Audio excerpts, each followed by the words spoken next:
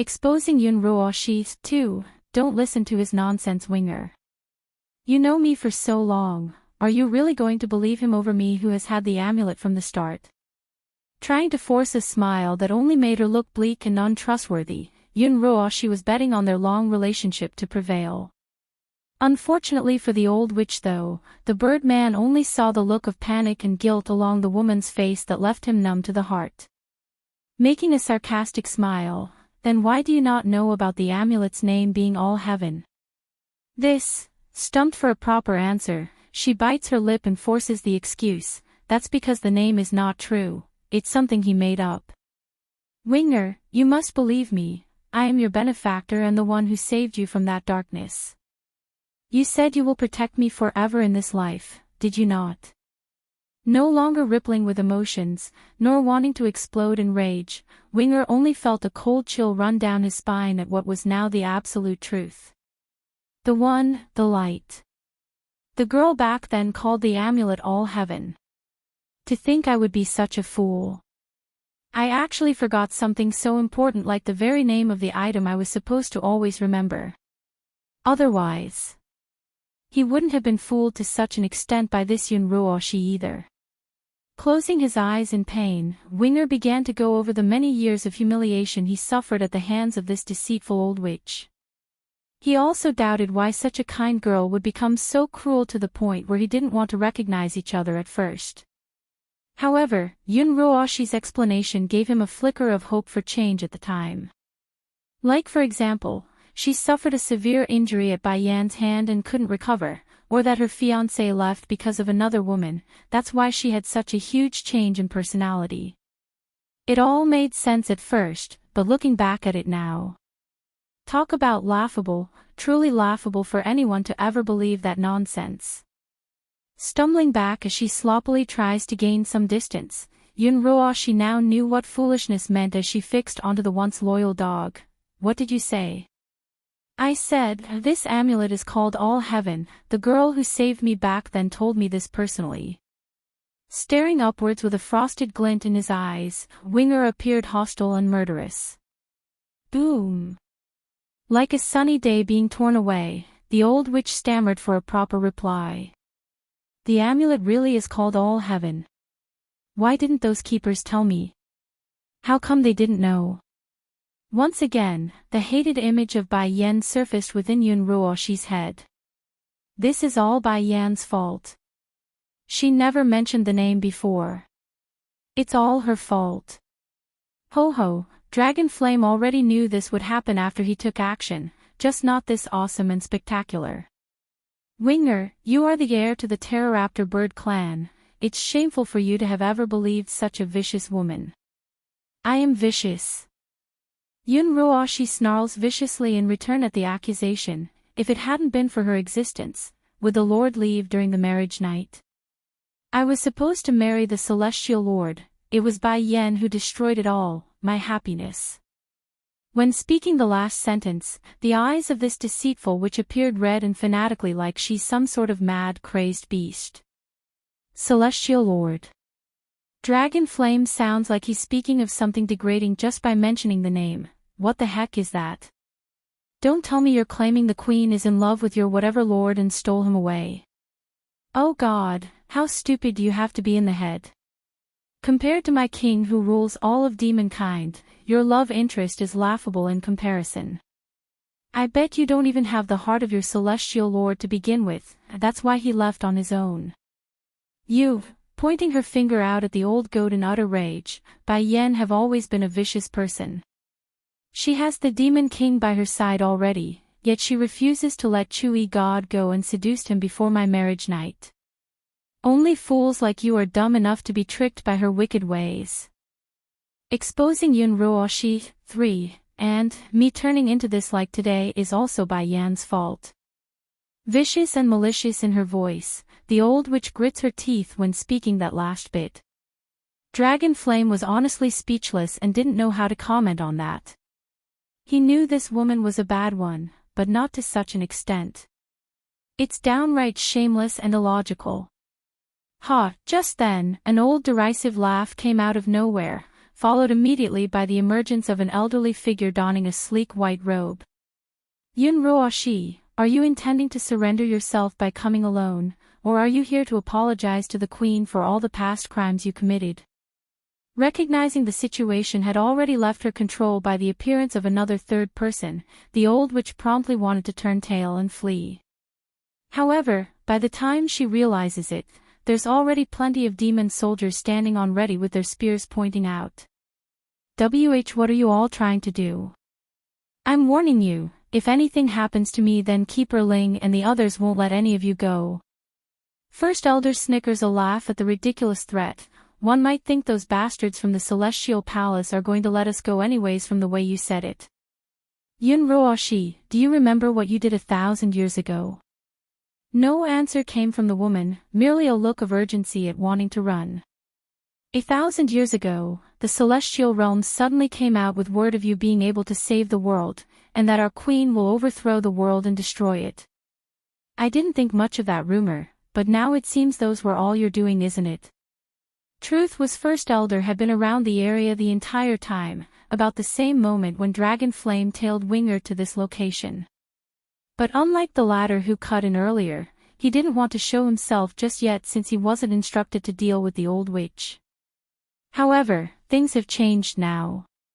Since the truth has come out, he no longer wants to stand back since he's one of the few who knew the whole story and more after today's detail being revealed. Pity, our queen did not know your true nature and of how vile and evil you are inside. She kept insisting on you being a good person and ordered everyone to respect you, but I knew better, that's why I had my men shadow you from the very start.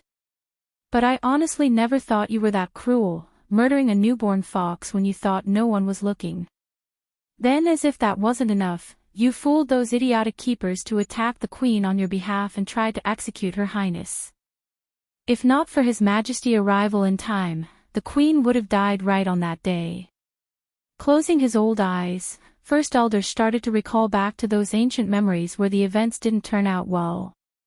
But that wouldn't be enough for someone like you, would it? Despite severely injuring the queen and causing the king to give up his essence blood in order to save her highness, you vile scums just won't give up. In the end the queen lost the baby in her belly because of you. Practically screaming now due to the fierce rage he's been suppressing for all these years, First Elder's detailed recount of the past hammered at everyone's heart like they're witnessing all over again. What exactly did the queen do wrong? Why did you treat her like that? Is it because she's too kind and won't discard a backstabbing witch like you? Growling now, ha ha ha, how laughable. Everything you suffered is caused by your own two hands. What injury because you tried to save the queen? Only an idiot would believe something so stupid when we take her highness as our liege. Exposing Yun Ruoshi, Winger sadly closes his eyes. I will never forget how you denigrated her in front of me. Turns out these truths you spout are nothing but lies. I too have been blinded by you for all these years. What irony. Turns out by the time he made it out of that dark place and headed out to search for her, the light in his heart had already left the celestial realm. What makes him even sadder though was the fact that this old witch tricked him, causing him to hate the very girl for all these years. In light of the contemptible look she's getting, Yun Ruoshi actually showed a smug look. So what, do you hate me now? Don't forget, if it wasn't for me you would still be out there looking for her. If not for me, would you have such a stable lifestyle for the past 100 years? I bet you would have killed yourself if you had learned of her destruction. You wouldn't be alive without me. All in all, she still believes she deserves thanks for lying to the poor guy, not this sort of maltreatment. Against this twisted logic and shameless attitude, Winger didn't find it strange. Heck, it's not the first time he witnessed such behavior, so all he did was glare at her like a soul-slicing reaper. Under the pressure of those eyes, the old witch suddenly started to panic again after realizing what position she was still in. Winger, even if I didn't save you, we've still been together for all these years. I know you have some ties with these demons, so take me away. Afterwards we are clear of any debt between us. Even now, the woman here still wants to use Winger to her own advantage by demanding he save her. Talk about shameless to the core. Yun Ruoshi, making a crunching sound from his fists when forcing that name out, did you forget the way you treated me all these years? Aside from scolding me, what else have you done? No matter how much I help you, all I get are cold hard words from you. I put up with it because I thought you were her, but now... Forming a condemning smirking, you should be happy I'm not killing you myself, so what qualifications do you have to expect me of saving you? No one could possibly understand the level of pain he felt on the moment he discovered Yun Ruoshi wasn't the real one. It's enough to send the weaker-minded into insanity, that's how intense those emotions were. You can't kill me. The old witch cries out in fright, Keeper Ling and the others won't let you do this, they will come save me. First Elder was done listening to the rambles of this insane woman. Ignoring the struggling witch, he reaches out with his hand and ripped the moon amulet right off her neck with a swipe. No. This can't happen. I can't lose the amulet. A look of desperation gripped Yun Ruoshi's face upon touching her own neck. Give that back. Give it back. Without a care for her own safety now, she madly rushes the elder in an attempt to retrieve said item. Unfortunately, this woman clearly doesn't know her own ability and challenged someone she shouldn't have. Following a heavy huff from First Elder and a wave of his sleeve, the shameless and vile witch was instantly repelled several meters into the air, landing only after slamming into the ground and causing a massive outpour of blood from her mouth. The amulet is mine. Bai Yen gave it to me, so it's mine. How dare these people steal my thing? Exposing Yun Ruoshi. 5. First Elder, what should we do with this woman now? Dragon Flame asks with a frown along his face. Faint and unemotional in his reply, First Elder's gaze showed he was looking at nothing more than a piece of garbage. The queen's stuff is back in our hands now, so there's no reason to keep her alive. Make sure she suffers a lot for what she did. I don't want to make it too pleasing. Yun Ruoshi had just finished climbing back up to flee again when she overheard that statement. Immediately, a look of horror filled that face. These people, they really want to kill me. No. She cries instinctively. I don't want to die. Stumbling back to gain space, tears filled that face to make her all the more pitiful. If it were those from the Celestial Palace, they would surely take notice and lend a hand. However, these were members of the demon realm. Even if the soldiers here didn't witness the events of the past in person, they could still imagine the heart-wrenching scenes based on the details they got today. Since you like to act all pitiful so much, then I will make sure you can't ever do it again. Swish.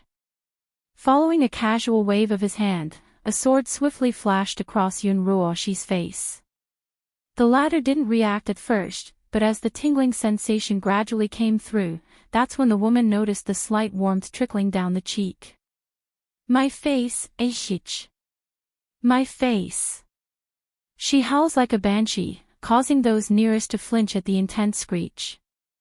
Nevertheless, the sound didn't hinder the demon soldiers from enacting their rage at this old witch. They are frustrated and angry as well, but for a different reason of the demon realm being sealed away for a millennium. Scram! Suddenly, a howling roar of intense rage rocked the air, sending the group back and clearing an area away from the screaming woman. Even so, it's already too late for the old witch. Once freed and able to look up again, that face had already been ruined with plenty of bruises and blood. There's nothing left to show what her true contour was before this. Ruoshi. Keeper Ling went red in the eyes after finding the terrible state the old witch was in. How are you, Ruoshi? Answer me quickly. Looking up in a dazed-like manner due to how much hurt she suffered, Keeper Ling, are you here to save me? I have come, Ruoshi. I'm sorry for being so late. Don't be afraid. Now that I'm here, no one can hurt you.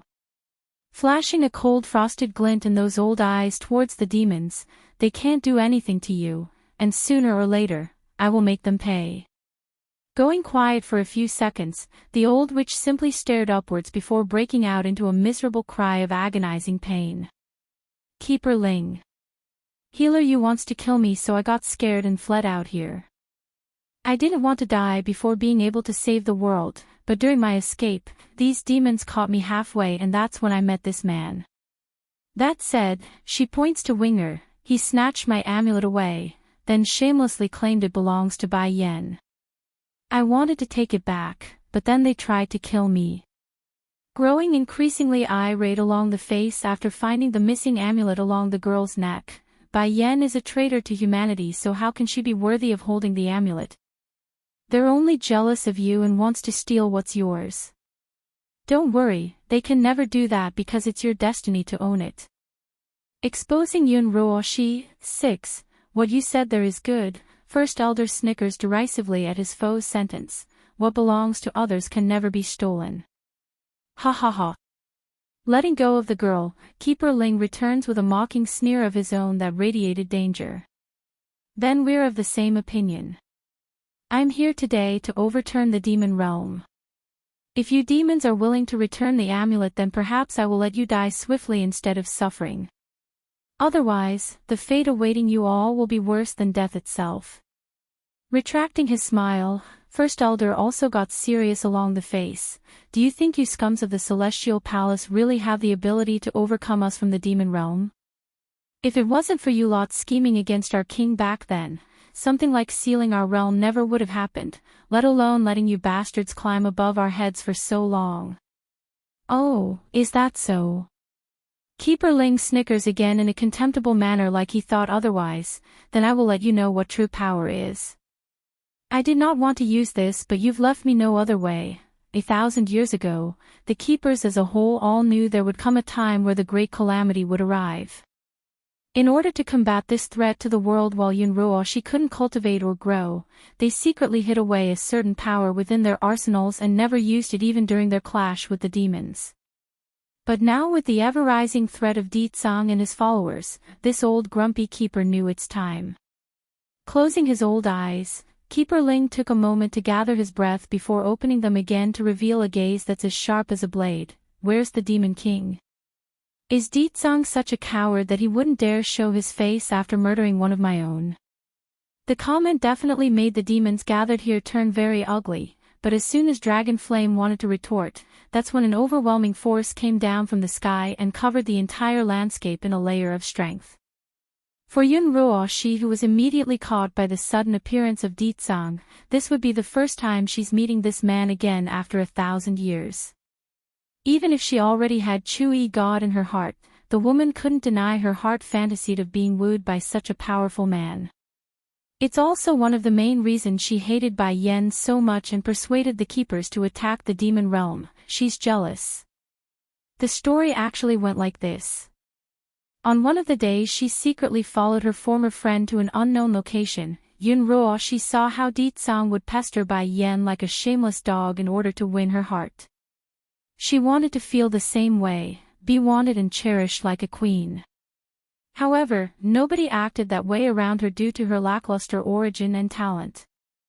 Eventually that jealousy evolved into hatred, causing this old witch to report the incident to Keeper Ling and starting the whole war between the two realms. Demon City's Incident 1. Recalling back to all the different kinds of treatments in the past, Yun Ruoshi's eyes once again firmed up and showed the vicious side to her nature. She's unwilling to go back to that feeble existence, nor be reduced to an unwanted person like in the past. I hear you are here to make trouble for me. Cool and unemotional, Ditsang gazes down at the foe and asks with a contemptible glare. Huffing a grunt to shirk off the pressure, Keeper Ling doesn't seem fazed though. I'm not here to make trouble for you, I'm here to kill you. As soon as this grumpy elder finished saying that, a long sword immediately materializes from his sleeve and instantly stabs down at the ground, releasing a huge amount of power in doing so. Boom! The floor rumbles, shattering along in veins like a roaring lion, only to be followed swiftly by the constant hammering of electric might from the sky. Then, as if instructed, one of the lightning strikes down and aims directly for the Demon King's head in a devastating fashion. Song evaded with ease, of course, using his incredible speed, but that didn't mean the same for some of the less fortunate demon soldiers that could do nothing to save themselves. They were incinerated, destroyed until nothing but a giant crater remained to indicate they ever existed. This, Winger mutters with rigid stiffness after seeing this. Why? Why are these powers so similar to the ones hunting me? Where did the keepers get such a power? Exactly then, while the Birdman was still in hesitation over all this, his ears suddenly caught the loud thud of Dragon Flame crashing to the ground. Uncle Dragon Flame. Running over in haste to help support the old bone, he sounded urgent and afraid. Uncle Dragon Flame, I'm sorry, I'm so sorry. It's all my fault this happened. It's all my fault. If it weren't for me, Yunruoshi wouldn't be attracted to this place, nor would Uncle Dragon Flame suffer such a severe injury at the hands of that keeperling Winger. The old goat heavily grasps onto the Birdman's hand while coughing blood. I don't know if I can hold out. If I don't make it, then I hope you can replace me and protect the royal family. Please protect the princess, and the queen. After saying that, the old-timer gradually began to close his eyes like he's depleted.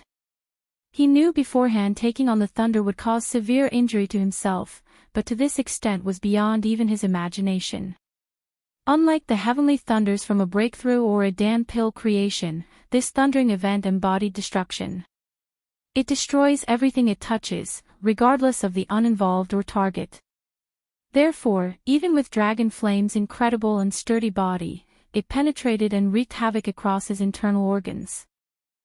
Song saw this, of course, and the huge fatality happening under his eye. Speaking in a heavy note, First Elder, take the others back to the city, I will handle this. But sire, we can't leave you here alone. Even if it's death, we will stand with you. Go back. Song sounded irate now and shouted, go back and protect my children. Normally Keeper Ling would bring along a whole tirade of companies with him. The fact that he's not in here alone meant the others under him must be somewhere else, and where else could they be if Song was out here? Obviously the city or palace, that's where. A simple trick of diversion wouldn't work with someone as smart as Song. Demon City's Incident 2, Winger, Dragon Flame, First Elder shouts, we're going now. Perhaps the Birdman also sensed the deceiving nature of this battle because his eyes promptly shifted to that of panic. Without a second of delay, B bolts for the palace ground, leaving only an afterimage. Hold on, princess, I'm coming now.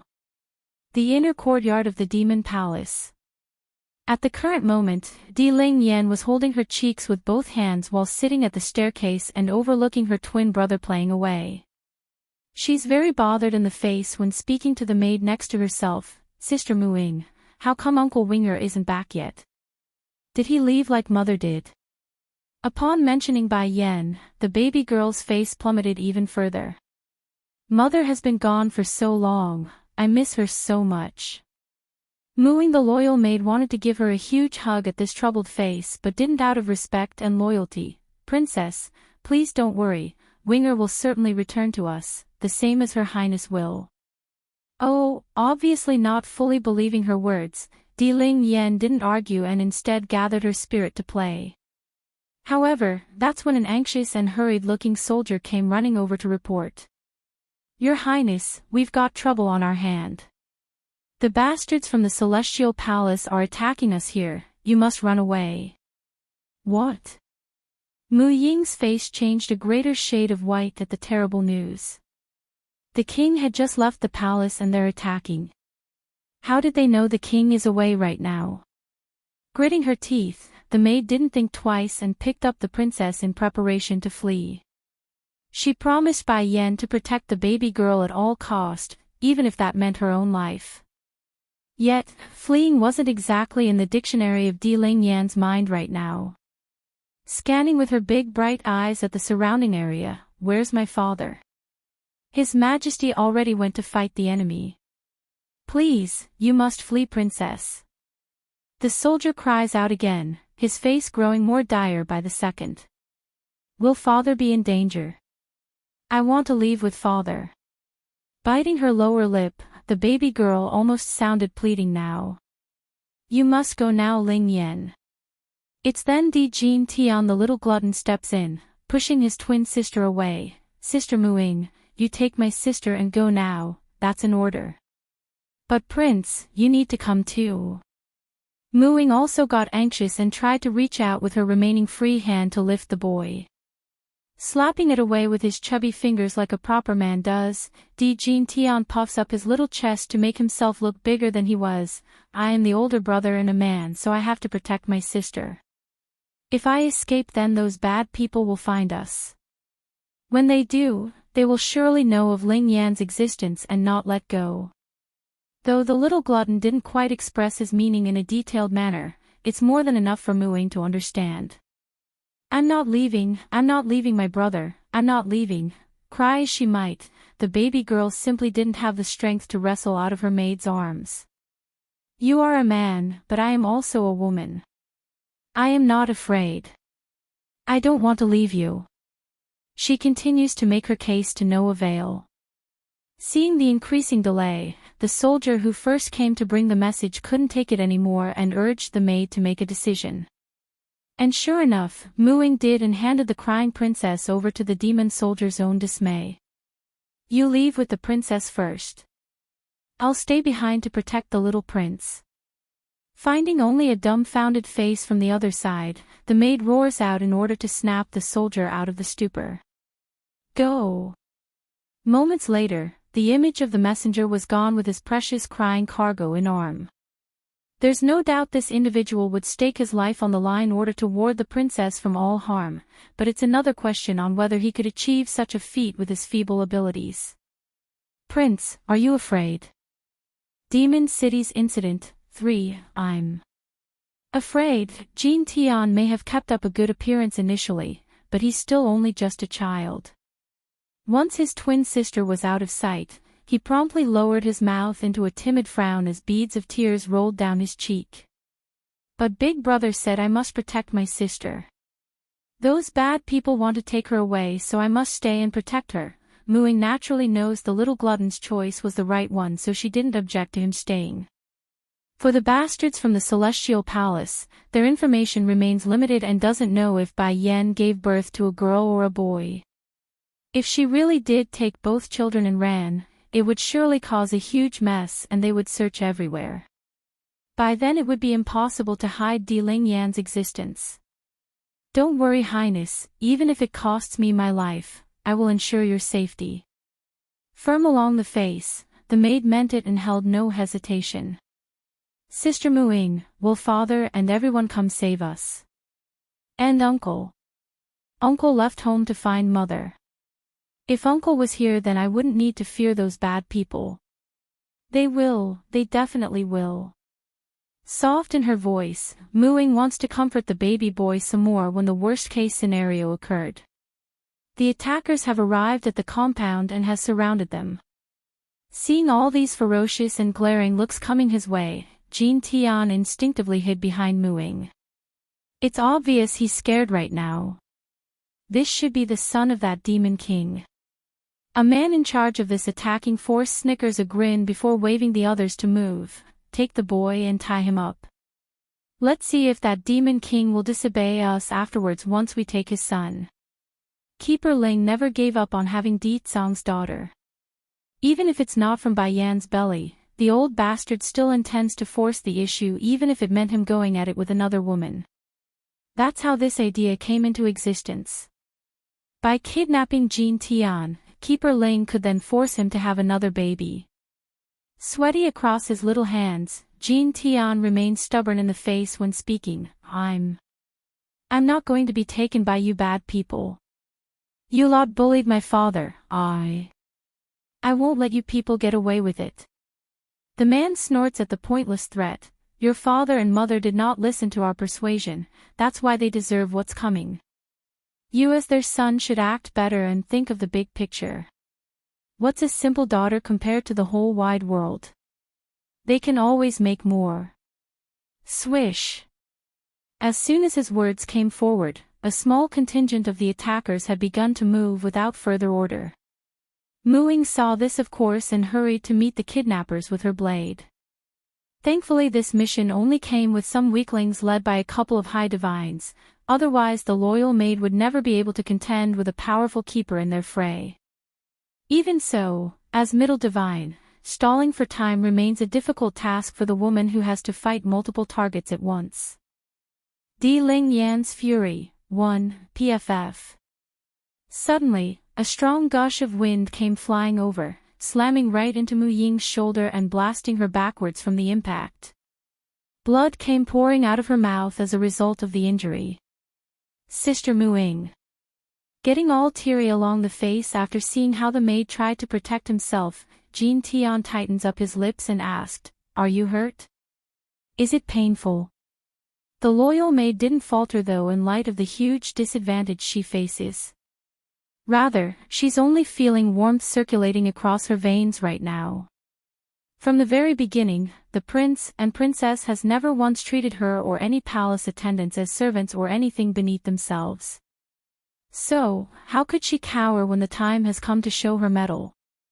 Ignoring the stinging pain, she rushes at the crowd once again, leaving a trail of blood in her wake.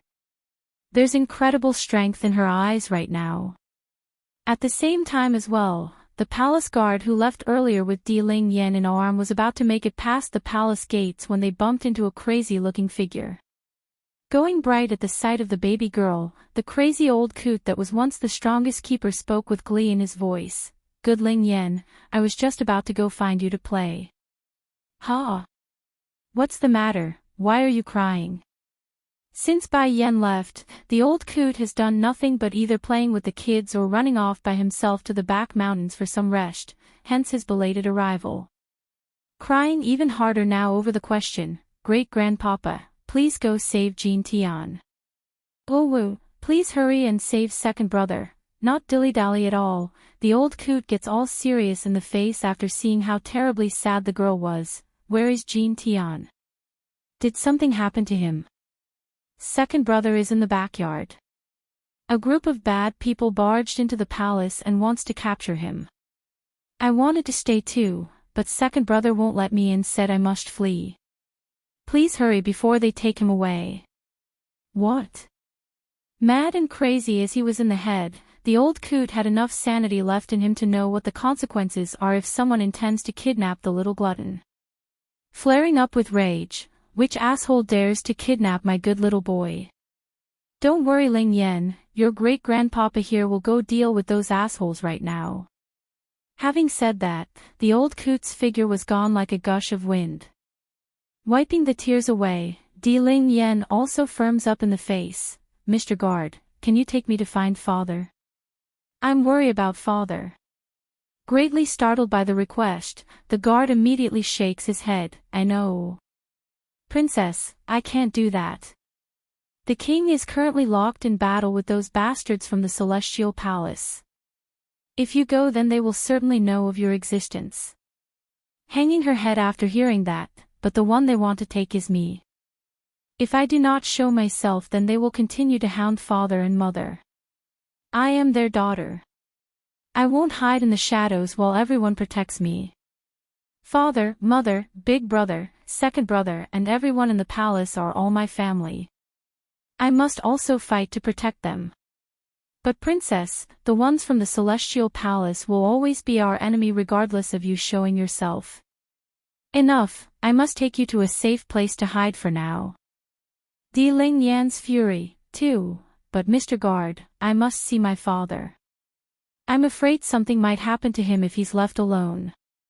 Grasping onto the demon's shoulder and putting on a pitiful face to play her charm, the baby girl's face could melt hearts if the situation wasn't so dire and permitted it.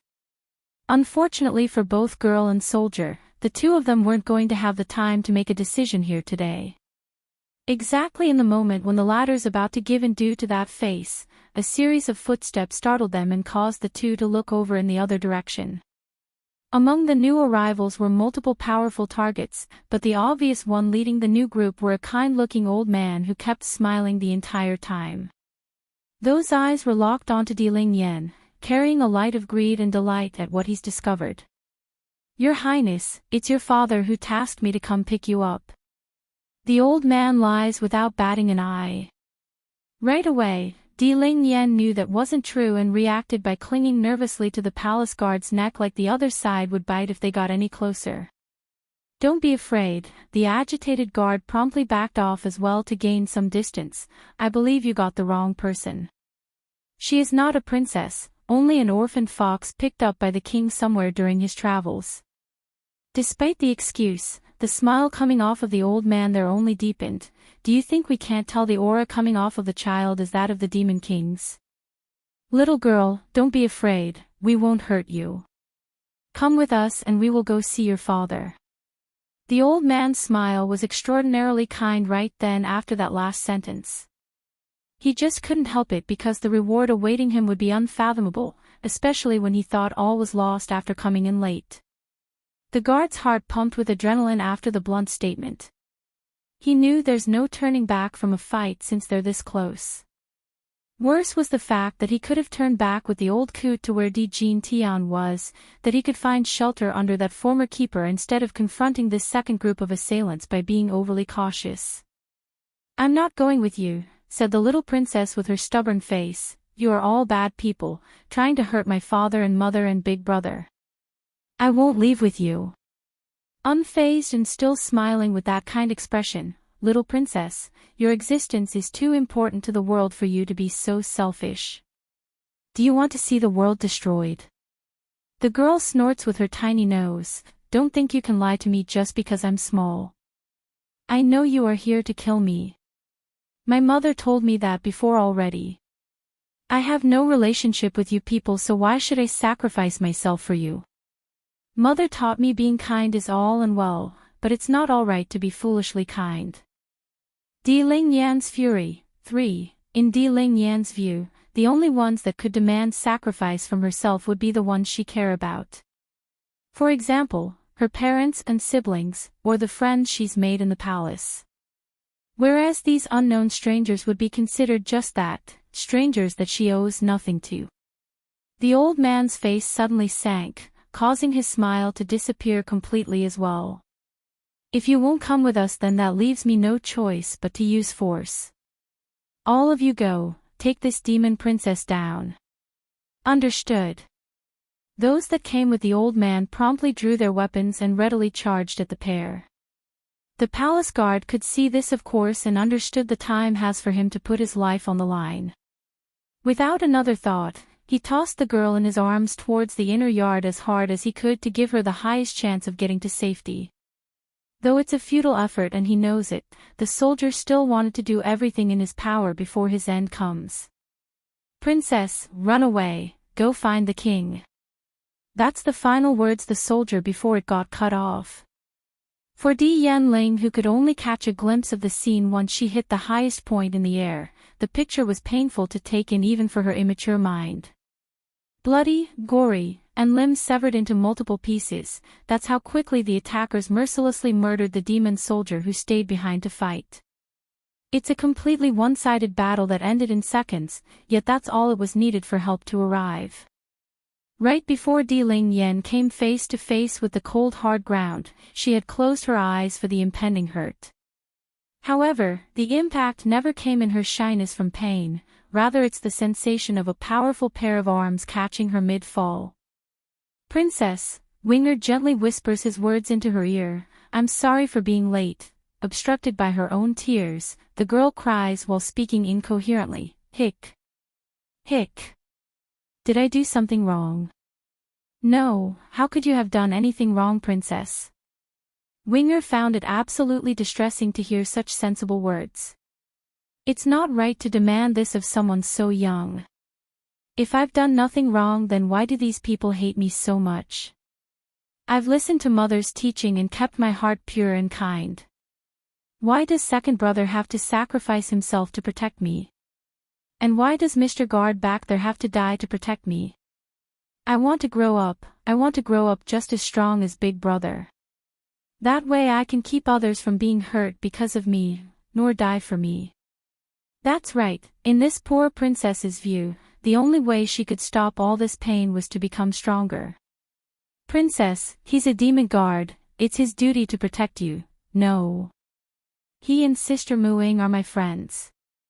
Everyone in the demon realm are my friends. The ones that deserve to die are those bad people and not them. Yes, the ones to die should be the evil and bad ones, not the friends and family in her life. And for the first time ever, a flash of hate and anger filled those big innocent eyes of this pure child, tainting a small speck of her childish heart. It's then, First Elder and the others also arrives on the scene.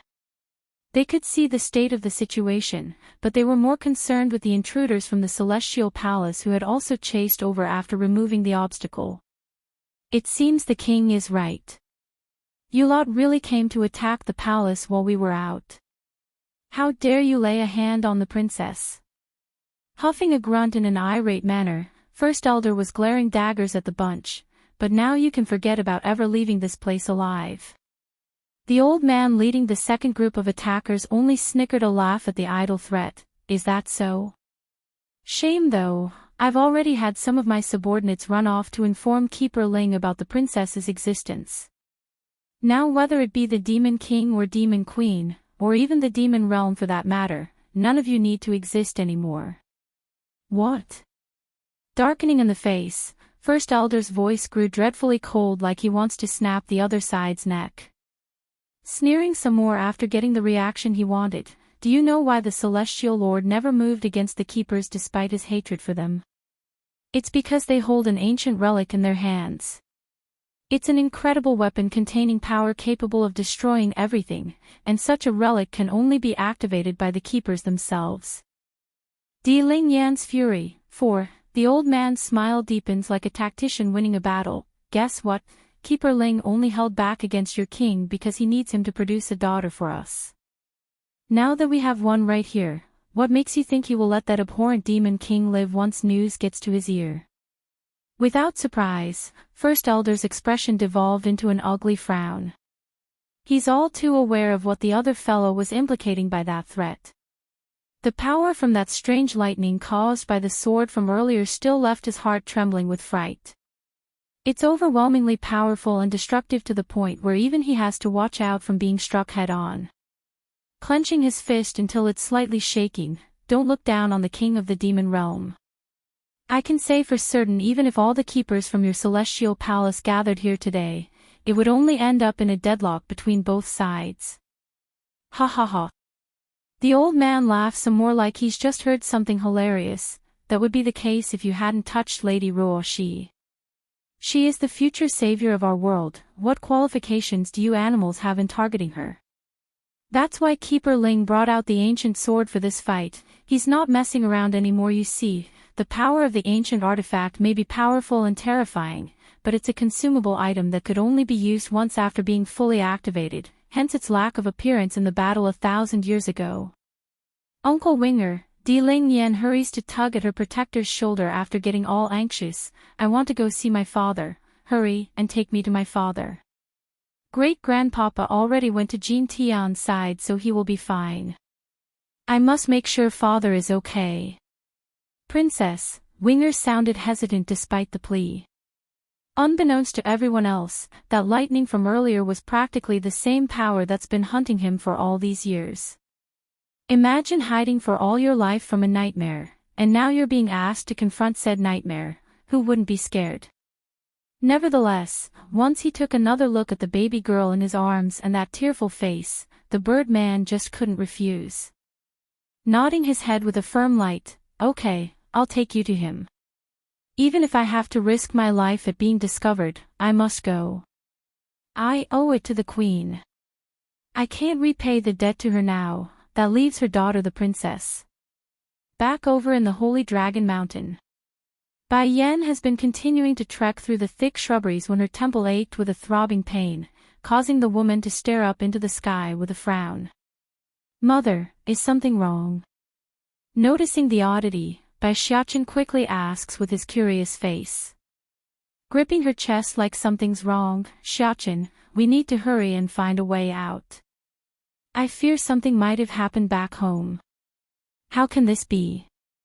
Di Zhang is watching over the demon city. There's no way something can happen while he's there. Am I overthinking this? Yen Yen, look, Li Shang, the young man suddenly calls out from the front, his voice sounding surprised by what he's pointing at. Looking over as instructed, Bai Yen too was surprised by the scene. It's a huge lake of icy blue color which reflected the sky like a crystal mirror. Dragon Spirit Lake. Molly the winged piggy promptly jumped out of his master's arm and started to flap his wings excitedly. Hurry Queen Mother, we need to put Dragony into the lake. The lake water will help her wake up. Despite her own woes about a strange lake that seems to appear out of nowhere, Bai Yen wasn't going to doubt the little fella's decision. From the very beginning, this piggy has done nothing but look out for her goddaughter with no indication of that ever changing. Di Ling Yan's fury. 5. Originally this cold lake should have been enough to turn any person into a greenish hue due to the insane low temp, but as Bai Yen slowly placed the girl into the water, what came of it was nothing short of serene. There's a little bit of flush red filling Dragony's face, making her look like someone that's peacefully asleep. Do you feel it as well? Bai Yen turns to Li Shang, the young man, after checking the air. The atmosphere here is very thick with spiritual energy. It's a suitable location for training. The young man nods in agreement, indeed. Unfortunately, I don't have time to train here now. Let's look around first, there's bound to be a way out of this place. The panic and unease have grown much stronger by this point, making the woman more urgent to return to her husband's side. Okay. Sensing the tension as well, Li Shang didn't dally around and quickly began the search. It's then, something up ahead caught their eye that seems to appear out of nowhere. Standing at a person's height was a monument with several words etched along the surface. To break is a demi-divine lord.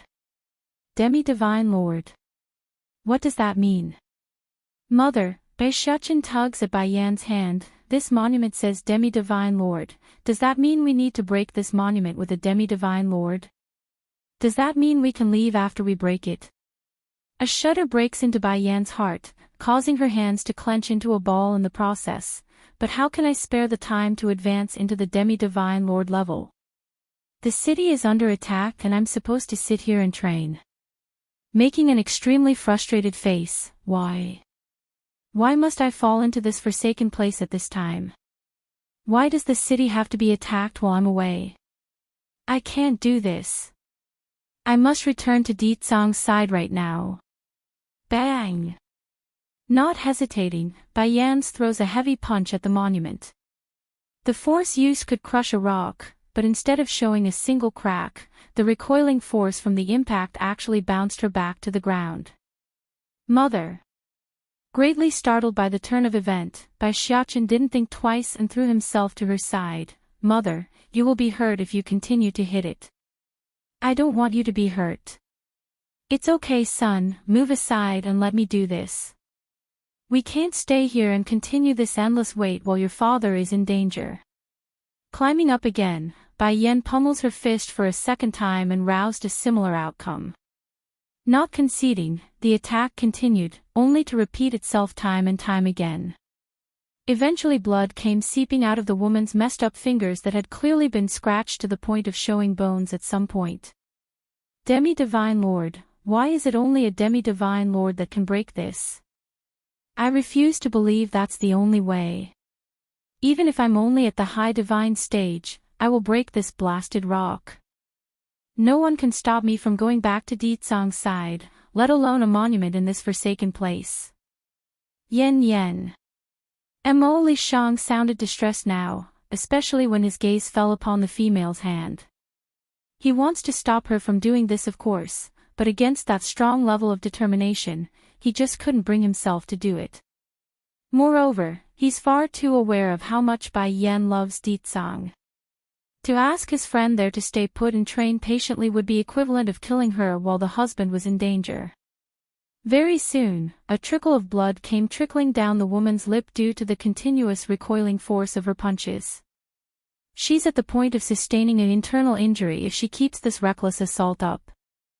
Dragony's father, 1, click. From out of the blue, a crisp sound rang out from the study structure. It's a clear sound that echoed across the environment. Mo Li Shang was the first to react here, and he could see the cause of that sound. Right in front of his eye was a small tiny crack along the stone surface. Though it's hardly worthy to be called a crack, but it's more than enough to make him gawk. How can it be? That monument clearly said that only a demi-divine lord can break it. Yen Yen is only at the high divine level, how did she manage to make a crack on it? For a while, the look self-doubt was all that was plastered along the young man's face. He's obviously having trouble believing his own eyes despite reality being in front of himself. Bai Yan on the other hand didn't let up though. She's unimpressed and continued to barrage the monument further and at an increasing ferocity, until... boom! Like a rocket making impact on its target, the structure suddenly exploded under the final punch from the woman's fist. She's expended after this achievement. Collapsing backwards like a wilting flower, Bai Yan's condition wasn't any better than the very thing she destroyed at this moment. Mother! Bai Xiaochen cried out and dashed over to catch the falling body. The child wanted to do something to help elevate that pale complexion, but all he managed was a reckless frolicking of his arms in the air like a clueless dote that he was in these situations. Exactly like his old man. Mother! Does it hurt? It's my fault, I couldn't help you. In the steambun's view, he's a man of the family and should be the one carrying the weight of any problem. It didn't help his consciousness either when he saw those messed up fingers of Bai Yan's. I'm fine, she forcibly pulls herself back up from the ground and scanned the area for change. The monument is broken, why are we still stuck here? Yen Yen, Mo Li Shang runs forward and picks up a yellow scroll from the spot where the rubble was. This appeared after the stones shattered. I believe there's a clue in it. Taking it over without a second of delay, Bai Yan quickly opened it and read the content to her own surprise and frown. If the monument is broken by a demi-divine lord, then one shall stay forever. If broken by one not of thee, they shall stand after the break. By now Bai Xiaochen had also gotten a look at the scroll by gleaming up from the side. Cringing up his face in confusion, what does that mean, mother? What is this stand after break? The woman didn't answer her boy's question though, only tightly clenching onto the scroll and making a deep frown. Xiaochen, Mo Li Shang steps in to explain. I speculate the meaning is that the stone monument can easily be broken by a demi-divine lord's power, however, it also means they will be forever trapped here if one did so. Respectively, those that are beneath said level like your mother may not have an easy time breaking the monument, but it's possible and it's the key to our escape from this place. This time the party has gambled it right, and it's also due to Bai Yan's love for Ditsang. If not for that powerful emotion, they might have really stayed to do as the word said. By then they really would have been trapped for good. Dragony's father, too, is that so? Bai Xiaochen nods like he's enlightened now before turning back to Bai Yan, but then why is mother ignoring me? Mo Li Shang also noticed this oddity at this point. Furrowing his brow while looking over, Yen Yen. Unfortunately for the two lads there, their words aren't going to reach the woman's ear at this moment because something else was happening under their very eyes. Right now inside Bai Yan's mind, a haze of fog blinds her sight of view. Where is this place? Who's messing around? She scans the front vigilantly for signs of attack. It's then as if to answer her call, a surreal voice speaks out from all directions. Fated one, if you are able to come to this place, then that means my daughter is with you, right? Daughter? A slightly confused look took hold of Bai Yan's eye. There are only two females in their party. One being herself and the other being her goddaughter. And if she remembers correctly and without fault, Dragony should be the daughter of the former dragon chief from the demon realm. It doesn't add up regardless of how she calculated it. Your daughter? You mean Dragony, my goddaughter? Frowning now along the face and speaking in a hostile tone, I know for a fact she is the daughter of the former dragon chief from the demon realm. Why are you impersonating her birth father? The voice clearly sounded pleased based on its tone despite the aggressive attitude from the other side. You are not wrong in your assumption. Technically speaking, I am her father from a previous life. Due to some unforeseen circumstances, I had to seal her soul up until the opportunity presented itself. In this case, she went into the wheel of life and was reborn as you said, the daughter of that former dragon chief in your memory. A surprised face promptly gripped Bai Yan's expression because she knew all along something was amiss when she met Dragony. The attachment she held towards the girl was strange to say the least, especially when they never met before until her first arrival at the Demon Realm's palace. In light of her own shock, Bai Yan didn't hurry to follow up with more questions, rather she gathered her wits to get to the bottom of the current dilemma. Then what is this place that I'm in? If Dragony is your daughter, does that mean anyone else can also come here if they had her with them? No, the voice sounded faint and distant, that is not the case. The reason I allowed you in here is of my own choice. I sense the blood that is yours inside my daughter's vein, that's why I brought you in here when you picked up the scroll housing my soul. It's also why I'm calling you a fated one. Blood? He must be referring to the essence blood I used to save Dragony. To think the reason why I wound up here is because of that. I'm assuming you didn't summon us in here just to recognize your daughter, is it? There must be another reason as well. Perhaps it's due to the voice's relationship to her own goddaughter, but Bai Yan's tone also softened up when searching the area for signs of the source. You don't have to look for me, I won't come out with my current appearance. It will certainly frighten you if I did so after going through that event. Furthermore, I can't either even if I wanted to because my continued existence can only be prolonged by staying within the scroll. So, I will have to bother you to keep watch over my daughter in the future. Event? What event are you talking about? You're too weak the way you are to ask for that detail. Fated one, there are things in this world that aren't fit for the weak to know.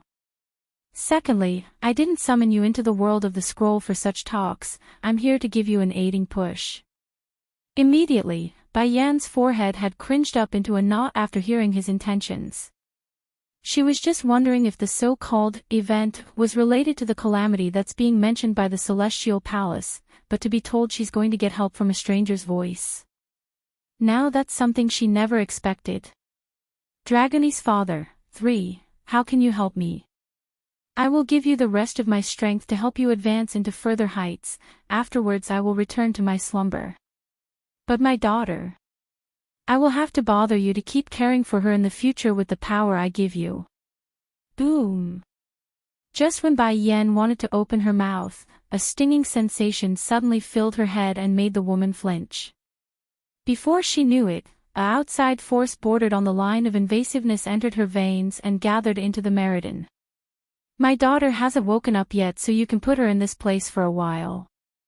No one can step foot here, she's safe, and the flying pig around you, let him stay and look after my daughter too. Oh, and, your son is quite good from the way I see it. If later on he can cope with the upcoming changes, then I will promise him my daughter. As icing on the cake, there's also a demon sealed within the ice lake here. If your son ever gets strong enough to reach the demi-divine lord level, have him come possession of it. For a moment, Bai Yan wanted to smack herself to see if this was real. Why does Dragony's father sound like a market madam that's constantly yapping away without end, long-winded and endless jibbery-jabby? But why a demi-divine lord? Is there a reason for that? Because that place can only be reached if one is a demi-divine lord. In the voice's view, this was the only gift he could offer outside of the power he's going to give her. For saving Dragony's life, and for allowing himself to meet his precious daughter again. You can rest assured, tightening up her hands in a firm manner, no matter what happens, I will not abandon Dragony. She is like family to me. I won't abandon family. I believe you, how could he not believe Bai Yan? A human woman who would take her own essence blood out for a demon, that's something he's never heard of during his period alive. I also want to ask one last question, how do I get out of this place? The voice didn't hesitate and answered right away like he expected it, that's easy, you couldn't leave before because I wanted you to come here. Now that I've met you, the obstacle will naturally clear out on its own if you continue to walk down the mountain path." After saying this sentence, the strange presence simply disappeared. Bai Yan understood why, of course. Without energy to support his own soul, the voice was bound to fall back into slumber until it regenerates enough to function. The issue was when. Days? Months? Or years? Unaware of how long the time has passed in her current state, Bai Yan's body had started to tremble excessively due to the surging power from within. She never experienced such force before, which felt like it's going to make her flesh burst. Even so, the mind was the key here. As long as she's able to overcome the mental and spiritual test provided by being fast-tracked in her growth, the power would be hers to wield. "Mother," Bai Shuchen asks again from the real world, "what's wrong? Why are you ignoring me?" And suddenly making a breakthrough. And 2 stages in a row. Directly from a bottom divine to a high divine. As if to answer his call, Bai Yan suddenly moves again. Reaching out with her hand, she rubs the boy's head in a soothing motion. "Don't worry, Shuchen, I only met Dragony's father just now. This place is also made by him." Dragony's father. The steam bun lights up in the face, but isn't she the daughter of the former dragon chief? How did you meet him? Well, it's a difficult thing to explain, but everyone has a past life, right? This father is one of Dragony's past father and not the one you know of. Dragony's father, Bai Shuchen makes a face like he's enlightened. "Now I understand, mother." "So, what did Dragony's father say?" Smirking mischievously, Bai Yan throws the bomb down like a sly fox. "He said to betroth Dragony to you." Oomph.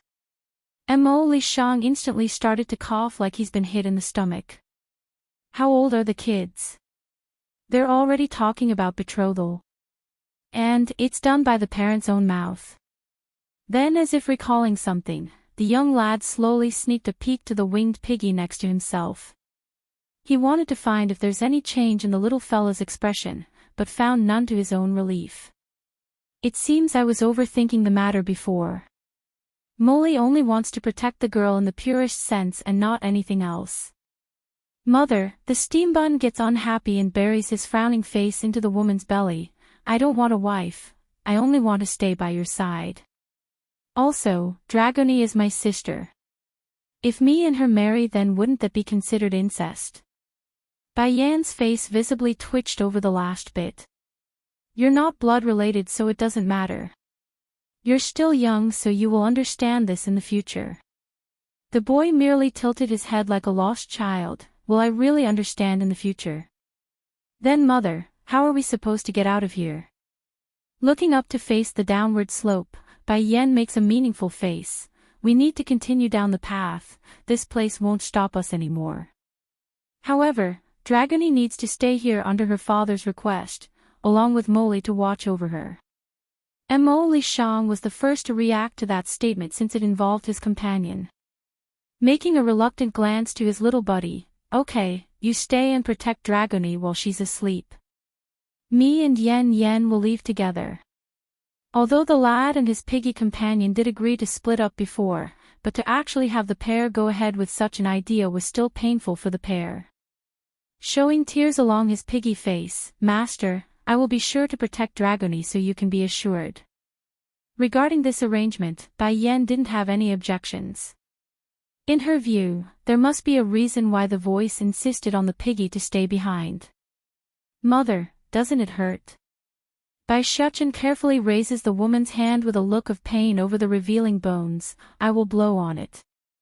Before you would always blow on my wound if I got hurt, so you will be fine too." That said, the boy promptly began to puff up his cheeks to give it a big huff of air like it would do something. "Still hurt?"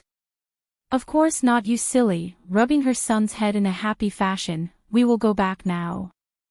Your father and siblings are waiting for us. What needs to be done has been done on this account.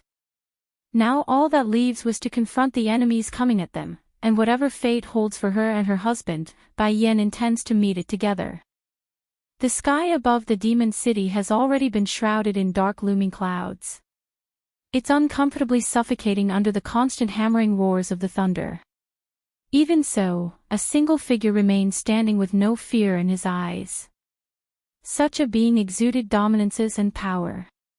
Keeper Ling. Suddenly, an excited voice came over from the rear and landed on the conceited keeper's side. Dragony's father, 5, what's going on? The grumpy keeper asks using a deep voice after seeing how excited the other Sid was. I have wonderful news, Keeper Ling. The demon realm actually has a princess that's only 2 years old. Back then the demon queen didn't just give birth to one, but a pair of twins. Boom! The messenger's words were like a beaming ray of sunshine for the keeper, causing him to choke for a proper response to describe his own ecstatic emotion. In contrast to the delight felt by the members of the Celestial Palace, Yun Ruoshi didn't feel so happy right now. She's downright distraught at the outcome regarding her own fate. Why? Why is there a princess in the demonic world, and that Winger would hide the fact from me? What am I supposed to do? If Keeper Ling really manages to kidnap the princess, then I will have to carry the burden of saving the world. That bastard, is he trying to kill me by lying? Hatred has long filled the woman's heart, therefore the news only added to her vile nature. You are saved, Ruoshi, you are saved. Keeper Ling couldn't hold back and grabbed the woman's shoulder, oblivious to the fact that the other side was making a face uglier than seeing their own parents die. Are you happy? Now you will finally be able to cultivate again with the demon princess's blood.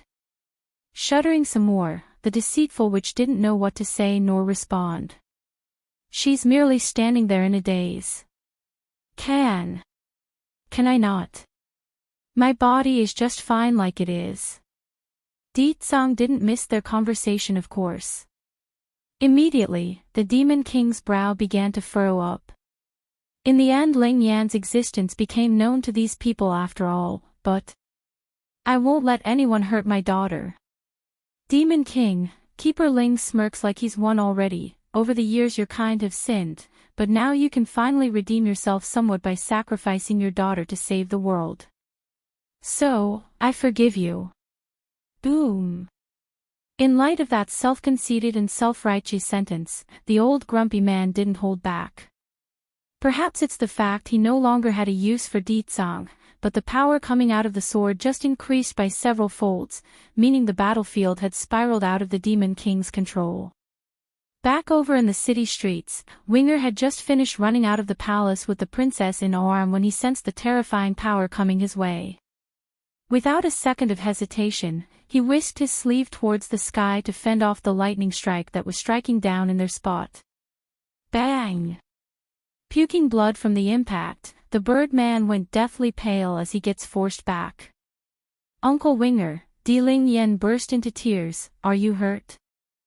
Dragony's father, 6, Winger shook his head and warmly brought the girl in his arms closer for protection. Princess, I'm sorry, but I'm afraid it won't be easy for us to seek the king now. Ling Yan's eyes dimmed somewhat. She wanted to head to her father's side, but she also knows the act of dragging someone else into trouble was a wrong thing to do. Let me down, Uncle Winger. It's okay, you don't have to look down at me like that. I'm actually very tough and can take care of myself. The milky voice and strong determination sent the Birdman trembling inside because he felt ashamed for being a coward. A full-grown adult couldn't even compare to a 2-year-old courage. What more does he need to say? Princess, I actually don't feel hurt at all from the lightning. It's no different from an itch. Here, I'll take you to the king. Even if that pain stung him deep into the bone, Winger won't allow the baby to go off on her own. It's his duty right now to protect her and his wish. Really? A puzzled expression came off of Ling Yan when looking up. I've seen Mother take hits from a lightning. It hurts a lot. Don't worry, Princess, that is not a thunderbolt, so it doesn't hurt. Would I lie to you? Look at my face, does it look like someone that's hurt? Though palish in color, Winger's expression remains relaxed on the surface and even showed a slight smile to emphasize his point. Okay, Uncle Winger, I believe you. But first let me down, I can walk on my own. No, princess, we have to go to the king faster, so let me carry you. He tries to persuade her by speaking softly. Nodding over the suggestion since it's reasonable, Ling Yan didn't object. All right, we will go find father. I don't want anything to happen to him. Okay, let's go. With the nod given, Winger began to move with the girl firmly protected in his arms. He's making sure his entire body was acting as a shield when the lightning bolts come down again, otherwise it would surely hit the princess if he's not careful. Very soon, the Birdman could see the tightly closed gate of the city after enduring several more strikes from above. He's spitting blood now from the corner of his mouth, but he's done and kept the charge in his arms safe. Uncle Winger, you tricked me, you're hurt. Let me down, I will go on my own to find father. Boom. Only a meter away from the exit, Winger finally collapsed under the last blow from the sky. Ah!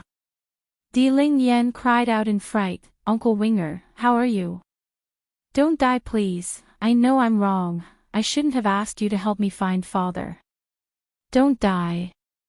Seeming to recall something crucial, the girl suddenly picked up a dagger from the ground nearby and cut open her finger, thus allowing the blood to flow into Winger's wound. Tearful Ling Yan, slightly quivering along the eyes, Winger slowly regains his consciousness after falling down only to be welcomed by the image of a crying girl after looking up. Princess, don't cry. I'm fine. Reaching up with his hand, the Birdman attempts to wipe away some of those tears. Then that's when he noticed the cut across the girl's finger. What did you do? Finally smiling after confirming the other side was fine, Ling Yan immediately got all happy again knowing she succeeded. Back when I was at the Sky Mountain, I accidentally cut myself when I tripped over a withered tree's root. My blood made the old tree grow again. So, I thought if I smeared some of my blood on your wound it might help heal you too, Uncle Winger.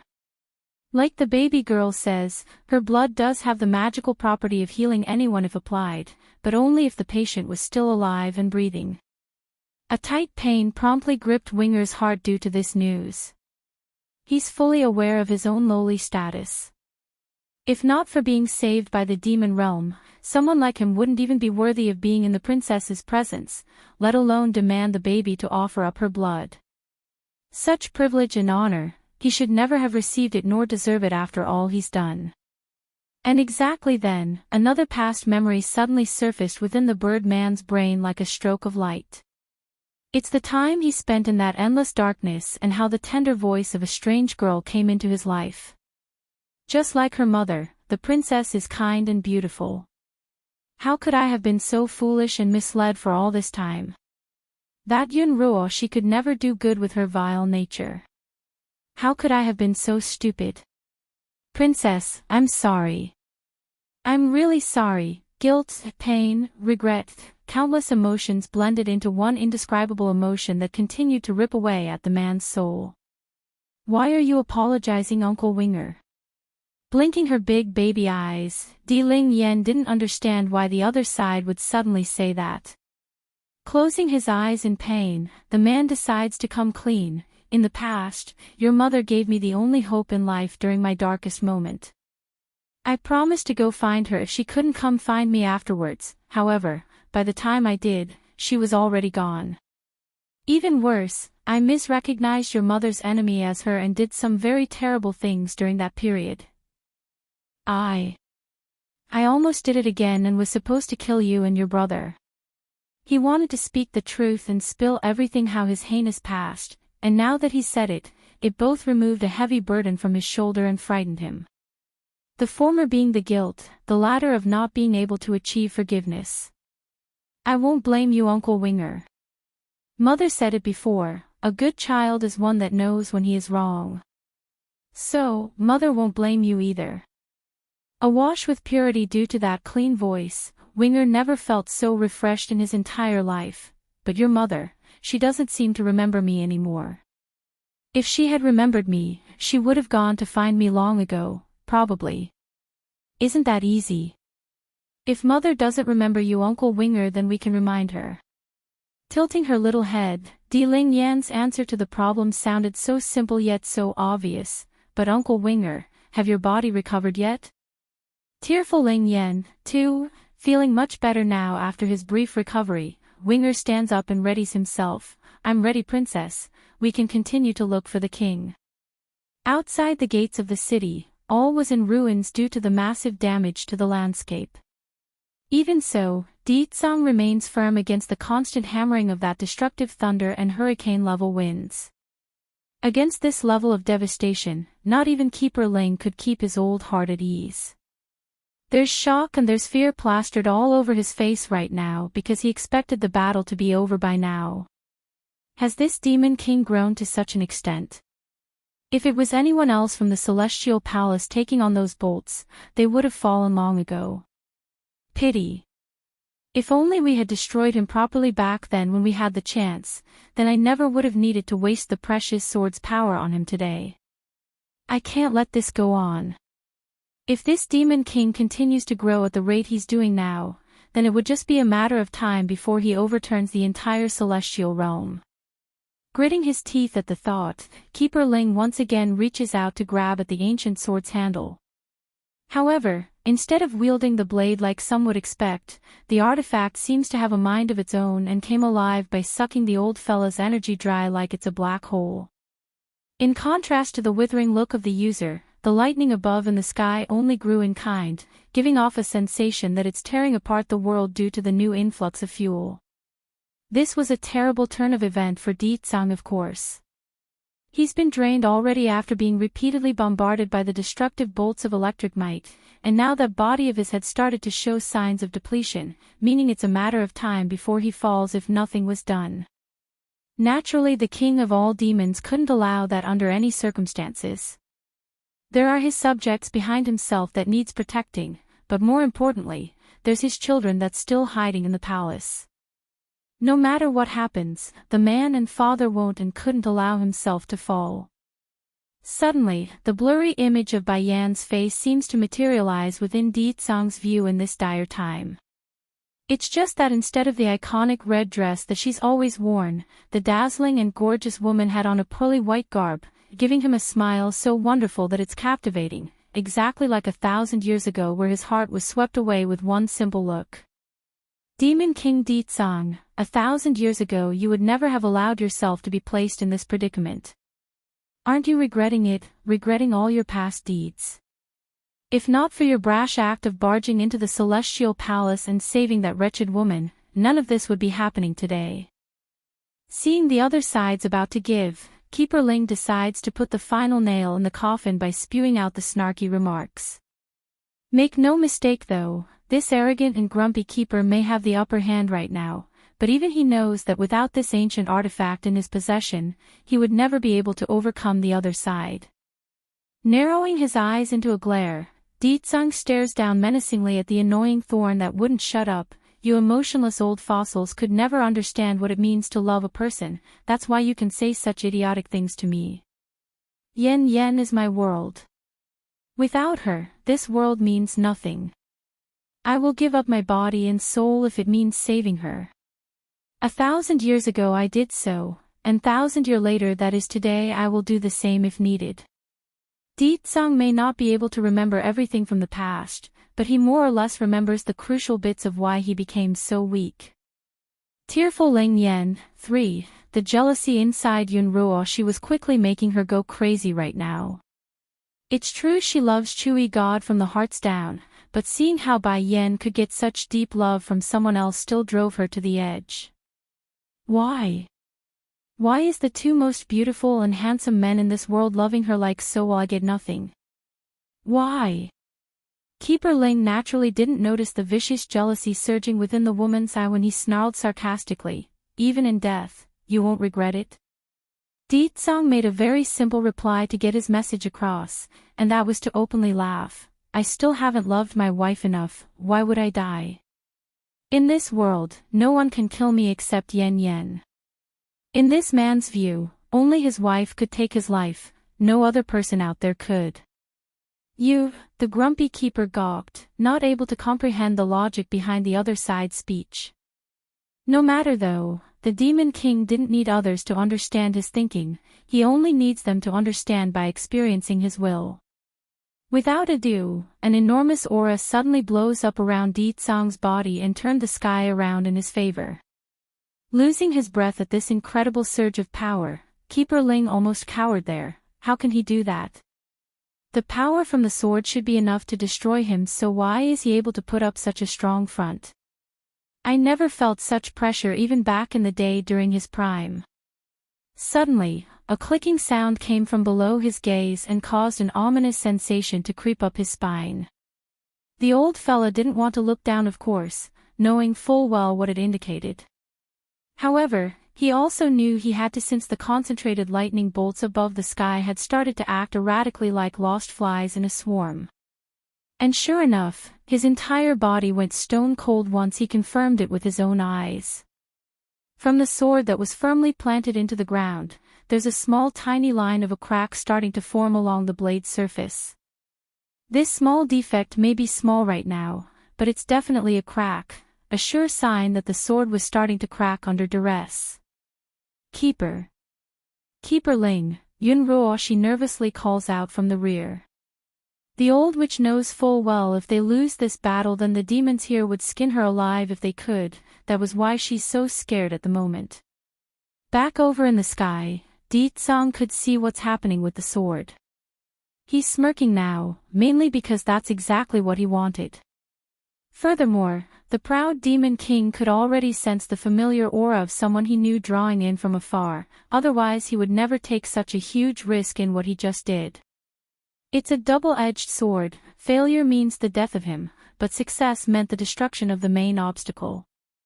Unfortunately, things wouldn't always pan out the way one deems it to be. Right when the Demon King wanted to finish the job by mustering up the last of his strength, a crying voice suddenly calls out to him from the city gate. "Father," it's a tender and childish note belonging to a baby girl. "Why is she here?" Deetsong wanted to respond to his daughter's cry, but in order to do the damage he did to the ancient sword, he had already exhausted most of his powers. Merely speaking out was an arduous task in of itself. Tearful Ling Yan, for, by the time Ling Yan managed to make it out into the main battle site, the first scene she saw was her old man falling down from the sky and crashing to the ground. "Papa!" Immediately, the baby girl burst into tears and cried out, pushing herself to toddle unsteadily to the man's side. She didn't think twice, doing the only thing she thought she could do, and that was to cut her own finger again to let the blood drop. "Drink, Papa, blood, please hurry and drink some, Ling Yan." Deetsong's faint voice sounded hoarse when speaking, but it paled in comparison to the tense pain he felt when seeing his own daughter's action. He would never ask this from the girl, nor want her to bleed for him. "It's okay, Ling Yan. I don't." Unfortunately for the Demon King, his plea only made the baby grow more desperate, which in kind made Ling Yan squeeze her finger even harder to push out more blood. Nevertheless, the added effect of the magical blood did help soothe the poor man's health somewhat. It's not very effective, but it did give a flicker of power back into the Demon King, just enough for him to stop panting like he's about to die at any moment. Ling Yan didn't know what's happening, of course. All she knew was that her blood didn't have the usual effect of instantly healing the patient. Turning to the bird man behind herself, "Uncle Winger, what is happening? Why is my blood not working? My blood is usually more useful than Mother's alchemic pills, why is it not working on Father?" Shaking head in a helpless manner over the girl's tearful face, "Princess, the king. He's like this not because of an injury, but because he expended too much power." Regarding the consequences of overextending one's power limit, Winger didn't want to say it because it would only hurt the demon baby even more. Even so, Ling Yan's instinct told herself it couldn't be good, and that was enough. Deetsong also knew the consequences of his own actions and what it meant if there's no help from an outside source, but as a father, he's more worried about calming his precious daughter's mood than his own health. Reaching up to wipe some of those tears, the Demon King's complexion continued to grow worse. "Why?" Grabbing her old man's hand in the process, Ling Yan cries upward towards the sky like she's speaking to the heavens itself. what wrong did I do? Why do these people want to hurt me? Her helpless voice only added to the pathetic nature of such a plea because everyone here understood there's no such thing as fairness in this world. In a timely yet unwelcomed moment, Keeper Ling Yan's pompous and arrogant voice cuts in, "Ha ha ha, Demon King Di Tsang exhausted himself in order to ruin my sword, and now his daughter came running out on her own volition. Fate really is on my side." That said, the old grumpy elder continues to grin but had locked onto the baby girl's presence. "Little girl, don't worry, I will give you a painless death when I take your life." Di Ling Yan didn't care what others had to say though, all she did was cast her eyes downward at her own man like she's in her own little world. Nevertheless, the muttering response she said told everyone she's well aware of the situation. "My life is given to me by mother. I may be small and don't understand much about this world, but I know enough that aside from my mother, no one else can demand me to die." She may be childish and young, but the girl's words were more than enough to make Keeper Ling grind his teeth in hated anger. Why are all of Bai Yan's children like this, so lacking in virtue and teaching? Just like her mother, this demon princess is so selfish and arrogant, she doesn't give one care about the world. The sneaky Di Ling Yan, ha ha ha. Though he's laughing, Keeper Ling's tone nevertheless gave off a creepy chill that's unfitting to his style. "Little girl, your parents have done too many evil things in their life, and now we are merely trying to help you because only you can gain redemption for your parents." The old fella knows full well Di Tsang didn't have the strength to stop himself anymore, but he's a member of the Celestial Palace, an institution of the highest moral standard. Even if he takes a life, he wants to make sure the other side understand why they are dying. It's his ethical standard. Showing an irritated face, "My father and mother have done nothing bad, it's you people who won't let them go and kept pestering them. She won't allow others to bad-mouth her parents, that's the demon princess's standard." Continuing to smirk in a sly fashion, "It's not up to you to decide if they've done bad or not, it's me who decides it. Of course, if you are willing to contribute your blood and save the lady next to me, I will naturally forgive your parents for all their past mistakes. Treating Yun Ruoshi with the fox blood wasn't an overnight feat, it's a long-term project that requires constant showering. Meaning until the baby girl across from himself bleeds the last drop of blood, it won't be enough for him. Furthermore, this grumpy keeper already seen the healing function of the fox girl's blood just now when used on the Demon King, thus reaffirming his belief of the treatment's viability. So you refuse to let me go because of my blood? If that's the case, then why didn't you say so? Di Ling Yan's childish and surprised-sounding voice causes Winger to be puzzled from the back. On the way here, he's told the princess on what these crooks from the Celestial Palace wanted, so it didn't make sense on why she's being so surprised like she didn't know. Obviously it's an act, but why? "I'll just give you my blood. I hate to have you people constantly hounding me because of that reasoning." Despite the pure and innocent words of the baby princess, Di Ling Yan's complexion was as white as it would come for someone that's about to have her blood drained. "Princess." Winger's heart began to pick up as he pulled the princess behind himself in a protective manner. "Believe in me, your highness, I can protect you, and the demon realm." Last time, he only managed to get away with only being injured because he retracted his own aura right away, thus sustaining a severe but not life-threatening injury. However, if he were to take this battle today and release his full might to fight, then it's without a doubt those hunting him would let loose the full might of that lightning. By then, it's likely he won't survive the ordeal. Slowly closing his eyes, Winger's expression gradually becomes firm, and by the time he opened them again, there's determination and strength. For the sake of Her Royal Highness. For the Queen and the Demon Realm. So what if those people find out? These two are the ones I most want to protect. Even she has forgotten me, I won't regret it. Uncle Winger. It's at this moment when the Birdman's about to release his all and step into the realm of no return, Di Ling Yan's crisp clear voice cuts in and interrupts the act. "Believe in me, Uncle Winger. I am a princess of the demon realm. Sacrificing myself for the sake of my home is expected and only right. There's no brightness in the girl's smile anymore, only the sternness of someone ready to meet their end when she pulled out a random bowl from somewhere. It's what she intends to use to hold her blood that's dripping from the finger right now. The sneaky dealing yen, too, perhaps it's intentional, or the girl simply cut herself a bit too deep back inside the city, but her finger wound didn't need further splitting when trying to drip the blood into the half-filled bowl that she tossed over. Shocked and taken aback at the primitive method, Keeper Ling frantically caught it midair before the blood could spill. Even so, the rude act couldn't hinder the elation that's showing across the old face. Hurry Roshi, come take this blood. He personally watched the baby girl bleed herself there, that's why the old fella didn't suspect a thing on why it went so smoothly. Furthermore, these keepers from the Celestial Palace are all individuals who are not prone to the scheming and conspiracies of the human world, hence the reason why they are so easily deceived, especially by the old witch who's been having their heads wrapped around her fingers. Yunruo, she didn't show the same kind of elation like the other side though. She's downright panicking, Keeper Ling. I don't think it's a good idea. Having me drink blood, I just can't.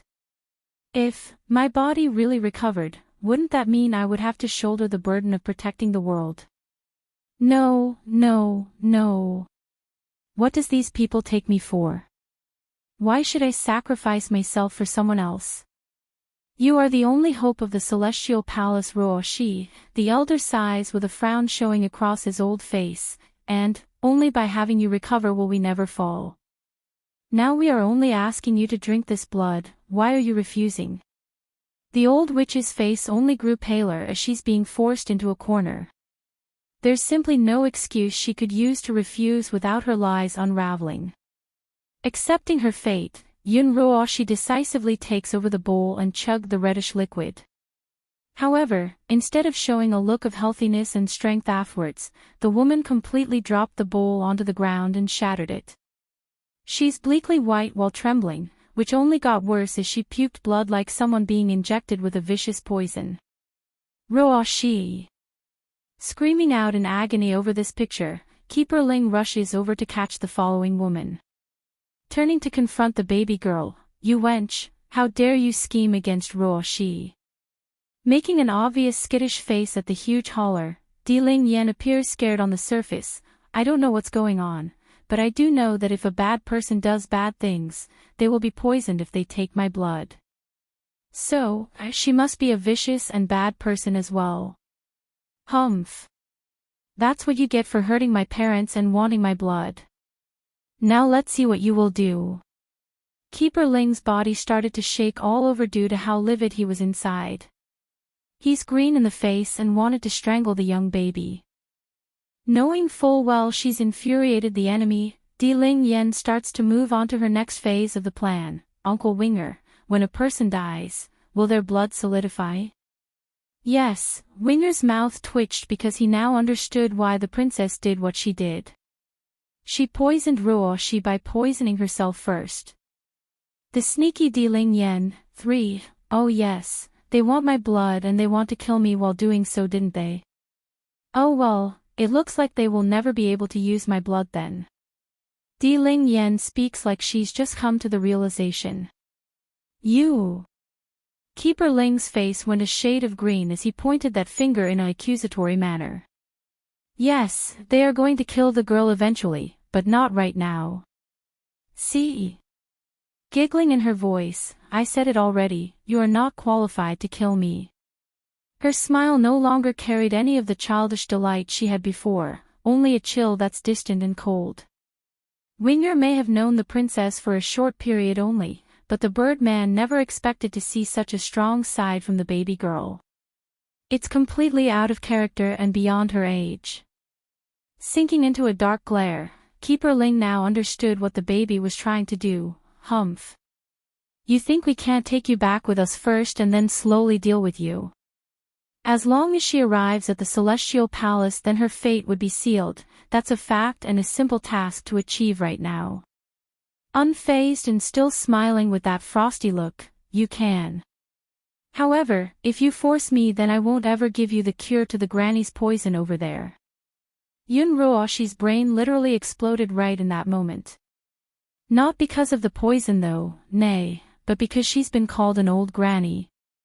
A lethal sore spot for any woman of age. This wench, she actually dared to call me a granny. I knew it, she's just as annoying as that Bai Xiaoqin. As expected of Bai Yan's children, they're all ill-mannered brats. She wanted to say something to rebuttal that claim, but the clenching pain from the abdomen sent her crouching down like a squirming worm. You admit you added poison. Keeper Ling also explodes upon seeing the pained look of the old witch. I'm too negligent, thinking a child will not have too many vile thoughts, but this is Bai Yan's child. I should have known. Di Ling Yan didn't pay too much attention to the elder's interrogating voice though, instead she continues to speak with the bird man, a huge disrespect for any keeper. Uncle Winger, can you take my father back to rest? His injury is very serious. Dropping her head, the baby girl appears to be frustrated due to her own powerless self. Naturally Winger would be frowning over the request. If he leaves, then what about the princess herself? Thankfully the dilemma didn't last long because First Elder had caught up by now and presented himself as the answer. Princess, you really came to this place. What if something happens to you? Her Highness the Queen will skin us alive if she finds out. Quivering in his lips, First Elder said the first thing that came to his mind before noticing Di Tsang lying there in a pit. The king. Tearing up in the face now, Di Ling Yan promptly answered, First Elder, my father is hurt, can you take him back to rest? I'll be all right. First Elder didn't move though. Instead he signals the old goat who also came with him to lift their liege out of the hole before turning to the one responsible. Keeper Ling, you people from the Celestial Palace all claim to be morally benevolent, yet you're hurting a child. Don't you think it goes against what you claim to stand for?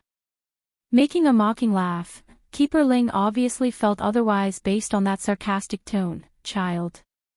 If she is a child, then how could she plot a murder? You think a child can do such a vicious and cruel thing? How can you say that about me? You want to eat me and I'm supposed to be grateful? Di Ling Yan's eyes got all dark and serious in her counter. Mother taught me I cannot hurt others without reason, nor allow others to hurt me. And if they do, we must return the favor at twice the level. The sneaky Di Ling Yan, for, I like to ask, is it me poisoning her more serious or her eating a child more serious? Cocking her chin high, Di Ling Yan shoots back with strength in her voice. This time, even Keeper Ling was speechless because he had no rebuttal against that logic. Although he mouthed off about the good of this world and such, but the demon princess was still just a child, that's a fact and he couldn't deny it. Even so, she can't poison Ruoshi. The old grumpy keeper continues to preach his side's logic like a stubborn old fool. The fault lies with the Celestial Palace. Ruoshi did no wrong. We were the ones who forced into it, isn't that right? Princess, did you use poison like he claims? First Elder asks with a hint of confusion in his voice due to not making head or tails of the whole story. This time, Di Ling Yan didn't deny the case and confirmed it with a nod. Yes, I secretly took a poison while they weren't paying attention. Then she drank my blood, so it's natural that she got poisoned too. The elder's face promptly turned a ghostly white. What poison did you eat? How could you take such a risk, Your Highness? What if something happens? How are we supposed to tell your mother the Queen? Don't worry, First Elder, I have an antidote. Without hesitation or delay, the baby girl quickly took out a bottle containing said pill and tossed it into her mouth. Keeper Ling wanted to rob the item as his first instinct, of course, but it's too late by the time he wanted to move. Showing an irate expression as he spoke, do you have more? Hurry and hand it over if you do. In the Celestial Palace, the strongest alchemist would be healer you. However, the guy hates Ruoshi to death right now. There's no way he would offer a cure even if they asked. No, I don't anymore, said the baby with a slight giggle. Mother only gave me one and I've eaten it. By the way, this antidote will only work after a month's wait. During this period, my blood will always carry the poison so you people can forget about touching me. Unlike her older brother, Di Ling Yen only had 2 years to her life, meaning she's not immune to all sorts of poisons out there. At most she's only slightly resistant to the effects. A visible tremor shook Keeper Ling's body over that answer. He couldn't accept the fact that someone like he would be cheated by a simple child. That's equivalent to someone slapping him and making him lose face. Ho ho, I don't believe there is no antidote on you. Hand it over this instant and I'll forgive you for what you've done. It's then, a snickering sneer cuts in from above and catches everyone's attention. Forgive? On what basis do you have to say that word after all you've done? Standing in the open sky was a woman donning a dress purer and whiter than a drifting snowflake, surreal and mesmerizing. However, the indifferent glare in those eyes seems more threatening than a ferocious beast ready to pounce at her prey. Di Ling Yen was the first to react to the new entry, especially when she recognized that incredibly similar face to her own mother's. Grandmother, you are back. Bai Ning initially fell into a pause over the way she was addressed, but those eyes soon turned to eagerness as she stared downwards at that cute cuddly face that's also staring upwards. The sneaky Di Ling Yen, 5, for a while, Bai Ning forgot where she was and kept staring down at the joyous image of the child. This girl. 2 years old. And call me grandmother. So, she's Yenner's daughter. Are you Yenner's child? Calming the ferocious glint in her eye, the woman's gaze now carried calm like the shining sun when warming the planet. Grandmother, my name is Di Ling Yen, it's big brother who named me. Did you know mother kept talking about you while you weren't around? The little peachy girl's voice was very good to the ear, assuring others her beauty would surely rival her own mother's one day. Against such a lovely child, there's no way Bai Ning's heart wouldn't be turned. Oh. Bai Yen should be just as cute and cuddly as this child if she was still a baby. It's because of me that she had to suffer so much during those years. Thank goodness she had a good brother to care for her during that period, otherwise I won't know what else to do. Ling Yen is so good. Descending from the sky after saying that, Bai Ning firmly pulls the child into her arms and gave the baby a big huge hug. Then that's when she noticed the blood dripping down the girl's hand. What's this? Who hurt you, my dear? The anger surging within the woman's body couldn't be hidden at the sight of blood. There's a thin layer of red oozing out of the lady's figure, which only grew in kind once she caught a glimpse of the guilty individuals in the back. These people from the Celestial Palace want to use her blood to heal that Yunruo Shi. Winger's tone and attitude was very distant and cold, totally different from the way he spoke about the old witch prior to the big exposure. Celestial Palace, it's the Celestial Palace again. Bai Ning grinds her teeth when speaking, you people have done nothing but evil. Sooner or later, the world will not tolerate your crimes. Keeper Ling also flew into a rage at the accusatory looks. Bai Ning, I was just looking for you, to think you would come show yourself of your own accord. You are right on one thing though in what you said, the heavens will one day judge the demons because this world doesn't have a place for such vile creatures. They've done nothing but evil. As if you got the right to speak ill of others. Bai Ning doesn't back down and fights back with her own sharp words. You think the amount of people the Celestial Palace have heard is little. There are hordes of innocent individuals out there who would love to see your head roll. Today, I, Bai Ning, will get justice for those poor helpless individuals who couldn't save themselves from your evil hands. Ha ha ha. Unfazed over the threat, the old elder only found the idea hilarious. Bai Ning, you seem to forget something. Who is the one that hid themselves from us for all these years, and who is the one that attacked the Celestial Palace while us keepers were not present? So, explain to me, what can you do now that I'm here? Bai Ning grinned. Then you seem to forget something as well. There's an old saying of things are not what it used to be. It's been so many years already, she's no longer the same Bai Ning who kept living in hiding like in the past.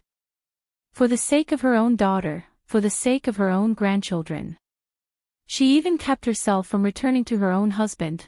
it's all for the sake of making more breakthroughs in order to challenge the order of this world. What she didn't expect though was how quickly these bastards took aim at her family. A 2-year-old, they wouldn't even let a baby go. Self-humiliation, 1, humph. Huffing a grunt, Keeper Ling's eyes contained a deep level of mockery at the threat.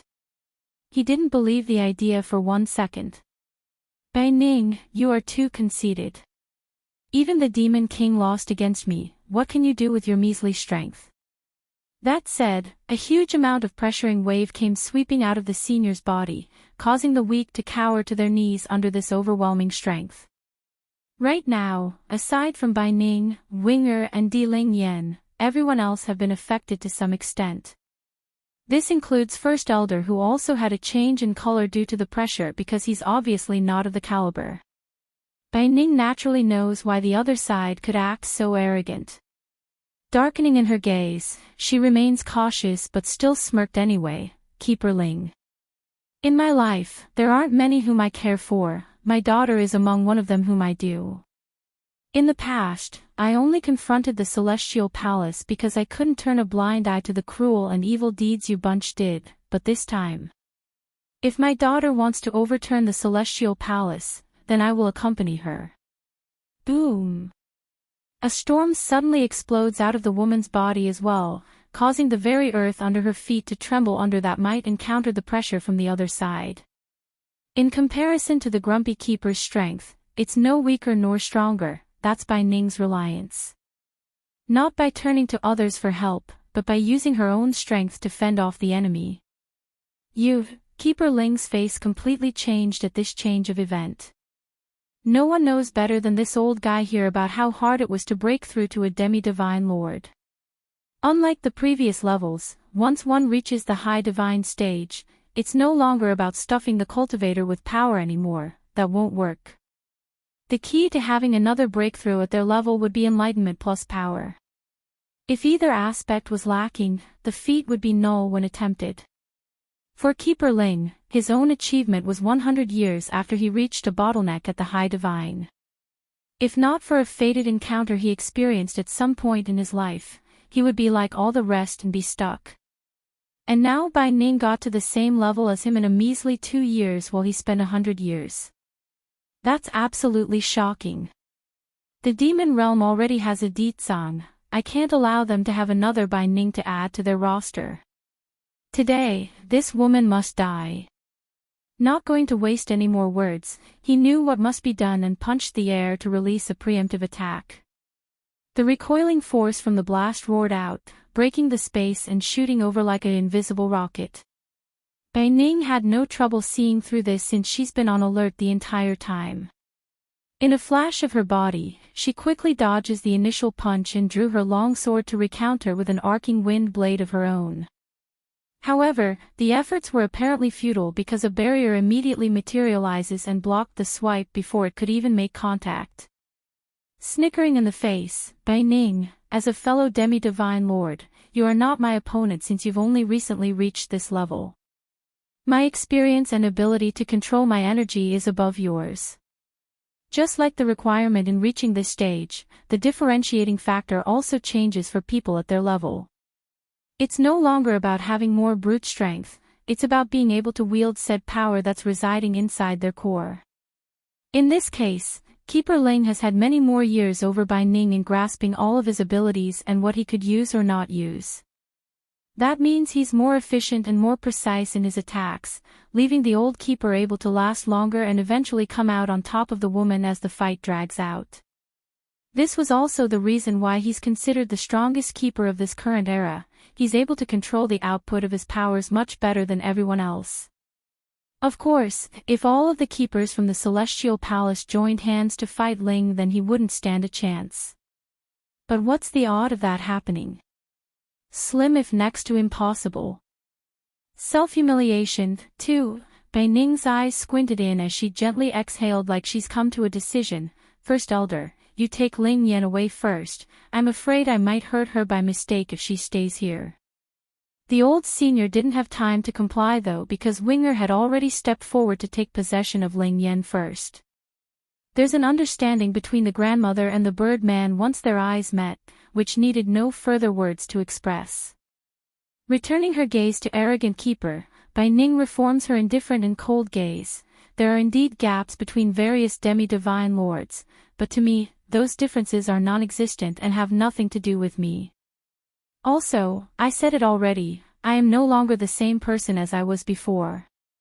I won't be running from anyone. The momentum around the woman promptly grew more violent. Wave after wave, the aura around her body kept sweeping across the air until everyone nearby could feel it. It's intense and suffocating. The look across Keeper Ling's face could no longer remain calm once he assessed the woman with his own eyes. Without another thought, this old man did the first instinct that came to mind and pushed the old witch away. Ruoshi, watch out. Yun Ruoshi wasn't ready for this sudden shove at all.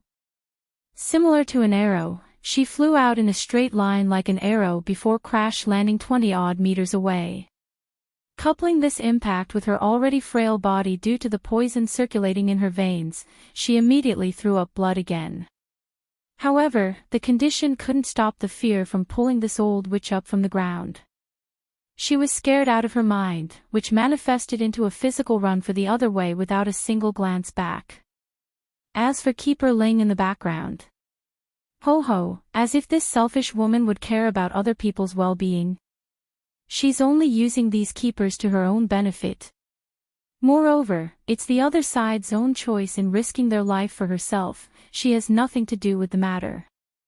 Winger caught onto what the old witch thought. Of course, he's the one who knows Ruoshi the best here. However, right as the birdman's about to give chase, a small little hand reached upwards and held him back. She'll be back. Di Ling Yen says, her lips smiling like a mischievous fox that she was. She's poisoned the woman already. Aside from the baby's mother, there's unlikely anyone else who knows the recipe to the antidote. Also, the most important matter at hand was helping her grandmother. For some unknown reason, the baby girl wants to keep Winger around as an assurance. That's her instinct working and not anything logical. Ha! Bai Ning finally read through what the old keeper wanted to do as well. Narrowing her eyes in, you want to protect her. But look at that woman, which part of her behavior is showing she cares about yours? A slight flush similar to an embarrassed face appeared in the old fella's face because he could also see the old witch fleeing behavior. Ruoshi is not afraid to die, she's only afraid she cannot complete her mission of protecting this world. For the sake of all life, she must do so. Bai Ning's smile only got deeper and more mocking, like she's just heard some funny joke. Likewise, First Elder and the other demons nearby were also stunned beyond belief. They've seen cowards before and shameless individuals as well, but this sort of blind ignorance was at a different level. No matter though, whatever the case, it was between the Celestial Palace and that deceitful old witch. Bai Ning didn't care. Brandishing her long sword, she unleashes her murderous power for the other side. Keeper Ling got white in the face then as he attempts to defend himself. It's now he finally understood he's been underestimating the woman and hasn't kept his guard up. Gritting his teeth, the old senior swings his sword to meet the attack head-on. Boom! Following a loud explosion due to two opposing forces, the wind blows everything away in the near vicinity. Self-humiliation. 3. The whole sky carried the scent of gunpowder, smoking and tense as the dust cloud created by the explosion covered the air. This eerie mood continued right up to the point when the powdery substances cleared up, but what it showed was something most wouldn't have expected. Standing across from the proud woman was none other than Keeper Ling, but unlike before where he's arrogant and conceited, he's a ragged mess with his clothes mostly torn and ripped in all corners. There's blood slowly spreading out from the corner of his mouth and a look of horror along that old face. How can it be? She couldn't have made the breakthrough all that long ago. How can she wield so much power in one attack? Of course, the idea of Bai Ning forcibly enhancing her own strength through underhanded means did occur as well, but considering Keeper Ling's experience and awareness, the old fellow was confident he would be able to pick up the unstable factor of someone going down that route. In other words, the power shown was the real deal in his view. Keeper Ling, do you now believe I'm no longer the same person as I was back then? Smiling in the face, Bai Ning's aura continued to grow as she spoke. Not only can I deal with you now, I do it with ease. As for the Celestial Palace, just wait, I will go settle the debt sooner or later. The old keeper's heart trembled at the threat, causing his hands to tighten into a ball. Now you can scram. By the way, go back and tell your peers to tidy themselves up for me. I, Bai Ning, will personally settle the score with each and every one of them. The woman's voice may be mild and indifferent, but it's strong and powerful to the ear like a drumroll to the other side. That's all Keeper Ling needed to hear though. He didn't argue, nor did he leave a sinister remark before leaving, he merely turned and left in silence. The old man's ashamed of himself for fearing for his own life despite all the moral values he kept spouting. Madam, Winger mutters from the side, why are we letting him go? The question was good, a reasonable one at that, however, it was First Elder who spoke up to answer it instead of the woman herself. Madam Bai Ning, if I'm not mistaken, you must have taken a special drug to forcibly enhance your powers, didn't you? And that drug, it's only viable for one attack, is that why you let him leave? That's to say, the raging storm of an attack Bai Ning did just now was indeed done at the help of outside materials, just that it's very special and unique to the point where Keeper Ling didn't realize it due to his stunned mindset. If the old grumpy keeper had insisted and had a stronger spirit to fight, he would have immediately exposed the deception. Yes, First Elder, I did take a special Dan pill for that attack I used. I'm like that Keeper Ling, both at the middle stage of the demi-divine lord level. He can't break through my defense, nor hurt the people behind me if I insist on blocking him. Naturally she wouldn't have done this if she could kill in one blow, but that's simply too hard. Also, I took into consideration of the current fighting force we have. My daughter is not around and my son-in-law is wounded as you can see. In that case, I feared my prolonged battle with Keeper Ling would draw out the other keepers in the Celestial Palace. By then the tide would change and we would be on the defensive again and likely unable to cope with the other side's reinforcement. Then smirking mischievously like she's a fox as well, Bai Ning clearly felt proud at what she's achieved, so, I took advantage of his mindset and offered him a retreat. I knew he would be shocked by my incredible growth and would waver. It's a gamble and it worked. I understand now, grandmother. Di Ling Yan starts giggling like a little child. Grandmother is so smart, scaring that scary old man away. Ling Yan is so clever. Bai Ning also starts to chuckle at the sight and went ahead to pinch her grandchild's nose as a tease. Proudly cocking her head high, the praise was definitely working on the princess. That is, of course, I am mother's daughter, so of course I'm clever. In the mind of this little pipsqueak, Bai Yan was the smartest human being out there. As the genetic heir of said being, she's bound to be smart as well. Bai Ning kept smiling, but it didn't stop her from sighing deeply at the mention of her own missing daughter, but my plan won't last for too long. Those keepers from the Celestial Palace are going to come back sooner or later, it will only delay the inevitable battle. So, we need to first wake my son-in-law up and help recover, then the issue won't be an issue anymore. Self-humiliation, for, all in all, what Bai Ning did just now was all no more than a front, a fake but well-thought-out front that was also quite risky. But then again, she didn't have a choice considering all she had to work with. So what if she beat Keeper Ling? Surely the Celestial Palace would bring in the other keepers afterwards, what then? Obviously nothing. One person of her caliber wouldn't be able to contend with that many. She's proud and courageous, not foolish and blind. Of course, if the worst-case scenario occurred and Keeper Ling stuck around, then obviously the woman here would fight to the end. Fortunately it didn't and things worked out fine. There's no person in this world who wasn't afraid of death, it's just a matter of are they prepared to meet their end for their goal. After leaving the demon city, Keeper Ling soon caught up to the old witch who continued to flee at her fastest speed. And like usual, her lies and deception easily fooled the old man, claiming she only escaped for the sake of saving the world. Just like that, the pair returned to the celestial palace without further incident. Keeper Ling, what is going on? Why are you and Ruoshi in such a horrid state? Some of the keepers who saw their return hurried over to ask for their condition, especially Keeper Zun, who showed the greatest worry due to his kind nature. They all believed Yun Ruoshi to be the savior of this world, so many were quite unhappy that Ling would allow the girl to suffer such injury. What if she dies before the calamity strikes? What then?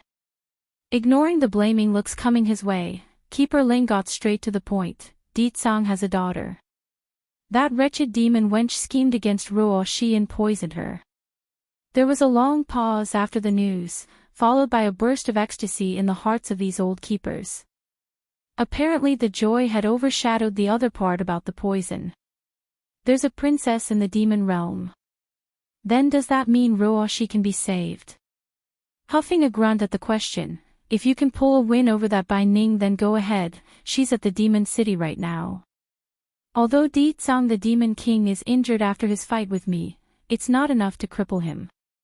If we go now it will only result in our death. Bai Ning? What does this have to do with Bai Ning? Wait, does that mean he's hurt and in this ragged state because of Bai Ning? Many of them thought, gazing up and down at their peers' horrid state. Are you sure? How can that woman be a threat? Keeper Yellow asks with a skeptical tone. He's the one most against Ling and still held a grudge for the previous punch he took. Gloomy in the face, Keeper Ling obviously recognized the skeptic looks coming his way. Do you not see my appearance? This is what Bai Ning did to me, and guess what? Do you know how many hits she needed to hurt me? Just one. She hurt me to this level with one blow. If I hadn't run fast enough, my life would have been left there today. If one never experienced it firsthand, then of course they couldn't relate, but he did. That's why he's so affirmative that Bai Ning has changed drastically compared to 2 years ago. When everyone heard his outcry, they promptly got all quiet. It's eerie and uncomfortable. One blow to defeat Ling. Can they really manage if they attack the demon city now? This Bai Ning. When did she get so strong? Enough everyone, let's further discuss on how to deal with the demon realm, but first I need to go plead with Healer Yu. We need to find an antidote to save Ruoshi. Keeper Zun's gaze got all gloomy at the prospect. Let's hope he will help.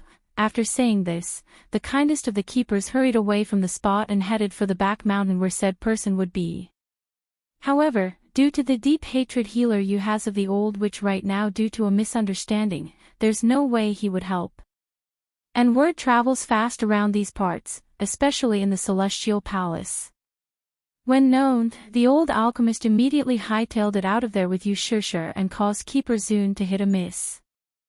Self-humiliation. 5. After hitting a miss with Healer Yu, who had left ahead of time, the remaining keepers were all getting quite anxious due to the old witch's increasingly dire condition. She's green and red all over, a sign her health wasn't getting any better or stabilizing. Do you remember that sword left to us by that individual? The sword is sealed with his power. With gritted teeth, Keeper Yellow mentions this with obvious intent. I remember. Keeper Zun pauses for a moment, knowing where the conversation was heading. You want to use it now? That's right. Keeper Yellow huffs in an exasperated manner. Ruoshi is the key when the calamity strikes.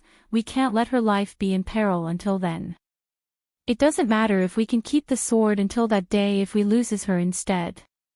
Compared to a divine artifact, I rather we use that sword now and force the demon realm to hand over the antidote. Fine. Keeper Zun also agrees after deliberating the options. I will go grab the sword now, then we can all attack the demon city together. Having said that, the kindest of these old fellas began to turn for the altar hole. However, right as he's about to make a second trip out of here, a gloomy and heavy voice stops him. You don't have to go. Frowning in the face, the confused elder swings his head around at the source of that voice. Why? Are you still unwilling to use the artifact? Don't you know what is more important here, Rooshi or the sword? The power in the sword could only be used once after being activated, so it's within reason to be unwilling. It's just that the following reply from Keeper Ling was a news so bad that it left everyone in a distraught state. I'm telling you not to go because I already took it with me when I went out to search for Rooshi. Bring the sword. He brought the sword, then why would Rooshi be poisoned then? The idea kept circulating in the air without being spoken. But the sword was destroyed by Ditsang. Boom. Similar to a thunderbolt, their minds were blown away until it's a blank slate. But the sword was destroyed by Ditsang. Ruined. You're kidding with us, right? Keeper Zun asks with trembling vocals. Even if the sword didn't carry the sealed power inside anymore, it's still a divine artifact. What power could destroy a divine artifact? Not even they could make a dent on the blade, let alone destroy it. Keeper Yellow was the first to come back to his senses. Without another word, he rushes up to his grumpy counterpart and grabbed the collar. Keeper Ling, tell me you are kidding about all this, tell me you're only cracking a bad joke. The latter didn't speak, only keeping silent to reaffirm his answer, which was enough to make Keeper Yellow lose his strength and grasp. They all understood now, this was no joke. Why did you take the sword out without discussing the matter with us first? Do you know what you've done? Despite being the kindest and most tempered of them all, Keeper Zun also felt angered and frustrated at the other seniors' rash action thus far. How are we supposed to save Rooshi now? The sword could have helped us in procuring an antidote, but now without it, what else can force the demon realm into submission? The kind keeper continues to berate the other side with red showing in his old eyes. Guilty as seen, Keeper Ling didn't talk back this time and simply took it. Bang! Unable to take it anymore due to the lack of reaction, Keeper Yellow loses it first and throws a punch directly into the other man's chest. He didn't hold anything back, causing Ling to start throwing up blood due to the former injury. Enough. Yes, I did make a mistake in taking the sword without first informing you all, but what does it matter now? Rather than continue to dig at me, how about we all think of a way to get a cure first? As frustrated and angry as Keeper Yellow was at the bastard, he also had to agree to the fact that fighting wasn't the solution. This includes the remaining keepers who also nodded in agreement. By Yan's return, Ling, we are truly chilled to the bones this time after what you've done without our consent. Keeper Zun expresses his displeasure by making his tone cold and distant. However, regardless of the friction happening inside the Celestial Palace, we will put everything aside for the sake of Rooshi. The urgent matter is, like you said, to save her.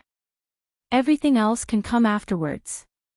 It took several days for Keeper Ling to bring Yun Rooshi back, meaning the poison has already been at work for a while. Based on the dreaded appearance of the old witch's body right now, they fear she really might not make it if nothing was done soon. It looks like we only have one option left. Keeper Zun continues after a long silence. Just like Ling said, Demon King Ditsang is injured after destroying the divine artifact, meaning the fighting force of the demon city is at its weakest right now. Go issue a celestial edict in my name, we will gather all the forces we can for a final assault. In the celestial realm, most of the demi-divine lords are gathered in this celestial palace, but there are also some who refuse the invitation to join this organization and would rather live a reclusive life. They may not like this idea, but they couldn't do anything either about the will of others. Will this really work? Keeper Yellow asks after a brief pause. I'm only having them distract by Ning's attention, I'm not asking those outsiders to die for us. When the woman is busy fighting, me and Keeper Ling will sneak behind the main battle line and catch the demon princess. Pausing in his speech, Keeper Zun gives each of his peer a meaningful look to emphasize what it means to fail in this mission. By then I refuse to believe we can't force the girl to hand over an antidote. If they fail, then it would spell the end of this world. That's an outcome they couldn't afford. Looks like it's the only way. Keeper Yellow sighs at the idea. Roa, she can't die, otherwise the last hope they have would die with her. Those old fools out there knows this as well. I doubt they will be stupid enough to refuse our summoning with the celestial edict. Besides, what can Bai Ning do by herself? Even if we can't kill her, keeping her at bay is easily within our ability, let alone adding in help from the outside. Coughing hard while lying in bed, the old witch weakly forces a smile with her palish face. Keepers, please take me with you, I want to go as well. Her voice was extremely faint, smaller than that of a fly, which only made her look all the more pitiful and weak. Roa, your health is not good, why are you asking to come? Keeper Zun asks with warmth in his voice, a total difference to his earlier cold attitude. I can handle it. All of you are working so hard for me, how can I hide here like a coward? Keeper Zun, I know you're afraid my health will fail, but believe in your strength. I know all of you can protect me. The demon realm's about to be overturned, and Bai Yan's children are going to be slaughtered. As if I will stay here and not watch that important moment in person. There's also another reason the old witch wanted to go in person as well, and that was to retrieve the crescent moon amulet. She needs to make sure it returns to her possession because it's the only item able to prove to these keepers that she's the supposed savior. Without it, would they continue to believe her lies? Maybe, and maybe not. Regardless of the future, she's not going to give them even that sliver of a chance to doubt her. If Roa she wants to go, then let her come along. I'm curious though, why did those bastards from the demon realm steal her amulet? We all know it's special and can't be used by just anyone. It's then Keeper Zun brought up this important bit of fact, which left everyone frowning in the room due to the dilemma. Bai Yan's returned, to Keeper Zun. The old witch makes a bittersweet smile. This is my fault, the blame is on me. I accidentally exposed the secret of my amulet to those demons thinking they wouldn't try to steal it off me. They believe they can also be the ones to save both realms instead of me. Wheezing in her breath due to the difficulty of speaking, the woman looked incredibly pale now, like she's in pain. I'm sorry, it's all my fault. I got complacent because I was able to resonate with my amulet and learn of its name being All Heaven. But I exposed All Heaven to those demons. After they learned of this, they snatched it off my hands and said they should be the ones to use it. Even though the poison has entered her body for some time now and caused huge damages inside, it's still not enough to hinder her foul nature from coming out. Her words were very effective, which roused a strong response from the crowd because this would be the first time the woman said the amulet resonated. This time we can't hold back any longer. I'm going to gather everyone right now, and together, we will rip those shameless demons to shred. Demon City. Not far away in the sky, Bai Yan was currently leading her son by holding his hand while flying forward in a very fast pace. And behind her, there's an immaculate-looking young man that's also keeping pace from the rear.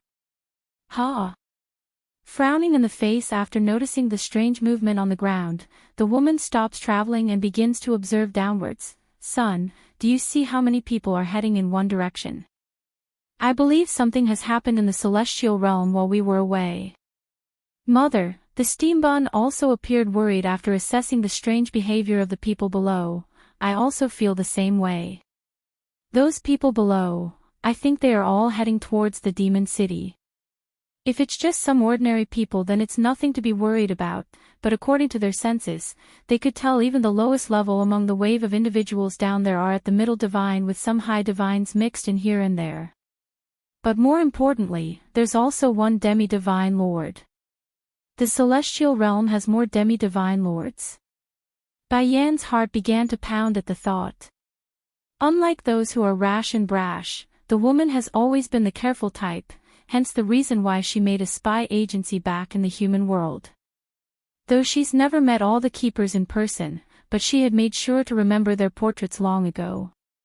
And right here, this demi-divine lord, she didn't recognize him at all. Yen, demi-divine lords aren't unique to the celestial palace, there are others living out in the celestial realm. It's then Mo Li Shang, the young man, speaks up after understanding why the woman was acting so perplexed. These individuals are not part of any power and are usually on their own, therefore, it's widely recognized that the keepers are the strongest force. Of course, there's also the factor of the celestial palace acting in a dictatorship manner. That's why no one have been able to surpass their influence and power. If they did find anyone able to challenge their authority, they would have long been erased by those old fools. Now Bai Yan's heart only got more worried. Let's go, we need to get back to the demon city right away. I have a bad feeling about all this. Something must have happened while we weren't around. There's no way the residents of the demon city wouldn't notice the huge movement of forces on their border. That's why the defenders were already ready for any attack. It's just that the expected time frame for this maneuver came faster than planned. I knew the Celestial Palace would begin their attack on us, but not this quickly. Only 5 days. Bai Ning sighs at the unfortunate event. Bai Yan's return. 3. Grandma. Di Ling Yan squirms into Bai Ning's arm to gain a sense of protection after noticing the oppressive air around everyone. Ling Yan, the woman's heart ached at the little fella's innocent gaze that's staring up to herself. Why are you out here? Is your father awake already? Shaking her little head, no, father is still asleep in the bedchamber. When will mother come back? She's been gone for an awful long time. If mother is back, then I'm sure there will be a way to wake up father. The poor grandmother only kept silent at the careless remark. She wanted to say everything would be fine and that Bai Yan would return very soon, but that would be a lie and she couldn't do that to this little baby that's so innocent and kind. Ling Yan, I'm going to send you to a good place, okay? Ha! The girl blinks in a confused manner. Is grandmother going to leave me behind? No, of course not, silly. Swiping the baby's nose as a little tease, Bai Ning forms a smile to reassure her depressed granddaughter. The place I'm sending you to is where a friend of mine lives. He's a demon like you. I saved him by coincidence a long time ago and now he's currently resting there to heal. If I send you there, then I'm sure he will protect you knowing you're my family. This time it was Di Ling Yan to go quiet. Staring downwards in a contemplative manner, the girl apparently had to take a moment to process the idea before looking back up. Grandmother, is something going to happen to the demon city? Can't you solve it? Are those bad people coming back? Bai Ning undoubtedly became shocked by how perceptive this little child was. It's true she's trying to keep the baby out of harm's way by sending her away, but to be so easily exposed went beyond her imagination. You need to believe in grandmother here, Ling Yan, the city is fine. Showing a helpless smile, if something really is about to happen then I wouldn't be able to send you away, would I? Grandma is lying, something is clearly happening in the city. I'm not going. I'm going to stay here and wait for mother to come back. Pouting her lips, the demon princess stubbornly refuses. Unfortunately for the lass, the grandmother there didn't intend to give her a choice. Right as she's distracted, Bai Ning used one of her needles and poked the child's sleeping point. Ling Yan, I'm sorry. You're too smart, so grandmother here can only resort to such means. Gra. Grandma, growing increasingly faint as her little mind became more and more tired.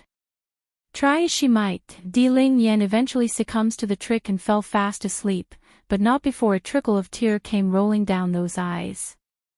Bai Ning saw this reaction and knew why.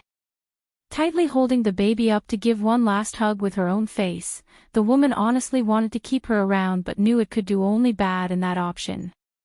Grandma. It's then another soft and childish voice came from the rear.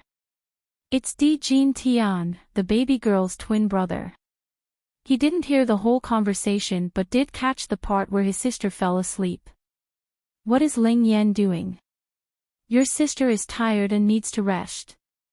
Bai Ning smiled as the boy tries to check up on his sister. Jin Tian, do you want to go visit a paradise I own?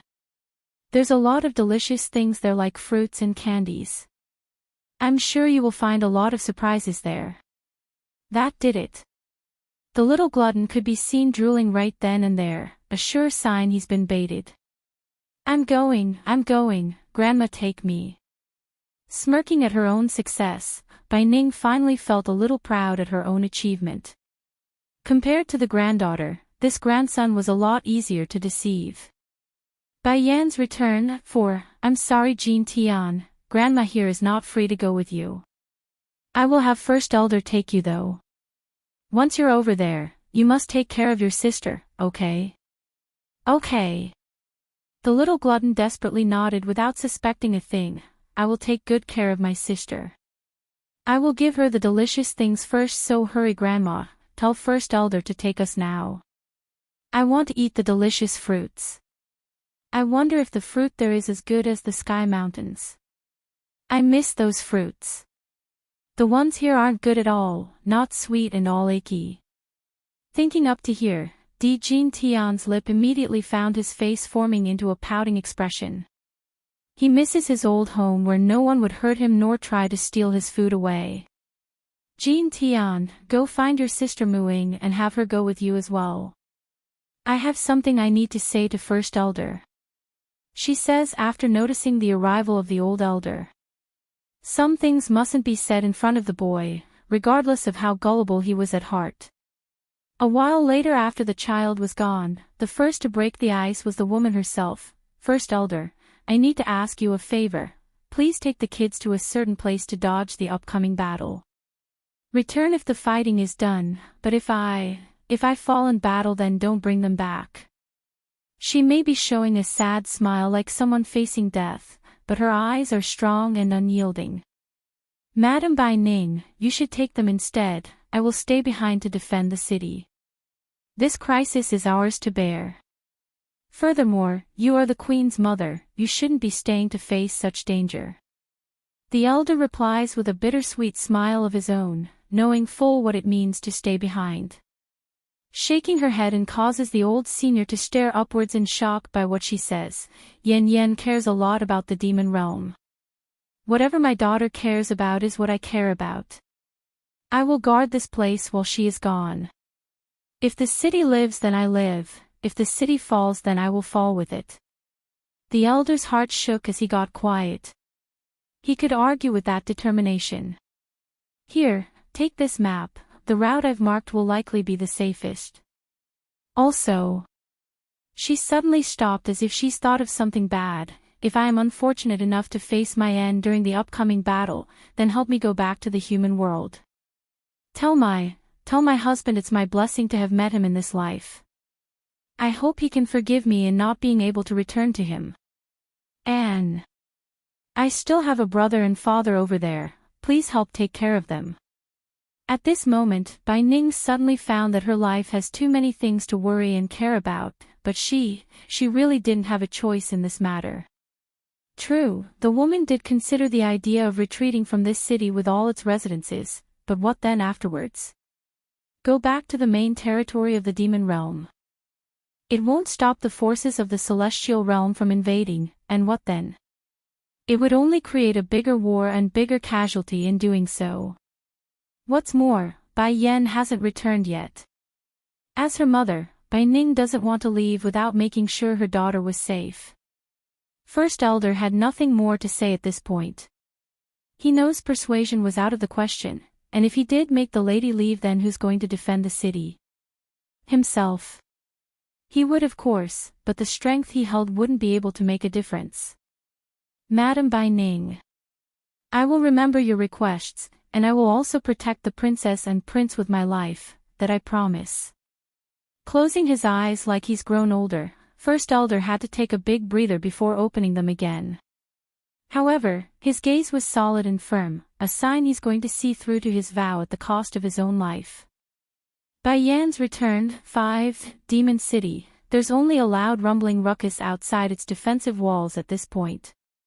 Its defenders are now trapped with no way out. Have the demons get out here.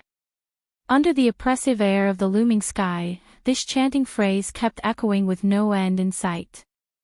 Exactly then, as if to answer that demand, a snowy white figure came flying out towards this horde of enemies that want to destroy those inside. It's a woman, a very beautiful one at that. If not for the high and mighty gaze holding these people in contempt, the males here would have likely fallen for her at first sight. You're a resident of this demon city. An old man wearing a robe made of linen material stepped forward, his eyes narrowing into an examining fashion. If I'm not mistaken, you should be a human, right? Wah! The crowd flew into an uproar at this unexpected news. As a human being, colluding with demons and monsters during this period was unheard of.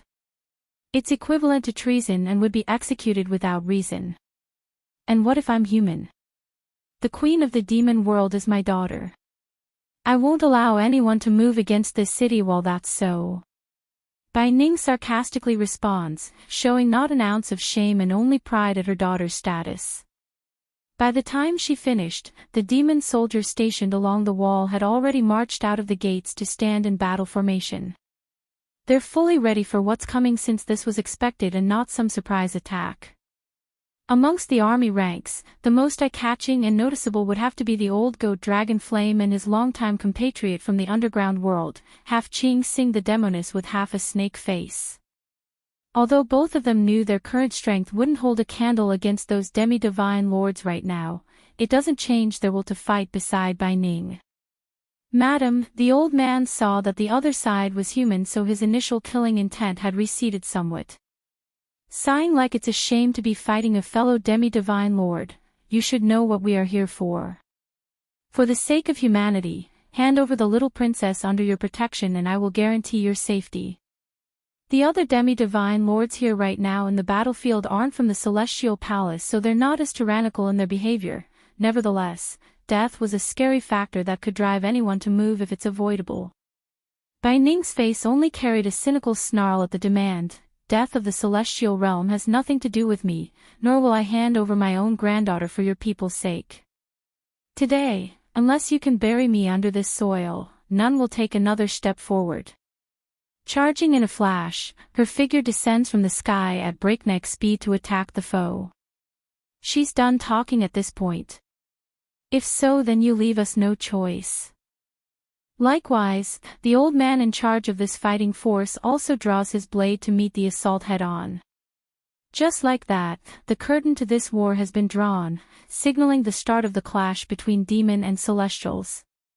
By Yan's return, 6th, the battle did not last long before the members of the Celestial Palace appeared on the battlefield. Right away and without surprise, Keeper Ling was full of resentment along his old eyes after accessing the situation. He's literally grinding his teeth because he's now realized the deception.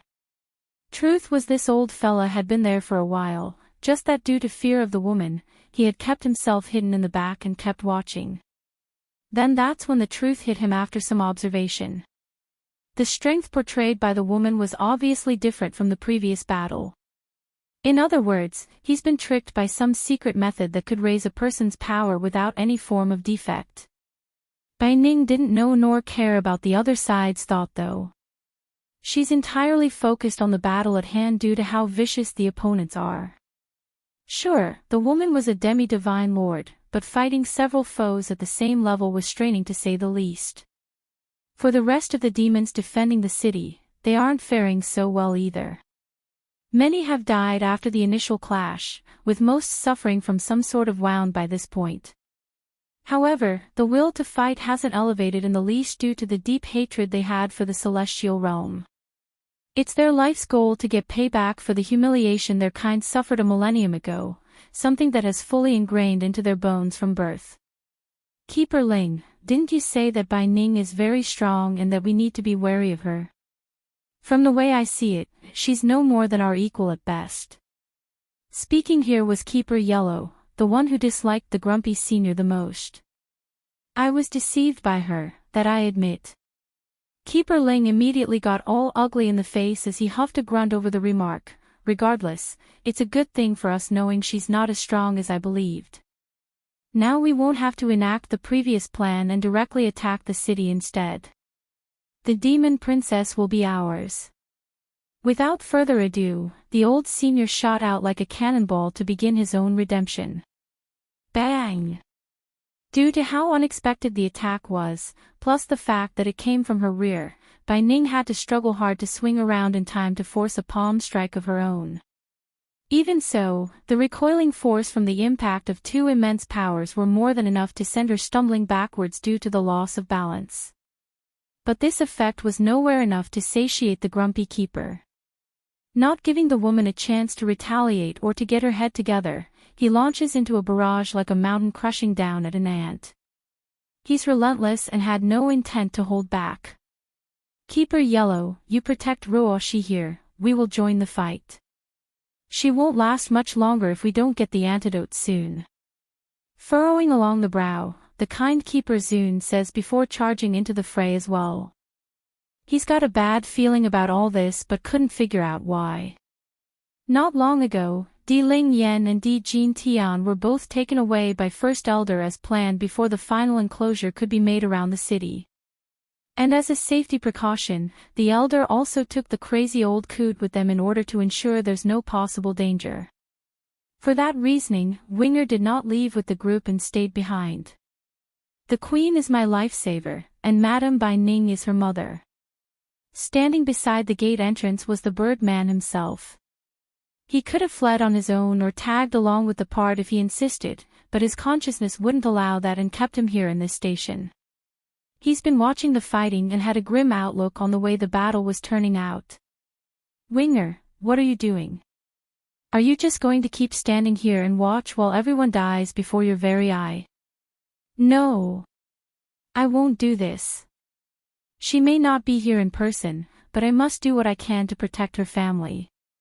That's the least I can do for all the mistakes I've done so far.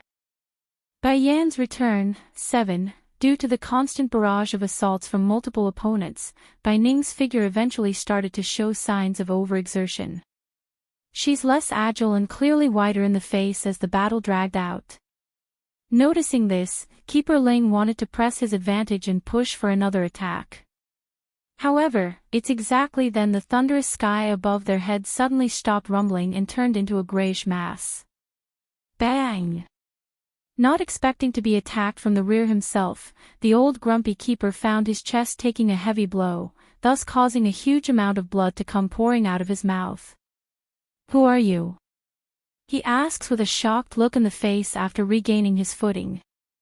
The old fella never experienced such a cold hard glare before, and such power. It's actually making him feel uneasy inside. Winger, Yun Ruoshi became shocked as well by the sight. No. It can't be. This is not the Winger that I know. That person is a weak-minded fool, not this one here with such an intense dominant aura. Who am I? Winger chuckles sarcastically. Yun Ruoshi should know me better than anyone here. I am the one she used for the past several hundred years and shoved aside once she was done. Keeper Ling's expression changed greatly, mostly in the irate fashion. Ruoshi is not such a person, it's useless to frame her, we will not believe anything you say, fiend. Frame her? Ha ha ha, as if she is worth me framing her. She took the Queen's amulet and used it to mislead me, otherwise why else would I follow her orders for the past several centuries? Fortunately I now know the truth. It's you fools who are still being lied to by her and being toyed around like idiots. The keepers naturally wouldn't believe a single word from the Birdman, but that doesn't mean it would be the same for those not of the Celestial Palace. This was especially true for the demi-divine lords called upon for this battle. They have stopped fighting after the initial uproar from the weaker soldiers and are staring over to demand an explanation. Keeper Ling, is what he said true or not? You need to give us an explanation. One of the leading figures in the battlefield comes forward, his voice heavy and demanding. Keeper Ling, it's then the old witch spoke up using her weak but angry voice like she's been humiliated. I do not know this demon, nor do I know why he's trying to frame me. I may not be some great saint in this world, but I am not one to be pushed over just because of my good nature. They've already stole my possession. This is unjust to say the least. Of course, compared to the words of a demon, these men from the celestial realm would much rather believe someone that's on their side. I didn't expect the demon realm to be this shameless. It's already one thing to steal other people's possession, then to turn it around and say it's the other side that's robbed you? That's right. Miss Ruoshi's amulet is something I've heard about as well. They say the one who controls the amulet will reign supreme, and that not just anyone can activate it. Even if you demons take it away, it's of no use to you. Upon hearing the voices of all those on their side trying to defend herself, the old witch's sickly mouth began to form a smirk. She's very cheeky due to her own success. Bai Yan's return, 8. So what if Bai Yan got those demons to take back the amulet? The people from the celestial realm will never believe her. Moreover, the old witch has also decided that Bai Yan doesn't have the ability to activate the amulet. If she did have the ability, then why did she give her the item all those years ago? Presumably. This amulet, it's not hers either. She probably snatched it from someone else as well. Winger's gaze grew even more colder now after being refuted. Originally he wanted to stall for time until Di Tsang awakens, but it seems he underestimated the trust these people had for the Celestial Palace. Yun Ruoshi, I made a grave mistake when I mistakenly believed you. So today, I, Winger, will use my life as proof to redeem myself. I am a member of the demon realm and will have nothing to do with the celestial realm. Boom! His momentum blows up like a storm after that vow, growing several times more powerful than earlier.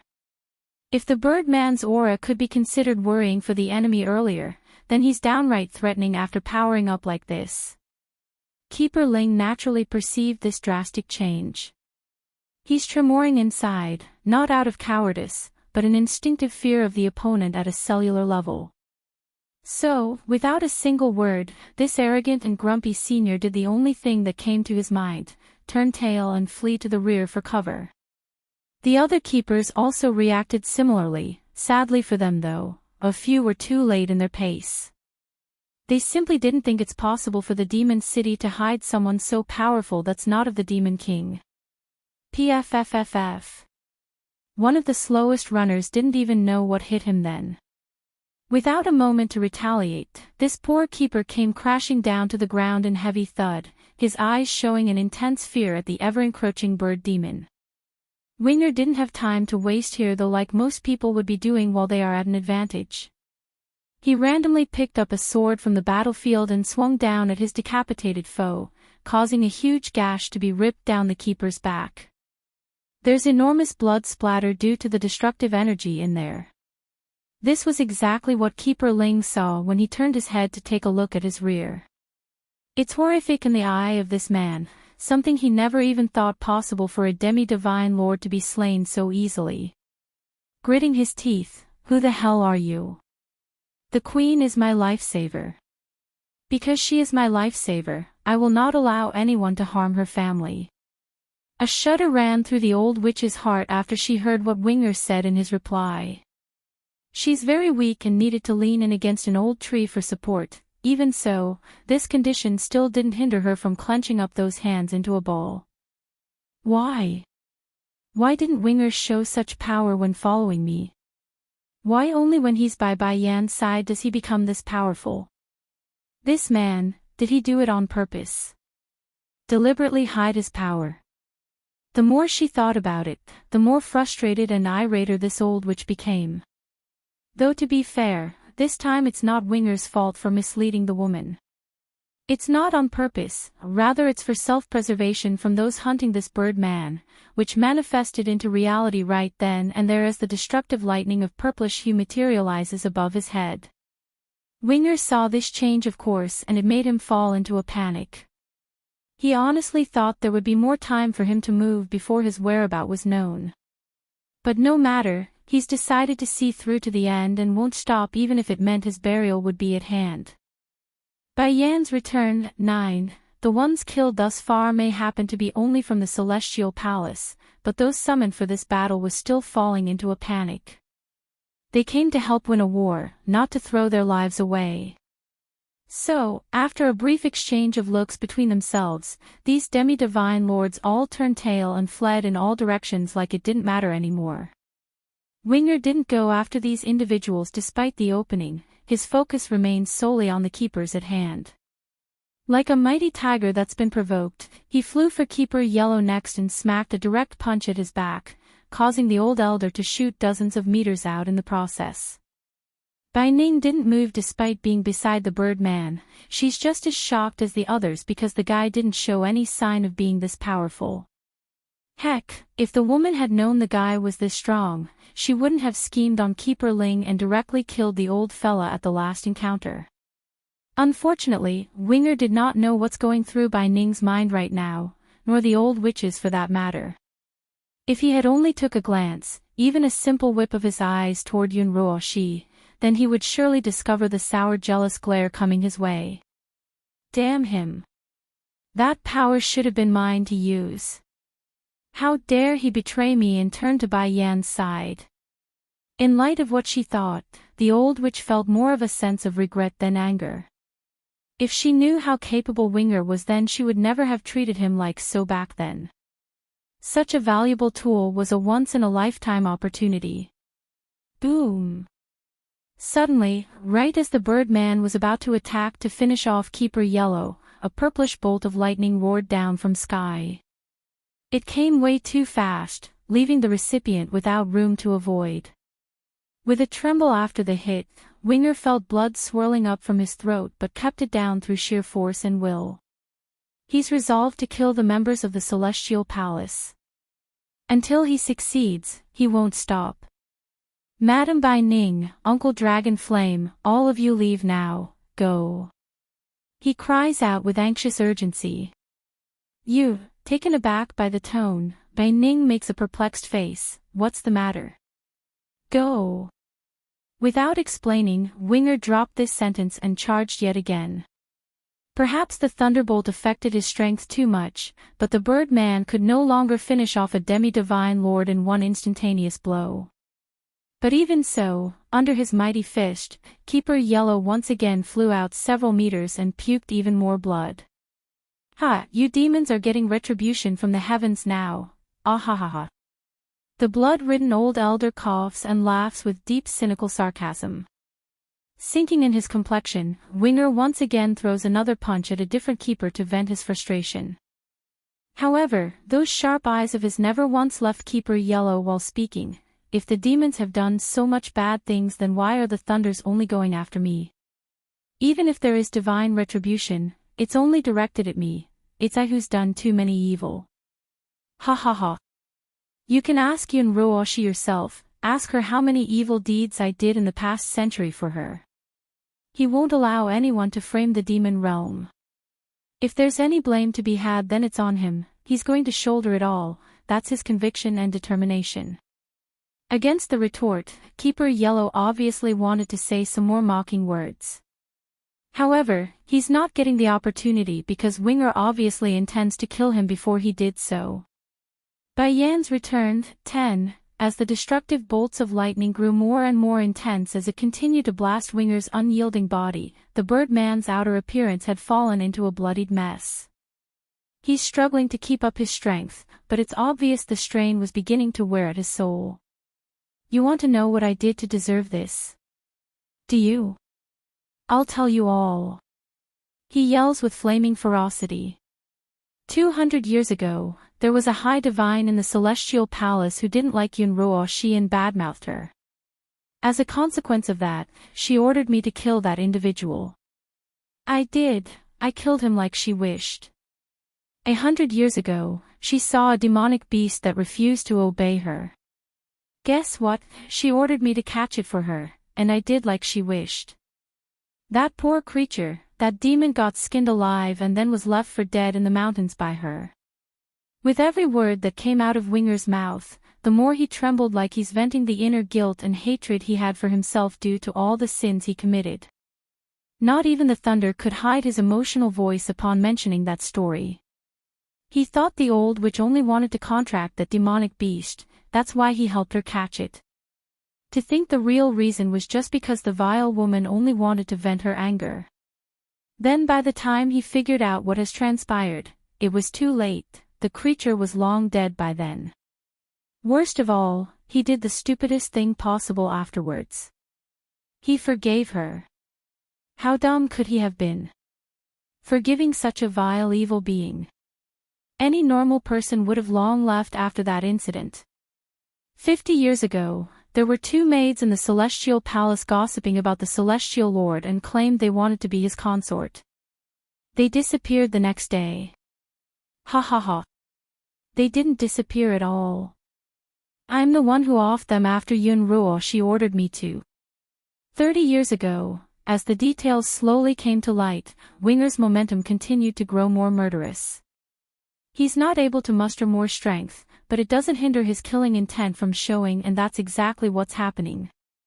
Now you tell me, why wouldn't the thunderbolts come after me? And these evil things, they're all done at the request of that Yun Ruo she.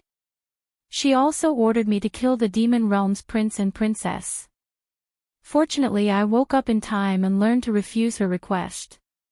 At this point, the only keeper that hasn't been toppled over was Keeper Ling, the grumpy old fella who continued to resist the Birdman's relentless assault. However, the fight was done after the final thunder came down on Winger. The Birdman was on his last leg after that hit, causing him to throw up a mouthful of blood and falling to the ground. Naturally, Keeper Zun and the other toppled keepers were all very much stunned in the face. They are willing to believe the old witch with their hearts, but this story, it's too detailed to be false. This was especially true when the Celestial Palace did experience many mysterious disappearances over the years. That's also making the story more convincing. How could such a good girl do such a bad thing? Madam Bai Ning, Winger wanted to say some more. Sadly, his strength has been depleted by the thunder. Moreover, the strong woman herself wasn't untouched by the impacting force either. It's also hurting her. Winger, how can I help you? Is there any way to stop these lightnings? Bai Ning asked anxiously. The Birdman could do nothing but shake his head. He knows well enough that unless he dies, these thunderous clouds would never disperse. Bai Yan's return, 11, so. This time, I will die without a doubt. In this instant, all that could come to Winger's mind was a lovely and stubborn little face, his cold eyes showing a flicker of reluctance at that image. Princess, I'm afraid in the future. I can't stay with you anymore. Watch out. Dragon Flame saw how a lightning was directly coming down above Bai Ning and Winger's head, so he hurried to drag the woman away. The old goat wanted to save Winger too, but if he tried to move him as well, it would be a pointless effort because the target was obviously him. Boom!